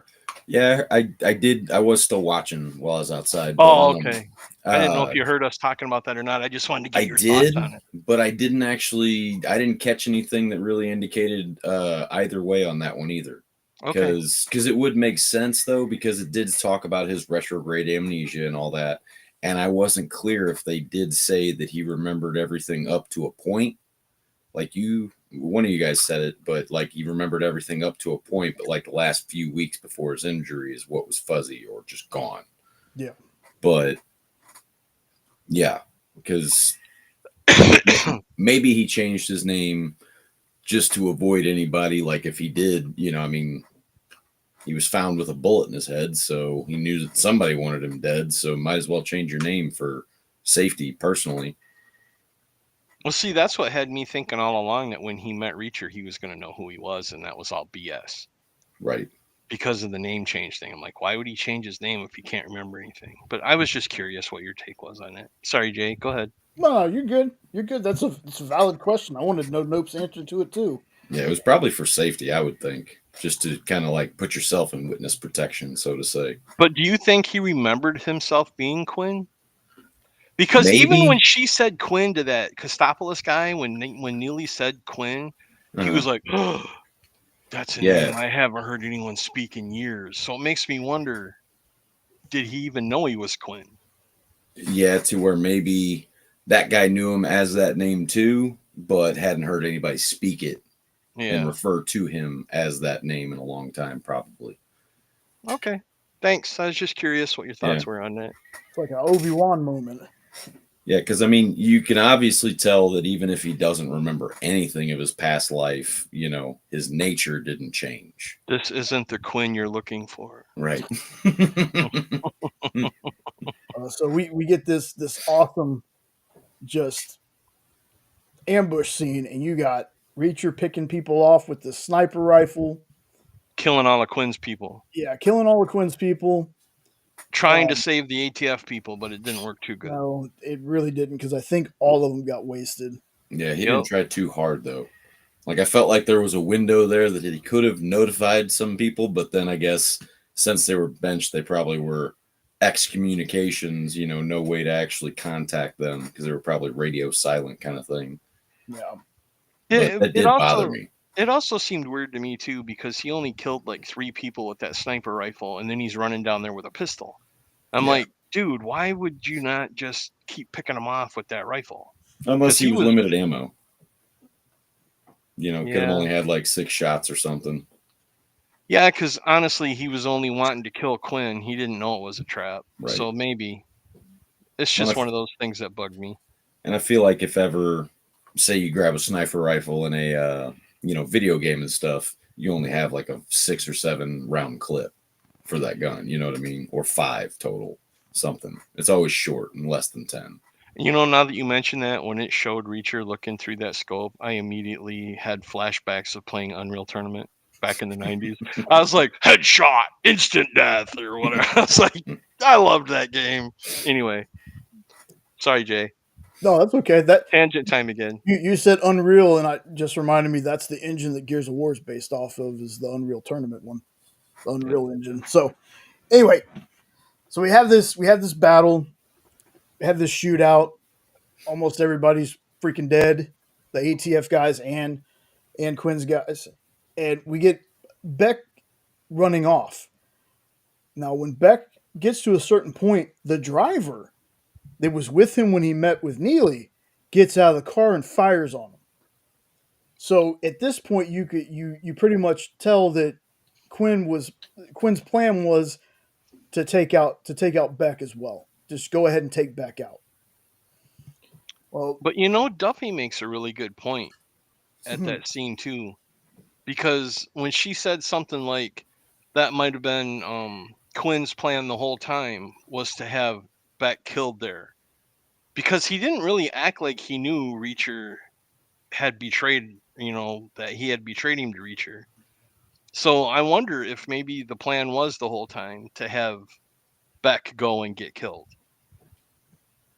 It could have been. Because doesn't she bring that up? Because Reacher's like on the phone with Neely and they're talking about how the whole thing was a trap. And Duffy says something like, or maybe it wasn't a trap. Maybe Quinn had this plan this way the whole time and they don't know we're here. And that kind of, unless I'm remembering wrong. Dude, it could be right on that one. Could have been. There were so many damn twists in this last episode, man. There was. And that would have happened right there at the beginning, too. So that would have been easily forgotten with the rest of it right on top of it. Yeah. Yeah. Yeah. So Quinn goes off in this shipyard, and he hides under a truck. And to me, this was again smart. The fact that it wasn't a dude looking around a truck, it doesn't automatically think, I saw this dude run over here, he's hiding behind the wheels. It wasn't one of those weird, we just walk around a truck without looking underneath it. Like a lot of shows do that, and it's just so strange to me. There's a big truck. You don't think to look under the truck first. You're gonna walk around the truck. Right. Doesn't he say something like, Yeah, I wonder what I'll find if I look under here Yeah. or something? A big fucking rat. And right when he says that, boom, headshot. That dude's out. Richard Headshot. Yes. So they're talking to Beck. They're basically like, the deal's happening at your house during the your party. And what about Richie? They hear some kind of noise. They hear some kind of noise, and it was the instant. It's the Apple instant chat. Whoop. Yeah, when a thing comes up, and they're like, somebody's texting. Yeah. And the next thing you know, you see one of his men texting Quinn that Reacher's here, send back up, and a gun goes to the back of his head and says, hit delete. And the guy hits delete, and he goes, now type this. And then it flashes into Quinn looking at his phone, and it says, all good, heading back, or something like that. Yeah. Yeah, a little too small for me to read. It ends up that Reacher and them are going to drive the two semis back to Beck's place to load up the weapons, because they were expecting the trucks to come and pick up the weapons. Yes. And seeing Villanueva drive that semi was just grinding awesome. The hell out of it, man. I thought you said you knew how to drive one of these. I said my uncle drove and I rode with him. Yeah.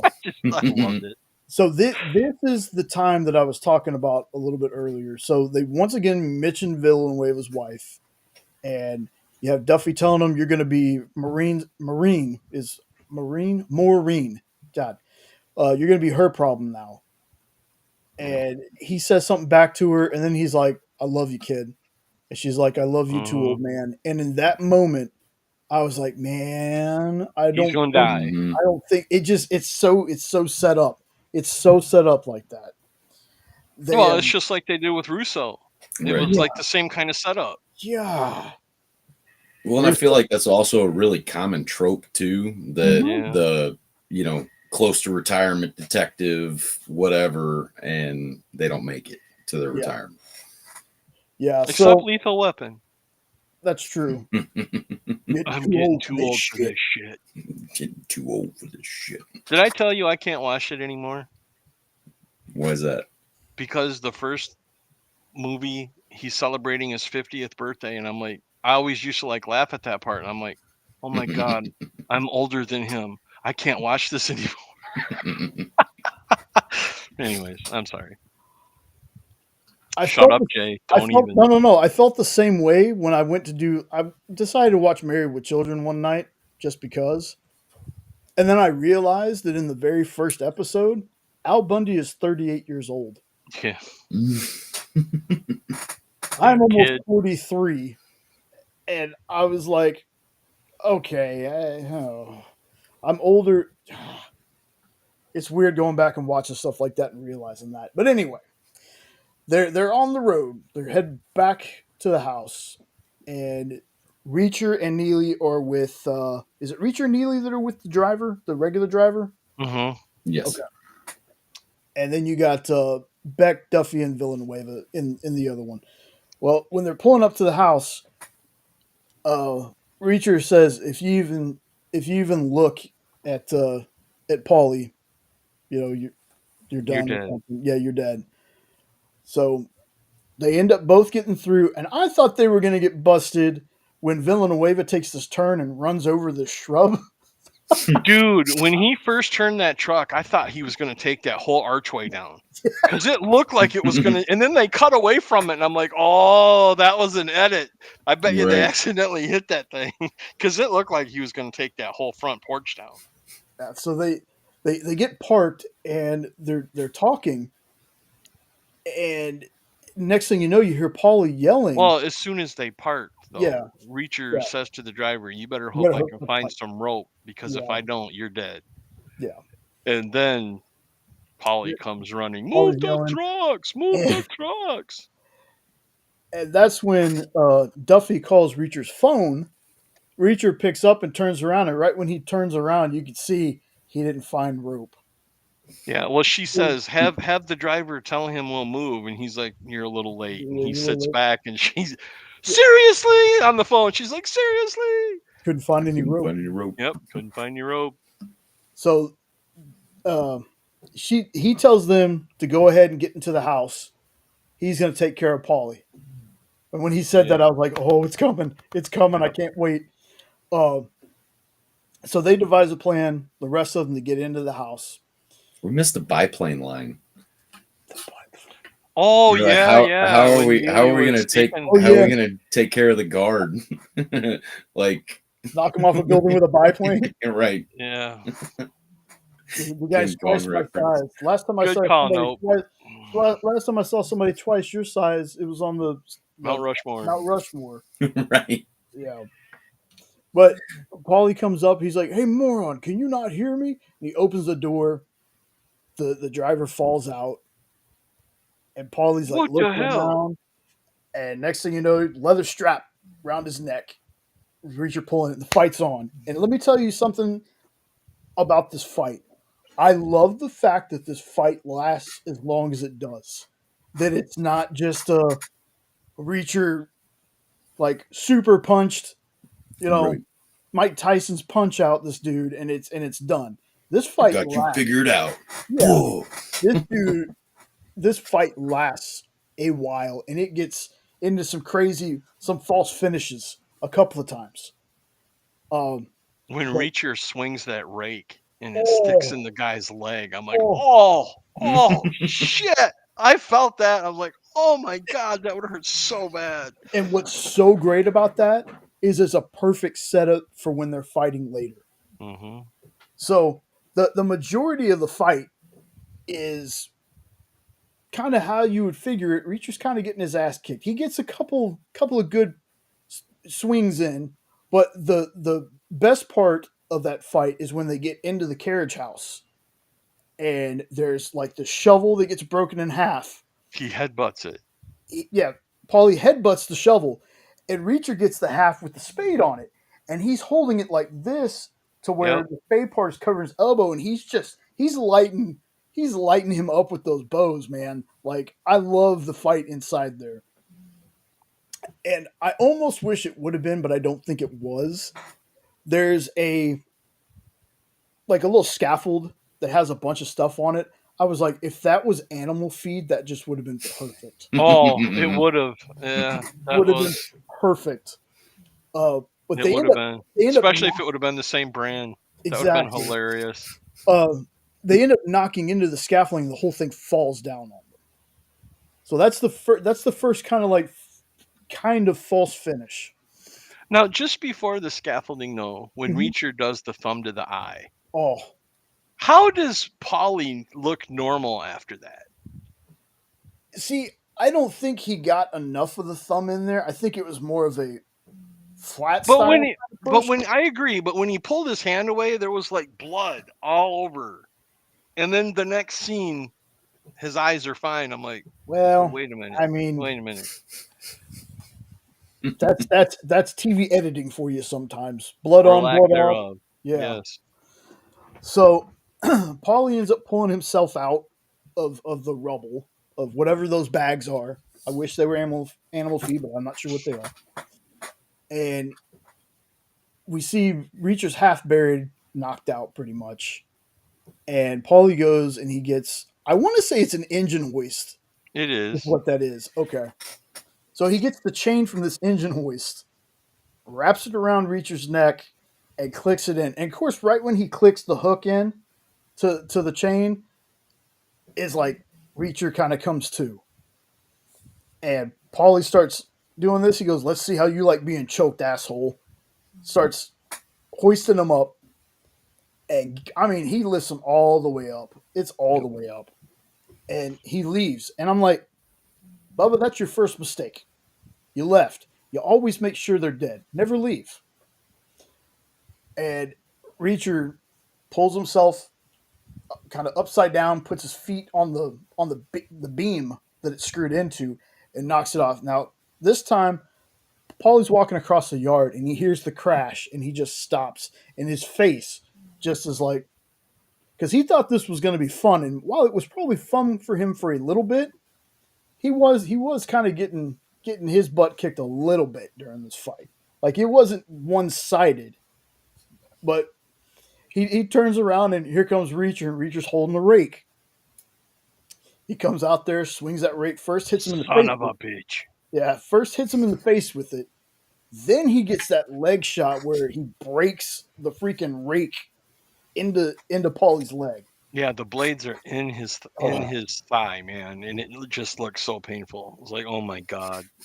And while this is going on, they cut into the house, and they've gotten in, and Neely asks what the servers are wearing. He's like, white shirt, bow tie, blah blah blah, and she's like, white shirt like yours, and he goes, and Beck goes, no, like the one Villanueva's wearing. So Villanueva takes off his shirt, gives it to Neely. Neely gets dressed up kind of like how the servers are looking for this party. Now this whole time, Quinn has got the buyers there, and he wants to make the deal. The buyers are like, nah, we need to party and drink, and that's when Quinn tells the head dude about the gift he's given him, and it's just the whole thing's freaking creepy. Teresa being the gift. Yeah. And Neely's gonna go keep tabs on Quinn. Villanueva's gonna go try to get Richie, and you got Duffy's obviously gonna look for. Yeah, go ahead. I know you want to. I do so bad. All right, where's Richie? Anybody seen Richie? Here's your trophy. I'm gonna keep coming back here until somebody remembers seeing Richie. Let me put this 8 ball in a sock or a towel. It was a towel. It's such a good movie. Oh yeah, I love that movie. She's gonna go find Teresa, but Beck says she's probably in one of the rooms in the East Wing or something like that, away from the party.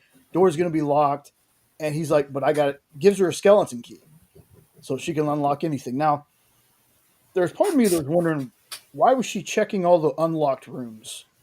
Like, I guess it's just you got to check everything. But well, the dude could have been in there babonking on her. That's true. But I was just like, the light's on. She opens the door, not hearing anything.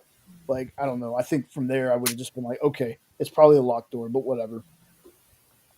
So she goes looking for Teresa.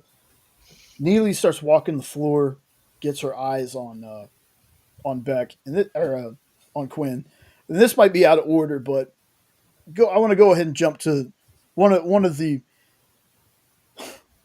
best fights that's not really the best fights, but it's still a really good fight because it shows you not to mess with older folks. Oh, the Villanova fight? Yes. I love that. Oh, not as much as the Paulie versus Reacher, but we've been waiting the whole freaking season for that. But just seeing Villanueva, who's been, dude's got the prostate of a bladder the size of a mango, and he's got hernias, and he's got all this other problem. Just to see him whip a little ass felt good. It really did. So he's going up trying to find Richie, and some guy comes out of one of the bathrooms, right? And here's a bigger Hispanic guy in a wife beater walking through this fancy house. He's got his gun, but his gun's behind his back. The guy comes out of the bathroom, and he's like, "Who are you?" He goes, "I'm the plumber. Is that the bathroom you called about?" And the guy is fixing to pull a gun. And Villanueva pulls his first and says, "Back into the bathroom."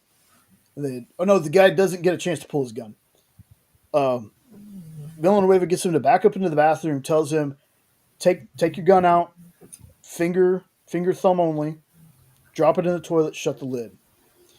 The mistake that Villanueva makes is going to shut the door. He should have just let the freaking door open.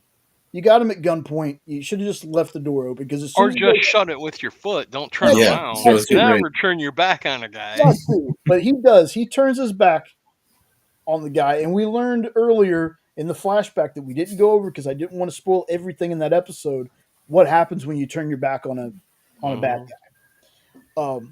And that's where I thought when they had his head in the door, slamming the door, I'm like, this is where they're gonna kill him. Yep. I thought for sure he was dead. But that tough old dude, man, he fights back. The guy like goes to reach for the gun in the toilet, and there's a razor that's plugged in, and he knocks the razor into the toilet bowl and shocks him, and he slams the toilet seat down on his hand, and he picks up the back of the toilet, smashes over his head. And this whole time, Richie hears this. He's hearing this commotion. He comes upstairs right when Villanueva knocks the other guy out. But man, I was just like, yes. I figured if he's going to survive that, I think he's good for the rest of the episode. I think he lives. I think he's going to get to retire. Yeah. And Richie opens the door to the bathroom, and there's blood everywhere, and he's on the floor all beat up. And he's like, "What are you doing here?" And he's like, "I'm here to save you, kid." Yeah. And he's like, "I'll beat to hell." Yeah. So then we'll go back to Neely because I want to save the rest of the fight for one continuous thing. But we get to the Neely, and one of the other servers is like, "What are you doing? I've been watching you. You're just wandering around. And who told you could wear slacks?" And the whole time Was it Murray? Was it Murray? And the whole time he's kind of yelling at Neely. I don't know if Quinn catches on to what's going on, or if he's just not really paying attention. He leaves for another reason. But Neely looks up, and Quinn's gone. So she takes the guy outside, shows him her badge, like PI credentials or whatever. It is like, your company hired me to see who's stealing from it. They think it's Murray. And she tells the guy, if you notice anything after the party, come get me. So, okay, so that's taken care of.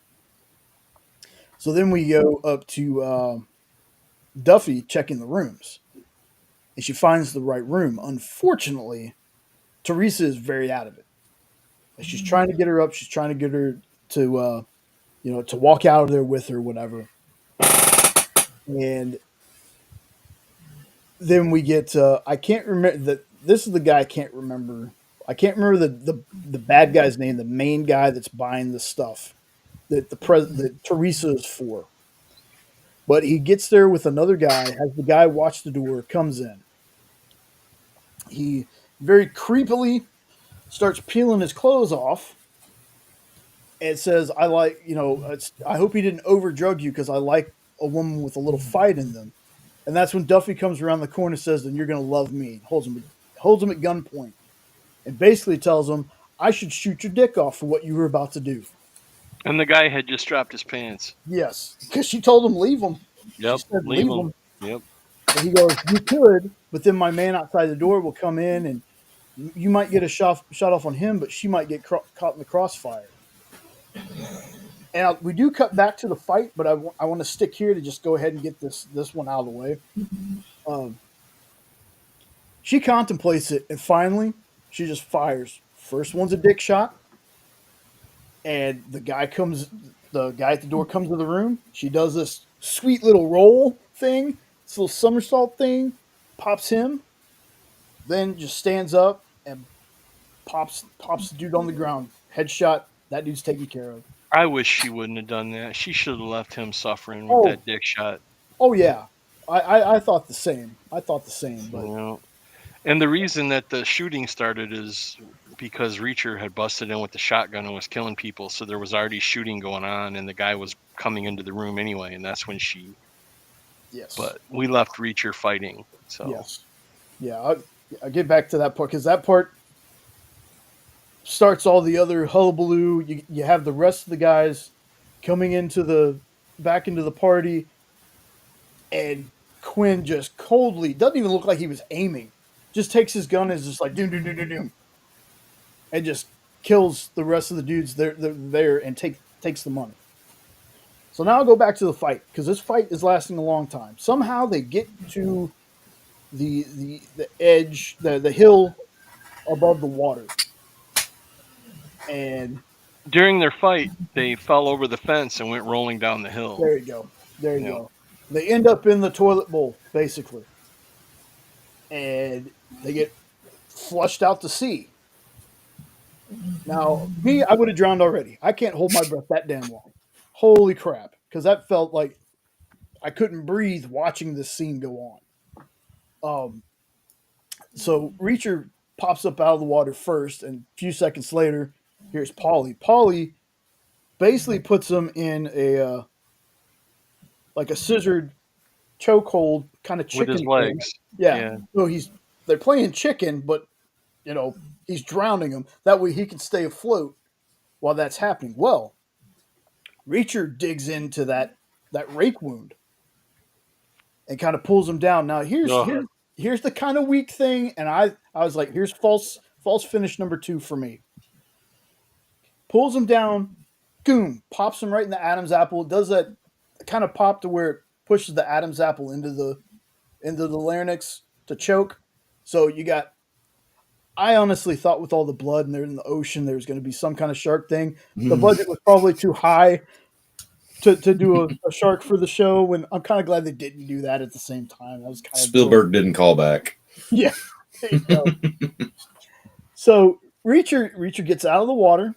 Well, he kicks Polly after he chokes him, and you see Polly sinking, and his eyes are like rolled up, and he's like not moving, and he's sinking. Yeah. And a little bit of trivia for you. You know how I've been watching these side videos with Polly? Mm-hmm. They talked about that scene, and he's like, at that spot, he did almost drown, and they had to go in and save him because he's not a good swimmer. Oh, and no. He's like, I went deeper than they wanted me to, and I almost did drown. And he's talking. I'm like, oh my God, they really went full hardcore on this fight. Because first he had his teeth through his lip, and they were really punching each other, and now he damn near drowned. Like, holy crap. I bet the both of them probably sink just like rocks. Oh, I'm sure. Yeah. Like I've heard that. The more muscle you are, the less buoyant you are. Yeah, those two are bone then. So we get back on the road leading back to the house. And Reacher's just kind of stumbling along, and next thing you know, like a freaking Terminator, here comes Paulie right behind him. Dum, dum, dum, dum. So doesn't Reacher say like son of a bitch just like kidding Polly me? did? Yeah, okay. Yeah. I knew he said something. Yeah. And so they apparently Paulie's not that hurt because man, he kind of catches up to Reacher a little faster than I thought he could. And what is that? This is a triple smash burger with bacon. Oh crap! Oh. What is this? It's like it's like 1:30 in the morning here. I don't need to hear about smash burgers. But we tried this new place. It's called Bodega Burger. Damn it! Now I want a burger. I'm gonna eat the hell out of that. All right, Jenna, I will fight you. Thank you. And the fries are seasoned. I'm gonna get to the end of this episode. I'm gonna eat the hell out of that, and I'm gonna have you sit in my spot. Okay, that's what I figured. Okay, so I hope he was talking about the burger. Yeah. I brought you the last. Jesus, Ed. Bunch of dirty old men. Golly. Anyway, because you're a pussy. So. Makes it back to the freaking security shed, whatever the hell it's called. Goes to grab the 50 cal. Paulie's right behind him. Doesn't happen. They break most of the equipment in there. Smashing monitors over each other's heads. Yeah, just crazy. And there comes a part where once again, Reacher gets on the 50 cal, but gets knocked off by Paulie.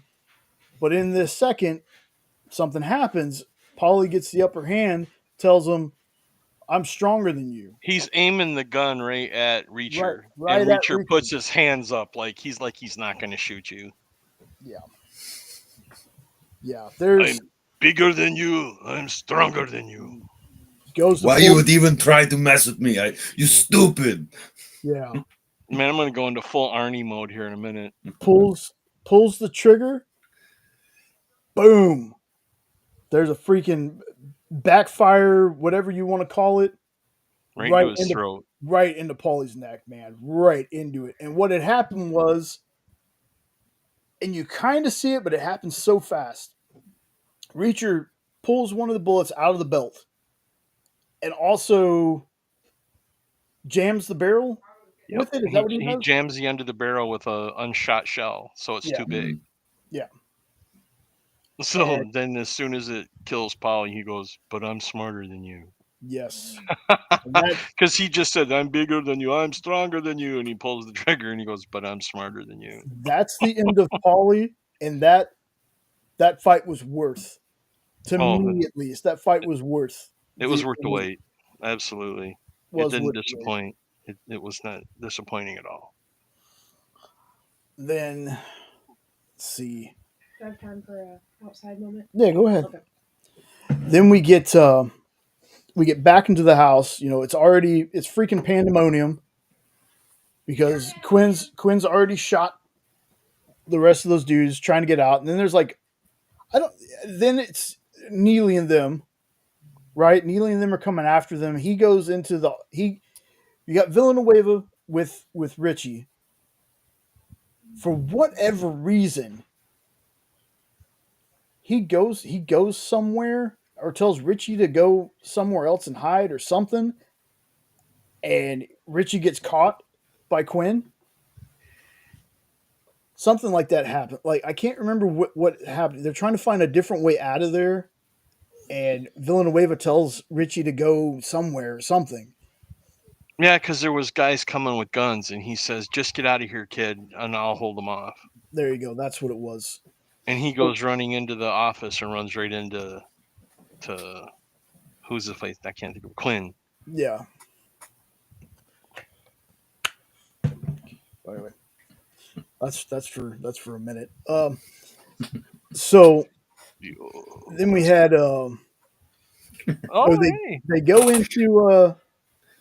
they go into Beck's office, and Quinn decides to arm up, breaks the glass, grabs an Uzi.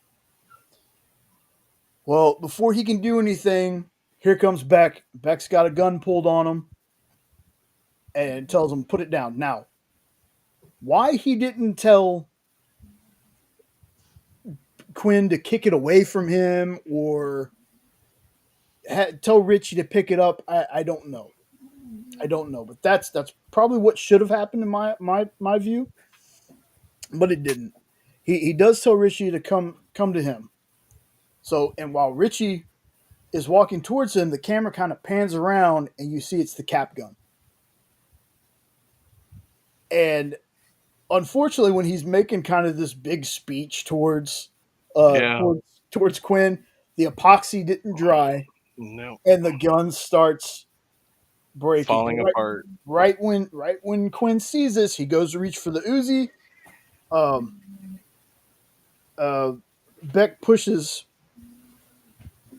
his son out of the way, and he didn't grab the Uzi. He grabbed another gun. He grabbed the gun that he had on Richie earlier, and he lights up Beck. And to be honest with you, I know Beck wasn't exactly the best guy, but that was like a shocking death to me. Like, I knew he was going to die.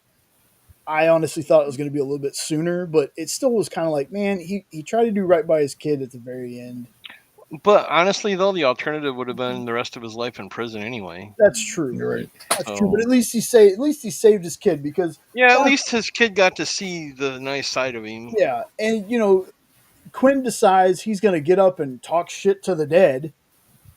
And while he's doing that, Richie grabs that Uzi. Now, granted, that's the worst shot I've ever seen, but the kid's probably never held a real gun in his life. But it's just blah, blah, blah, blah, blah, just shooting above him, so he runs out. Right? Yeah. Harry, you're alive. Shot. Yes. Yeah. So Quinn leaves.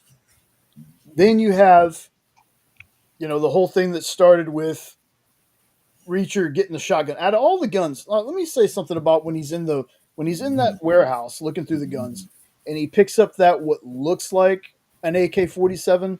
I Yeah. think he picks that thing up like it's made of plastic, like hollow plastic. Like it looks like there's no weight to it at all for him, like a paperweight or something. But he starts he's blasting people with shotgun, and Quinn makes it outside, but the Russians show up. Yeah, and Tektorov is there. They're the head one. Yeah, they're done with his crap. They're like, nope, too late. We're taking you. And that's when Reacher makes his way outside. And they start talking Russian to each other. They start speaking in Russian to each other, and tells him his name. And he's like, well, you only have one gun, and we have many. And Villanueva's like, nope, think again, or something like that. He goes, okay, so you have two. And then you got Duffy coming over and make that three. Is Teresa okay? Like, Teresa's safe. Now, the weirdest thing about that is Teresa's safe. She's right there within, like... Right, she didn't want him to know. Yeah. She didn't want to let him know that this half-dead girl is laying in there. Yeah, so... But again, the dude's like, you're not getting him, blah, blah, blah. And finally, Neely comes out, and she's like, what if we buy him from you? And Quinn's like, see, I told you I had the money. They stole it from me. They punch him. They're not listening to him anymore. He's pretty much toast at this moment anyway. Regardless, he's boned all around. So the dude, Tartakin, I can't remember the name. Tartarov. Yeah. Is basically like, well, what if I take the money and the guy? What if I take both? And Neely pulls out a freaking grenade. Then you'll get neither. Yeah. Meek looks, he's like, I just want the money. Yeah. Let them have him. I just take the money. I just take the money. I want the money. I get my money. And the best part is that Taktarov and Reacher in Russian say "Have a good night" to each other. Yeah. That was great. they peel out, and then you got, Neely saying the kid's kind of shaken up about his dad's death, and hey, Sean's back. Villanueva runs after. Villanueva goes, yeah, I'm gonna go take care of him. Duffy's like, yeah, I'm gonna go ahead and call an ambulance, but it's gonna take several minutes. So, and then Neely's like, do what you got to do, boss. I love that about her. I love Neely. And here's Quinn. He still doesn't know what the hell's going on. He's like, and Reacher says that. Out. You don't remember me, do you? He's like, no, who the hell are you? And then he says, her name was Dominique. And right then, the realization that hits his face. And Reacher's like, now you remember. Something like that. Yep. And the way, it zooms out, that headshot, and just the way he drops. Oh, yeah. It just reminds me of the cop from the second episode when he got punched and he just, like, everything stiffened up and he just... Boom. Tree fall. Yes. That's exactly what it felt like. And Ed, you want to take the rest of the episode? My voice is getting kind of hoarse now. Well, sure, but that's pretty much the end. Well, you get all the cool stuff at the end. Like the epilogue. Yeah. Yeah, I don't have that memorized, but yeah, that is a good part. So anyway, it goes from there to like the next day. It's like the sun's out and everything, and Reacher is with Richie, and they're having their moment together. And he's like, here's your chance, kid. You said you wanted to take a car and take some money and just get the hell out of here. And he throws him a set of keys. He goes, here's the car. It's all fueled up. Pack up all the money your dad has in the house and get the hell out of here because they're going to freeze his accounts. And the kid's like, okay. And Reacher turns around and he goes, well, what about you, Reacher? And Reacher stops. He goes, what? He goes, what do you do with the things from your past that are evil that you can't deal with? And he looks at him. He goes, I come back and I kill it. It's like, there you go. And he walks out. And then he bumps into Villanueva. And they're having their moment. It's like the goodbye moment. And Villanueva was like, now I get to spend 20 years with my old lady. And he's like, don't worry. I mean, the shape you're in, you'll never make it 20 years. and Villanueva says, you know, when I was younger, I could have kicked your ass. And Reacher's like, no, you couldn't. And he's like, you're right. No, I couldn't. And they shook hands. And then Reacher goes outside and Duffy's there. And Duffy gave Reacher the same speech that Reacher gave Roscoe in the first season about not wanting to be attached. It was great hooking up, but it's best to go the own way. And she gives this real long spiel, you know, real heartwarming spiel. And Reacher's like, okay. And she says, okay. All you got to say is okay. And he's like, you just said my speech. It takes a motorcycle. Yep. And a jacket, wherever that jacket came from. Right. It looks like a badass riding that motorcycle down a road. And the best part was, as he's leaving, he sees Richie getting into the car, and they have their head nod at each other like, good luck, kid. And as the kid's driving away, for the first time ever, you see the kid smile. Yep. And it's like the kid's happy. And he took not only did he take a bag of money, but he took the cap gun because he wanted to remember his dad being nice. Mm-hmm. And basically the episode ended the exact same way that House ended the series, with driving off in a motorcycle with music playing in the background and Reacher's driving off on the motorcycle. Did I forget anything? No, I think that's it. I don't remember the speech that Neely told Reacher about I figured you out, but they have a moment together. Yeah, he says go ahead, Sean. No, you're good. Go ahead, no, before you lose that speech, man. Go for it. No, it was something along the lines, I figured you out. It's not that you are really out for the little guy. You just don't like seeing the big guy. Big guys think they're unreachable or something, and you want to prove that they're not. Something. And Reacher's reply, I thought you knew me, Neely. You just figured that out. Right. You just now figured that out. I'm trying to remember, was that when he revealed that he looks at her like he does Dominique, or was that a couple episodes before that? He says it to her directly. I know that. That was the episode before they went and split up, and she was going to follow. Because he's like, I felt about her the way I feel about you now, Neely. Yeah. I'm looking forward to the Neely series. Oh, me too. When it comes out, because I'm a big fan of her character. From what I've been reading, Reacher 4 is going to come out next January-ish, and she's going to come out the fall of next year. Is it really? I thought they were going to have her coming out pretty quick, I guess. Okay. I don't know. That's the last I heard, so I haven't heard anything more. Give us more Neely. I can't wait, because with Reacher guest starring on it, it's just going to be another season of Reacher, and I love Neely. Yeah, but just having another like female badass led show would be nice. Yeah. Speaking of female badass, what's up, Jenna? Yeah, she's the leader. Yeah, she's muted. As it should be. Get that mute button handy. Am I here now? Mm-hmm. Yep. Damn it, she found it. What'd you tell her? Yeah, we could have just watched her talk to herself. That'd have been funny. Just nod. Yeah. Just smile and wave, boys. Smile and wave. For me, it would have been hilarious because y'all have been like nodding, and I can hear her through the wall. No, I was just reading through the comments, looking at everything I missed while I was out there getting really good food. That food was dope. Oh my god, I'm gonna be taking fries. They were like Kpop brisket fries. Brisket fries. Yeah. It's almost 2:00 here. Quit talking about food. It's only 12:45 here. Thank you. Yeah, we got places open. There's Shoku. That's a 24-hour ramen place here, and then there's like Urban Bird. No. A 24-hour ramen place? Yeah.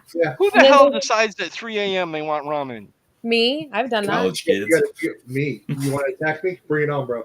that. I don't think college kids can afford restaurant ramen. I don't No. know. We lived on the 64-cent Oh yeah. packets of That's almost ramen. $1 now, Get 12 for $2. right? I appreciate. When I was in college, it was like I think I it got was it for 5 for 15 $1 or cents. something. Yeah, it was They were crazy. 15 cents when I was in college. Yeah, I think you can get the whole 12 or 18 in a pack or something like that for like $4. Yeah, it's like Yeah. $5 or $6, something like that. And I was you could very get lucky. fancy. We You had get the the shrimp store. one. Oh my god, right? We had the 99-cent only store that would sell the big packs of them for like 99 cents, and I was like, college, here we go. I'm done shopping for the month, right here for $1. In my dorm room, you would find a box of soft shell tacos from Taco Bell in the fridge, and you'd find a box of ramen on top of the fridge. And it was in between classes. Get to eat something to eat. Get the hell back to the next class. But that was That's right. also back when the taco party pack from Taco Bell was like $10. Yep. It's like 20 now. Yeah, because that's what Jay gets. He gets the was it like 14 tacos, crunchy, and it's like $20. I'm like, Jesus. Ugh, my soul. Might as well get when Robbie was telling me that it was $15 for a Happy Meal on his show, I was like, "Oh my god, are you serious?" What? That's crazy. It was like $12.99, and then you had to pay $3 to the app to deliver it or something. So it ended up costing $16 to get a Happy Meal. I'm like, I've never wanted a Happy Meal bad enough to pay $20 for it. They have that Minecraft one right now. I know That's because what my niece that's what he keeps got. asking about it, and I'm like, "You're 17. Go get it yourself." I'll be right back. That's what he got, and he's like, I wanted it for the toy, and I'm like, you can go in and just buy the toys. Yeah. Well, there's no fun in that. I'm like, so you'd rather drop $20 They've trying to actually get the stopped different doing toys? that.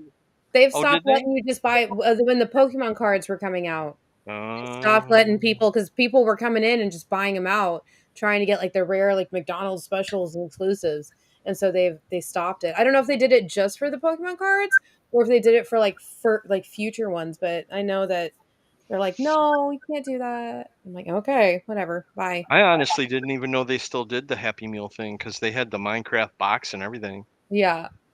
I mean, when my daughter was a kid, she loved Minecraft. Oh. And then I haven't watched the movie yet, but I've read a lot of things where like, hey, this movie was made for children. Stop being so critical about it. And they did apparently a lot of things. Like I wish I could remember his name. I feel so bad that I can't right now. But there was this one guy who was an epic legend. And they put him in there because he always wore a crown. And he had like a pig face. He wore a crown. And they actually did like a cameo for him. He passed away and they made him like I think it's a statue or something in the game. And they actually did not like, huh? Yeah, it was Razor something. I wish I could remember. I feel terrible that I can't right now. I was literally just talking about this earlier today. But yeah, they had him come by and they even were like, "Oh, is that their king?" Like, no, that's a legend. And it was like that was really nice that they had little calls to that for like young everybody who knew that guy. It's a Razor. Oh god, it's gonna kill me. I can't remember his name now. Is it Razor Fist? Oh, my brain hurts. But you didn't see little calls like that. And then the whole campaign that they did, the promotional campaign they did, just like just knowing Jack Black's just the coolest dude. And Jason Momoa making them freaking what was like he crocheted them sweaters. He crocheted them matching sweaters to go on the promotional tour together. And I'm like, okay, I love this. It wasn't so much that it was like a good movie or a bad movie. It was just about a feel-good, everybody together movie. That's what it was. Have you guys seen the Minecraft movie yet? No, not yet. No. Okay. I don't even think I've ever even played the game. I tried. I tried I because my learned- daughter was really into it, and I just didn't get it. I'm like, this I is the tried. most Yeah, I boring- did the same thing. I tried to because at the time when it was like first like getting big, two of my nieces lived with us, and the younger one was obsessed with it. And so I was like, well, okay, I'll try it. And then she also had me try Five Nights at Freddy's, and I really tried. I really did. Just not my cup of tea. See, I've not done any of the Five Nights at Freddy's. What was this stabby bear game that they liked? Oh, Naughty Bear. That's my game. I got 100% achievements in that game. You're a teddy bear on an island. Other teddy bears are like bullying you. So you know what you do? You murder them and steal their faces, and you wear their faces. So that way you can take other weapons and murder the other teddy bears. It's great. Like aliens show up at one point. You got to steal their faces. So, it's great. Put it this way for you two to give you a comparison. Think of Beneath the Trees Where Nobody Sees as a video game. Yeah. A little bit, because it's that kind of cutesy looking world. I could see me play that. I have 100% achievements on both the games because it's Naughty Bear was the first one, and then Naughty Bear in Paradise was the second one, where now you had lawnmowers that you could run over the other bears with instead of just having to like choke them out or use a vine to like cut off their head or just walking up and breaking their necks. It's great. This is a real game. It was on the Xbox and the Xbox 360, and I wish they would make them backwards compatible because they're not. You can't play them anymore unless you have the actual disc, and it makes me sad. Jay, if you're in danger, text me. Actually, I'm kind of curious. I have all the faces. I have all the faces, and I like to wear them. Jay, blink twice if you're in trouble. Oh, in the second game, they introduced vehicles. You could run people over with like lawnmowers. You could run over to other teddy bears, and they have like these amazing like cut scenes of the bears like screaming for help, and you're just standing there, just like Jason Voorhees, just like standing there watching them scream for their lives, and you're like, yoink, my face now. Jay, get to the chopper. Shut up there. Get out. Go. Shush. Shush. You're fine. You're fine. But if you guys ever get a chance, check out Naughty Bear. It's such a good, like, just the cutscenes of the epic kills. Fluff flying everywhere. Literal cutscenes. Exactly. Hey! That was my favorite thing when Fluff would just go flying in the air. So much fun. And then on the flip side, I play games like Stardew Valley. So, you know, I like cutesy but deadly things. Have you ever played Cult of the Lamb? No. That's a pretty good one. You might like that one. Okay, hold on. I'm making a note. Hold, please. Right now, the big game that I'm playing is Sea of Thieves. Either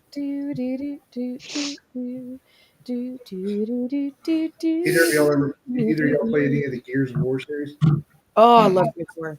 No. No, I haven't. Oh. They're on Xbox, ain't they? I saw Jenna do like a 2-hour show on that once when she was on EXP, but no, I never played it. Do you remember doing that? You did like a whole Gears of War thing. I'm sitting here, I'm like, what is she talking about? Well, the books are amazing. The comics are really dope.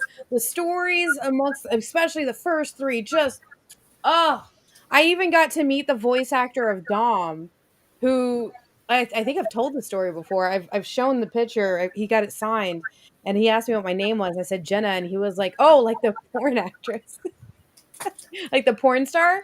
And I couldn't help but laugh. I was just like, "Yeah, same thing." Only one N though. Well, she said they're going. I'm gonna cry. Well, that is how you spell my name, Jena. Yeah, I think the porn one is 2 N's. Is it? Yes. I heard, maybe. Oh, well. Maybe. I know. This is the right group of people to know. I know. Yes, Jay said he knows, for sure. I downloaded a movie about bears and Jenna, but it wasn't a video game. Same.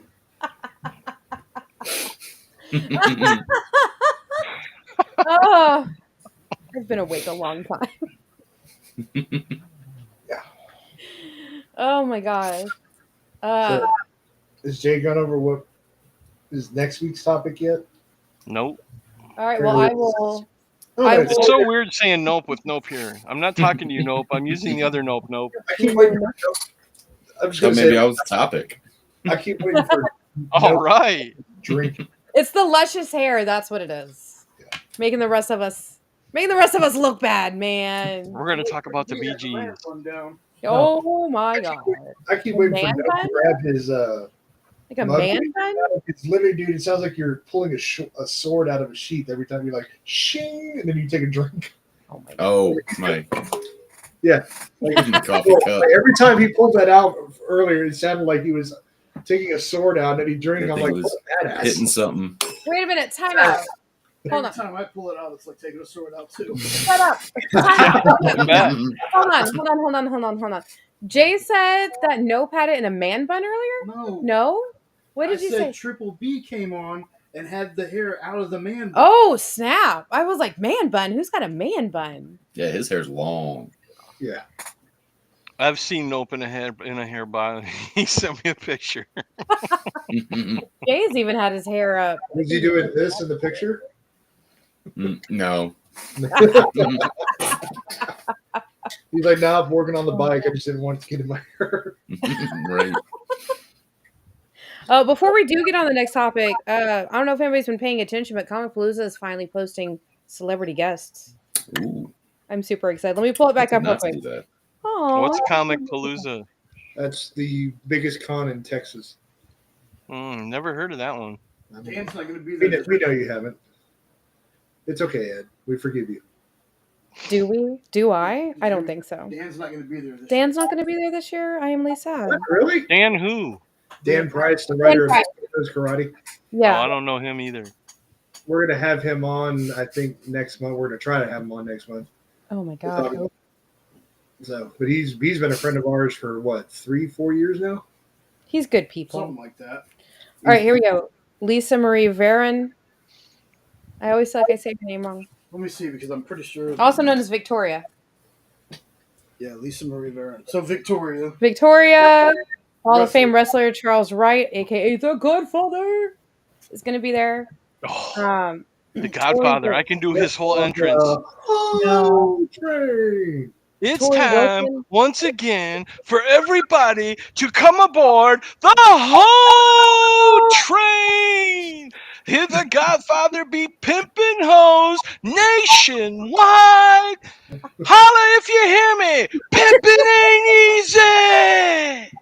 There, I'm done. And to think before that he was Papa's younger. The next one is Tori Wilson. And I think that's all they've announced for now. They were Tori just I Wilson take that back. From Tori 90210. No, Tori Wilson from. Oh, the wrestler.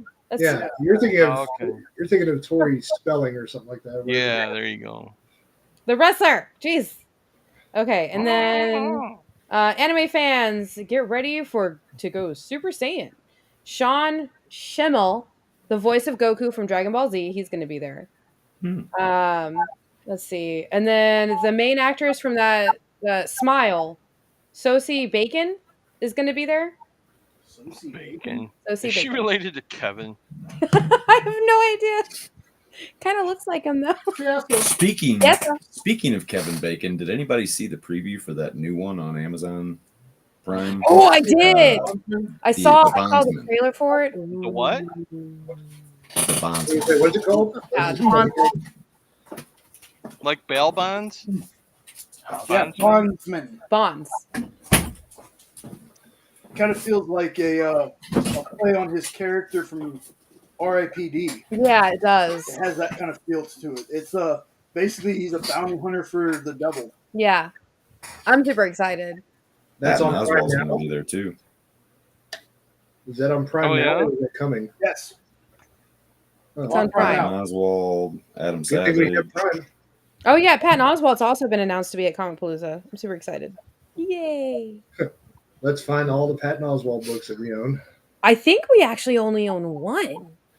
I got to find Minor Threats. That's what I want him to sign. Yeah.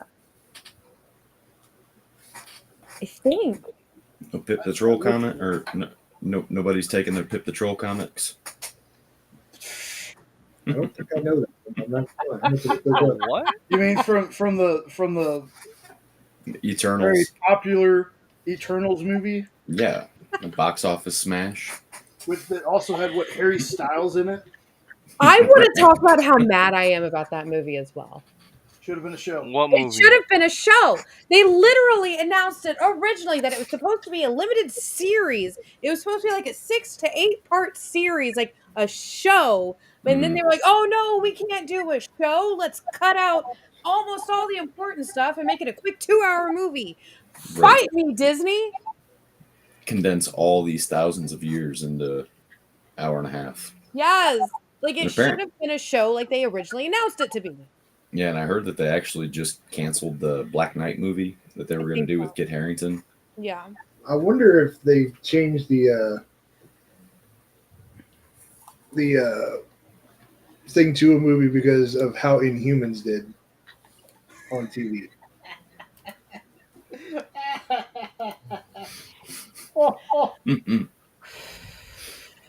I'm gonna fight you, Ed. Me and you. It's on site. Hey, even Kyle. What you gonna do, brother? Man, if even Kyle, who's over a foot taller than me, says I'm scary, I've got to be scary. So I will fight you. I must break you. I must Open break your you. balls. What'd you say? Do you not know that movie? What did you just say? Open your balls. Open your. They don't know that movie. I am sad now. Mordecai with Johnny Depp. I was doing Rocky 4 and you went somewhere that I didn't know where you were going. And I'm like, what? Where the guy starts torturing him. I don't think I know that one. Yeah, I haven't seen that one either. Aww.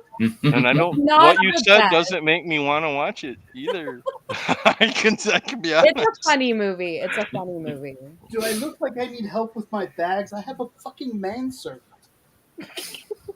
Snap.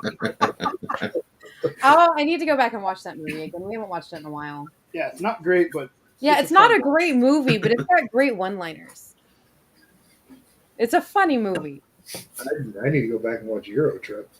Oh, I'm sad now. Oh.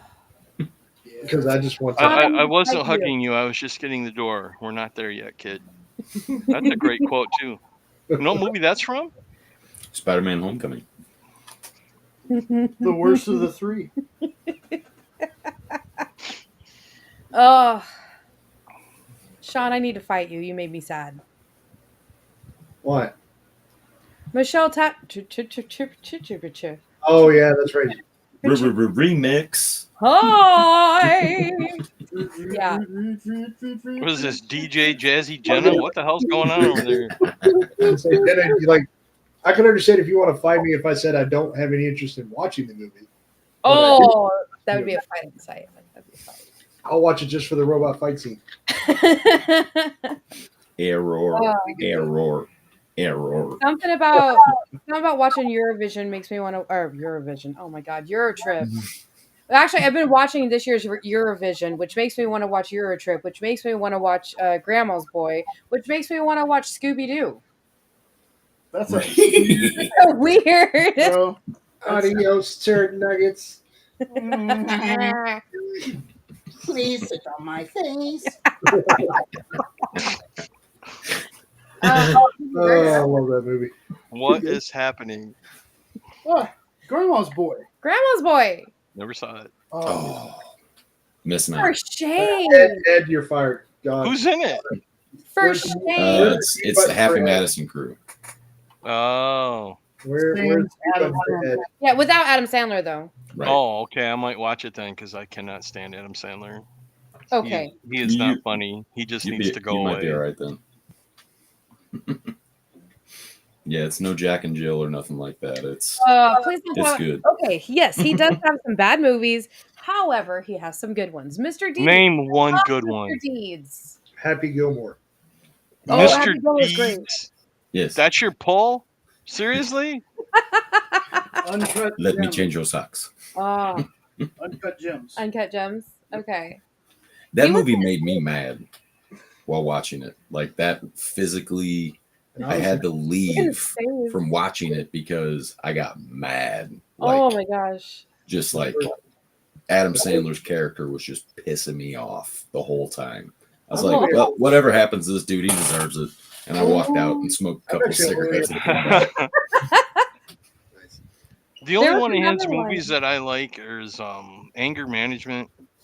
I think Spanglish is the because one Jack Nicholson is just amazing in Anger. Jack Nicholson is amazing. And the other one I like with him is where Bob Barker kicks his ass, but I can't remember the name of that one. Happy Gilmore. I like that one too. Yeah. The Bob Barker thing was one of the funniest scenes I've ever seen. You've had enough, bitch. No, now you've had enough. Making a second one of those. Oh, are they? Yep. Is that Bob Barker? I don't know. Well, I mean, holograms are a thing, I guess. Oh, God, yeah. Reminds me of a South Park episode. I want to say that they've been shooting some of that for a while, maybe. Well, they already did the trailer. They've released the trailer for it as a teaser trailer. It's coming to Netflix. So did they maybe get any kind of footage with Bob Barker for it, maybe before he passed? We'll just have to see when we watch it. Dude, I don't even remember when Bob Barker passed. It's been within the last 5 years ago. Yeah. Yeah, it's been recent. They did. Adam Sandler and him did a TikTok together where he goes and visits him in the hospital. Yeah. Where they're both older, and Bob Barker gets up and kicks his ass again, just like from the movie. Barker passed away in 2023. Okay, see, not too long ago. And with how long production stuff takes, then maybe we'll have to see. We'll have to see. There was the one Adam Sandler's movie that was really serious that I think he did really well in. I think it was called Spanglish. Oh God, that movie's terrible. Then I might be thinking of a different one. Love. There's that one, and then there's also Reign Over Me with Jamie. No, not Jamie Foxx. Don Cheadle. Don Cheadle. Mm-hmm. That might be what I'm thinking of. Then. And that's the one where he's basically dealing with PTSD because his family was on one of the planes. That's the one I'm thinking of. I never saw that one. That one was pretty good. Yeah, I enjoyed that one. That's a movie with Adam Sandler not being Adam Sandler. Yeah. So I might like it then because there's quite a few of his films. Bits and he's quiet too. Yeah. There's not a whole lot of talking from him. I mean, there is, but not to where, like, it's a Don Cheadle movie for sure. Yeah. That's War Machine, right? Mm-hmm. Yeah. Or Captain Planet. Yes. Oh. You know what I know him from? That volcano movie that he did with oh God, I can't think of his name now. He was in Men in Black. He's one of my favorite actors. Jones. Yes. And that was the name of the movie. It was Volcano? Mm-hmm. Okay. Oh. Because the other ones were Pierce Brosnan. That's where I first... Dante's Peak. That's Dante's Peak. That's the one that I remember more of. Well, they came out around the same time. Yeah. Yeah, the volcano movies and the meteorite movies came out back to Deep back. Impact. Like, what is going on? Armageddon and Deep Impact. Yeah, and it was the same plot line. Land on it, drill a hole, blow it up. I'm like, what? You dirty old man, you. Yeah, and they all came out in the same years too. Yeah, I know, it's crazy. And I think around the same time, one of my favorite disaster movies, just I love making fun of it, The Day After Tomorrow came out.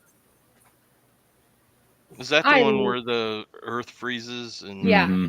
Because of the giant blizzards coming down to reset Jake Gyllenhaal. Right. Yeah. Yeah, that was a fun movie. Old age. That's my comfort movie. That's my guilty pleasure comfort movie is The Day After Tomorrow. It's a hard movie to make fun of. My guilty pleasure movie is that Bear Jenna thing.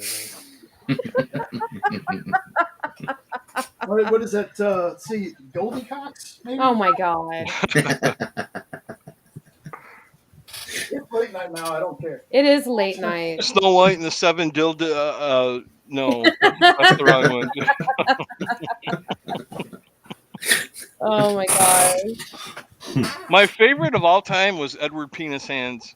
That's a brilliant movie, and everyone should see it at least once. Seriously. Penny, why is there a claw in your ass? Oh my God, no, we're not talking about that. What? Why is there a frog in your ass? Penny, why is there a claw in your ass? Inspector Snatchet. Oh my God. I never saw that one. So that's a real thing. And I will tell you why Jay even knows about it. So when I was in college, me and my group of friends, we had this weekly ritual. It was a joke. finding the corniest porn, like the worst thing out there that you could find. And I found Inspector Snatchet. And Snatch It. No. It was like Go-Go Gadget Penis is really one of the lines in there. Wow. Yeah. And it was just like it was just parody porns that were terrible. That was what me and my friends did. I would like to personally apologize to Alan Richson for where this conversation has gone since we were talking about your brilliant show, Reacher. I apologize. I'm not affiliated with these people. I don't know them even. They just asked me to come talk about Reachers. I came talk about Reachers. If you made it this far, we talked about Reacher already. So it's the later part of the show that we Jenna After Dark. I saw that movie. This is Hydra. Off the rails. Yeah. I've noticed that. This is usually the back chat. Now we'll start talking about Blue Mountain State. Oh, I love Blue Mountain State. Seen every episode and the movie. Yes. Sad. This actor, it's not fair. He goes from serious Aquaman, sad. Like he played another DC character. Who else was it? He played Hawk. Thank you. Now serious Reacher. He's got too much talent. Hopefully Batman. I don't know. He's bulky, kind of like instead of being Bruce. And he's still going to be smaller than David Cornsweet. So it works. That's the crazy part. Height-wise, at least. Yeah. I don't know. He gives off more of, instead of being Bruce Wayne, being like his dad. You know, and like Thomas Wayne. Yeah, he gives off Thomas Wayne vibes. I don't see us doing those movies anytime soon. You don't? Too many people complained about the Snyder stuff. Oh. That's too dark. Well, and I feel like you don't get that without the Flash, and I feel like they're shelving the Flash for a little while too. Understandable with the mix-up they did with that. That nasty taste out of everybody's mouth. Well, if they wouldn't have had Jimmy Fallon play the Flash in a dual role. Wow, I didn't think about that. Dude, they look so much alike. It's scary. I could not take that movie seriously. I kept seeing Jimmy Fallon. It's like, what in the hell? You've seen Honoree's new FOMO video, right? Oh yeah, love it.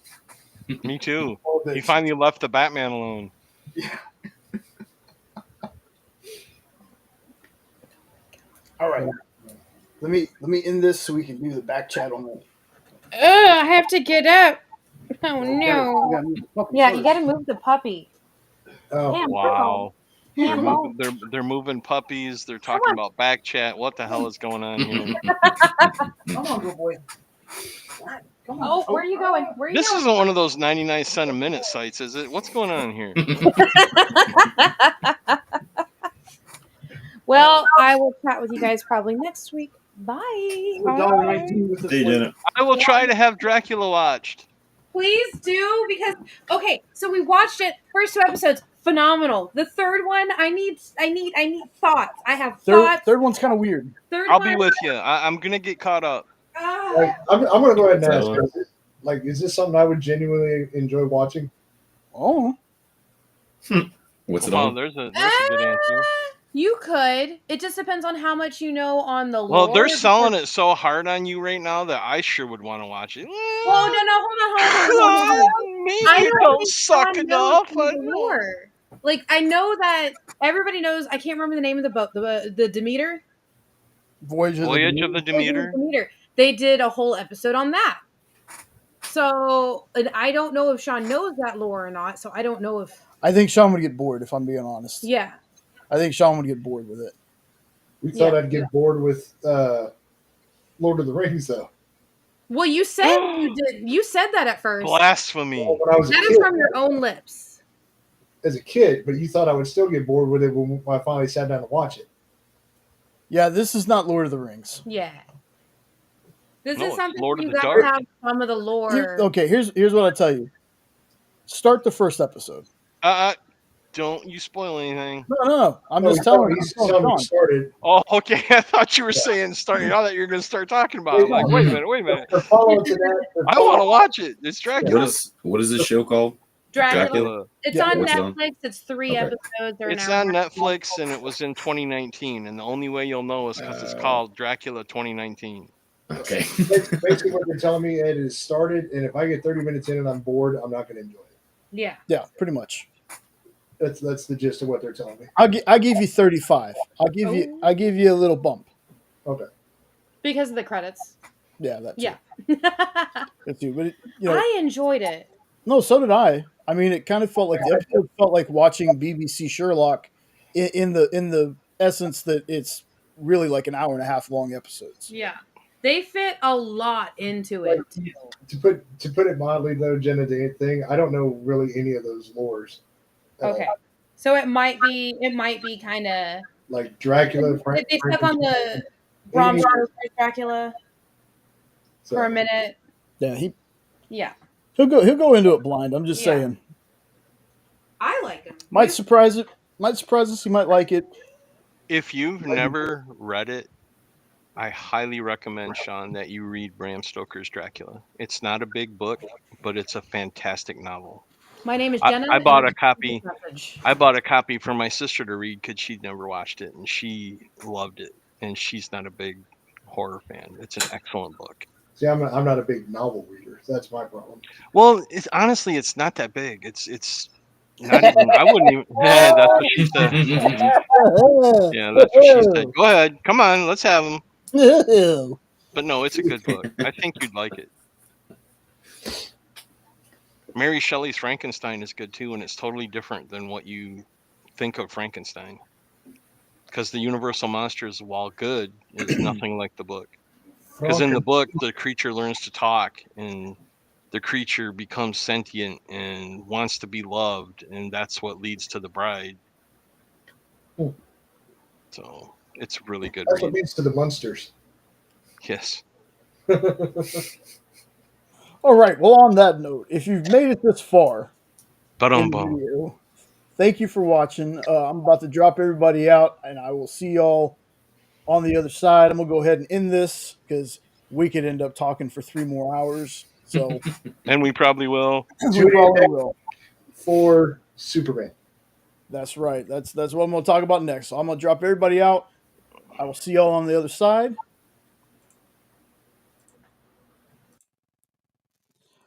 All right, folks. As always, I appreciate you sticking around for my banter, and I want to send a very special thank you to Nope and Triple B. My bad. He was on here. It threw me off. Nope and Ed. Jeez, it's that time to stop the live. For doing this.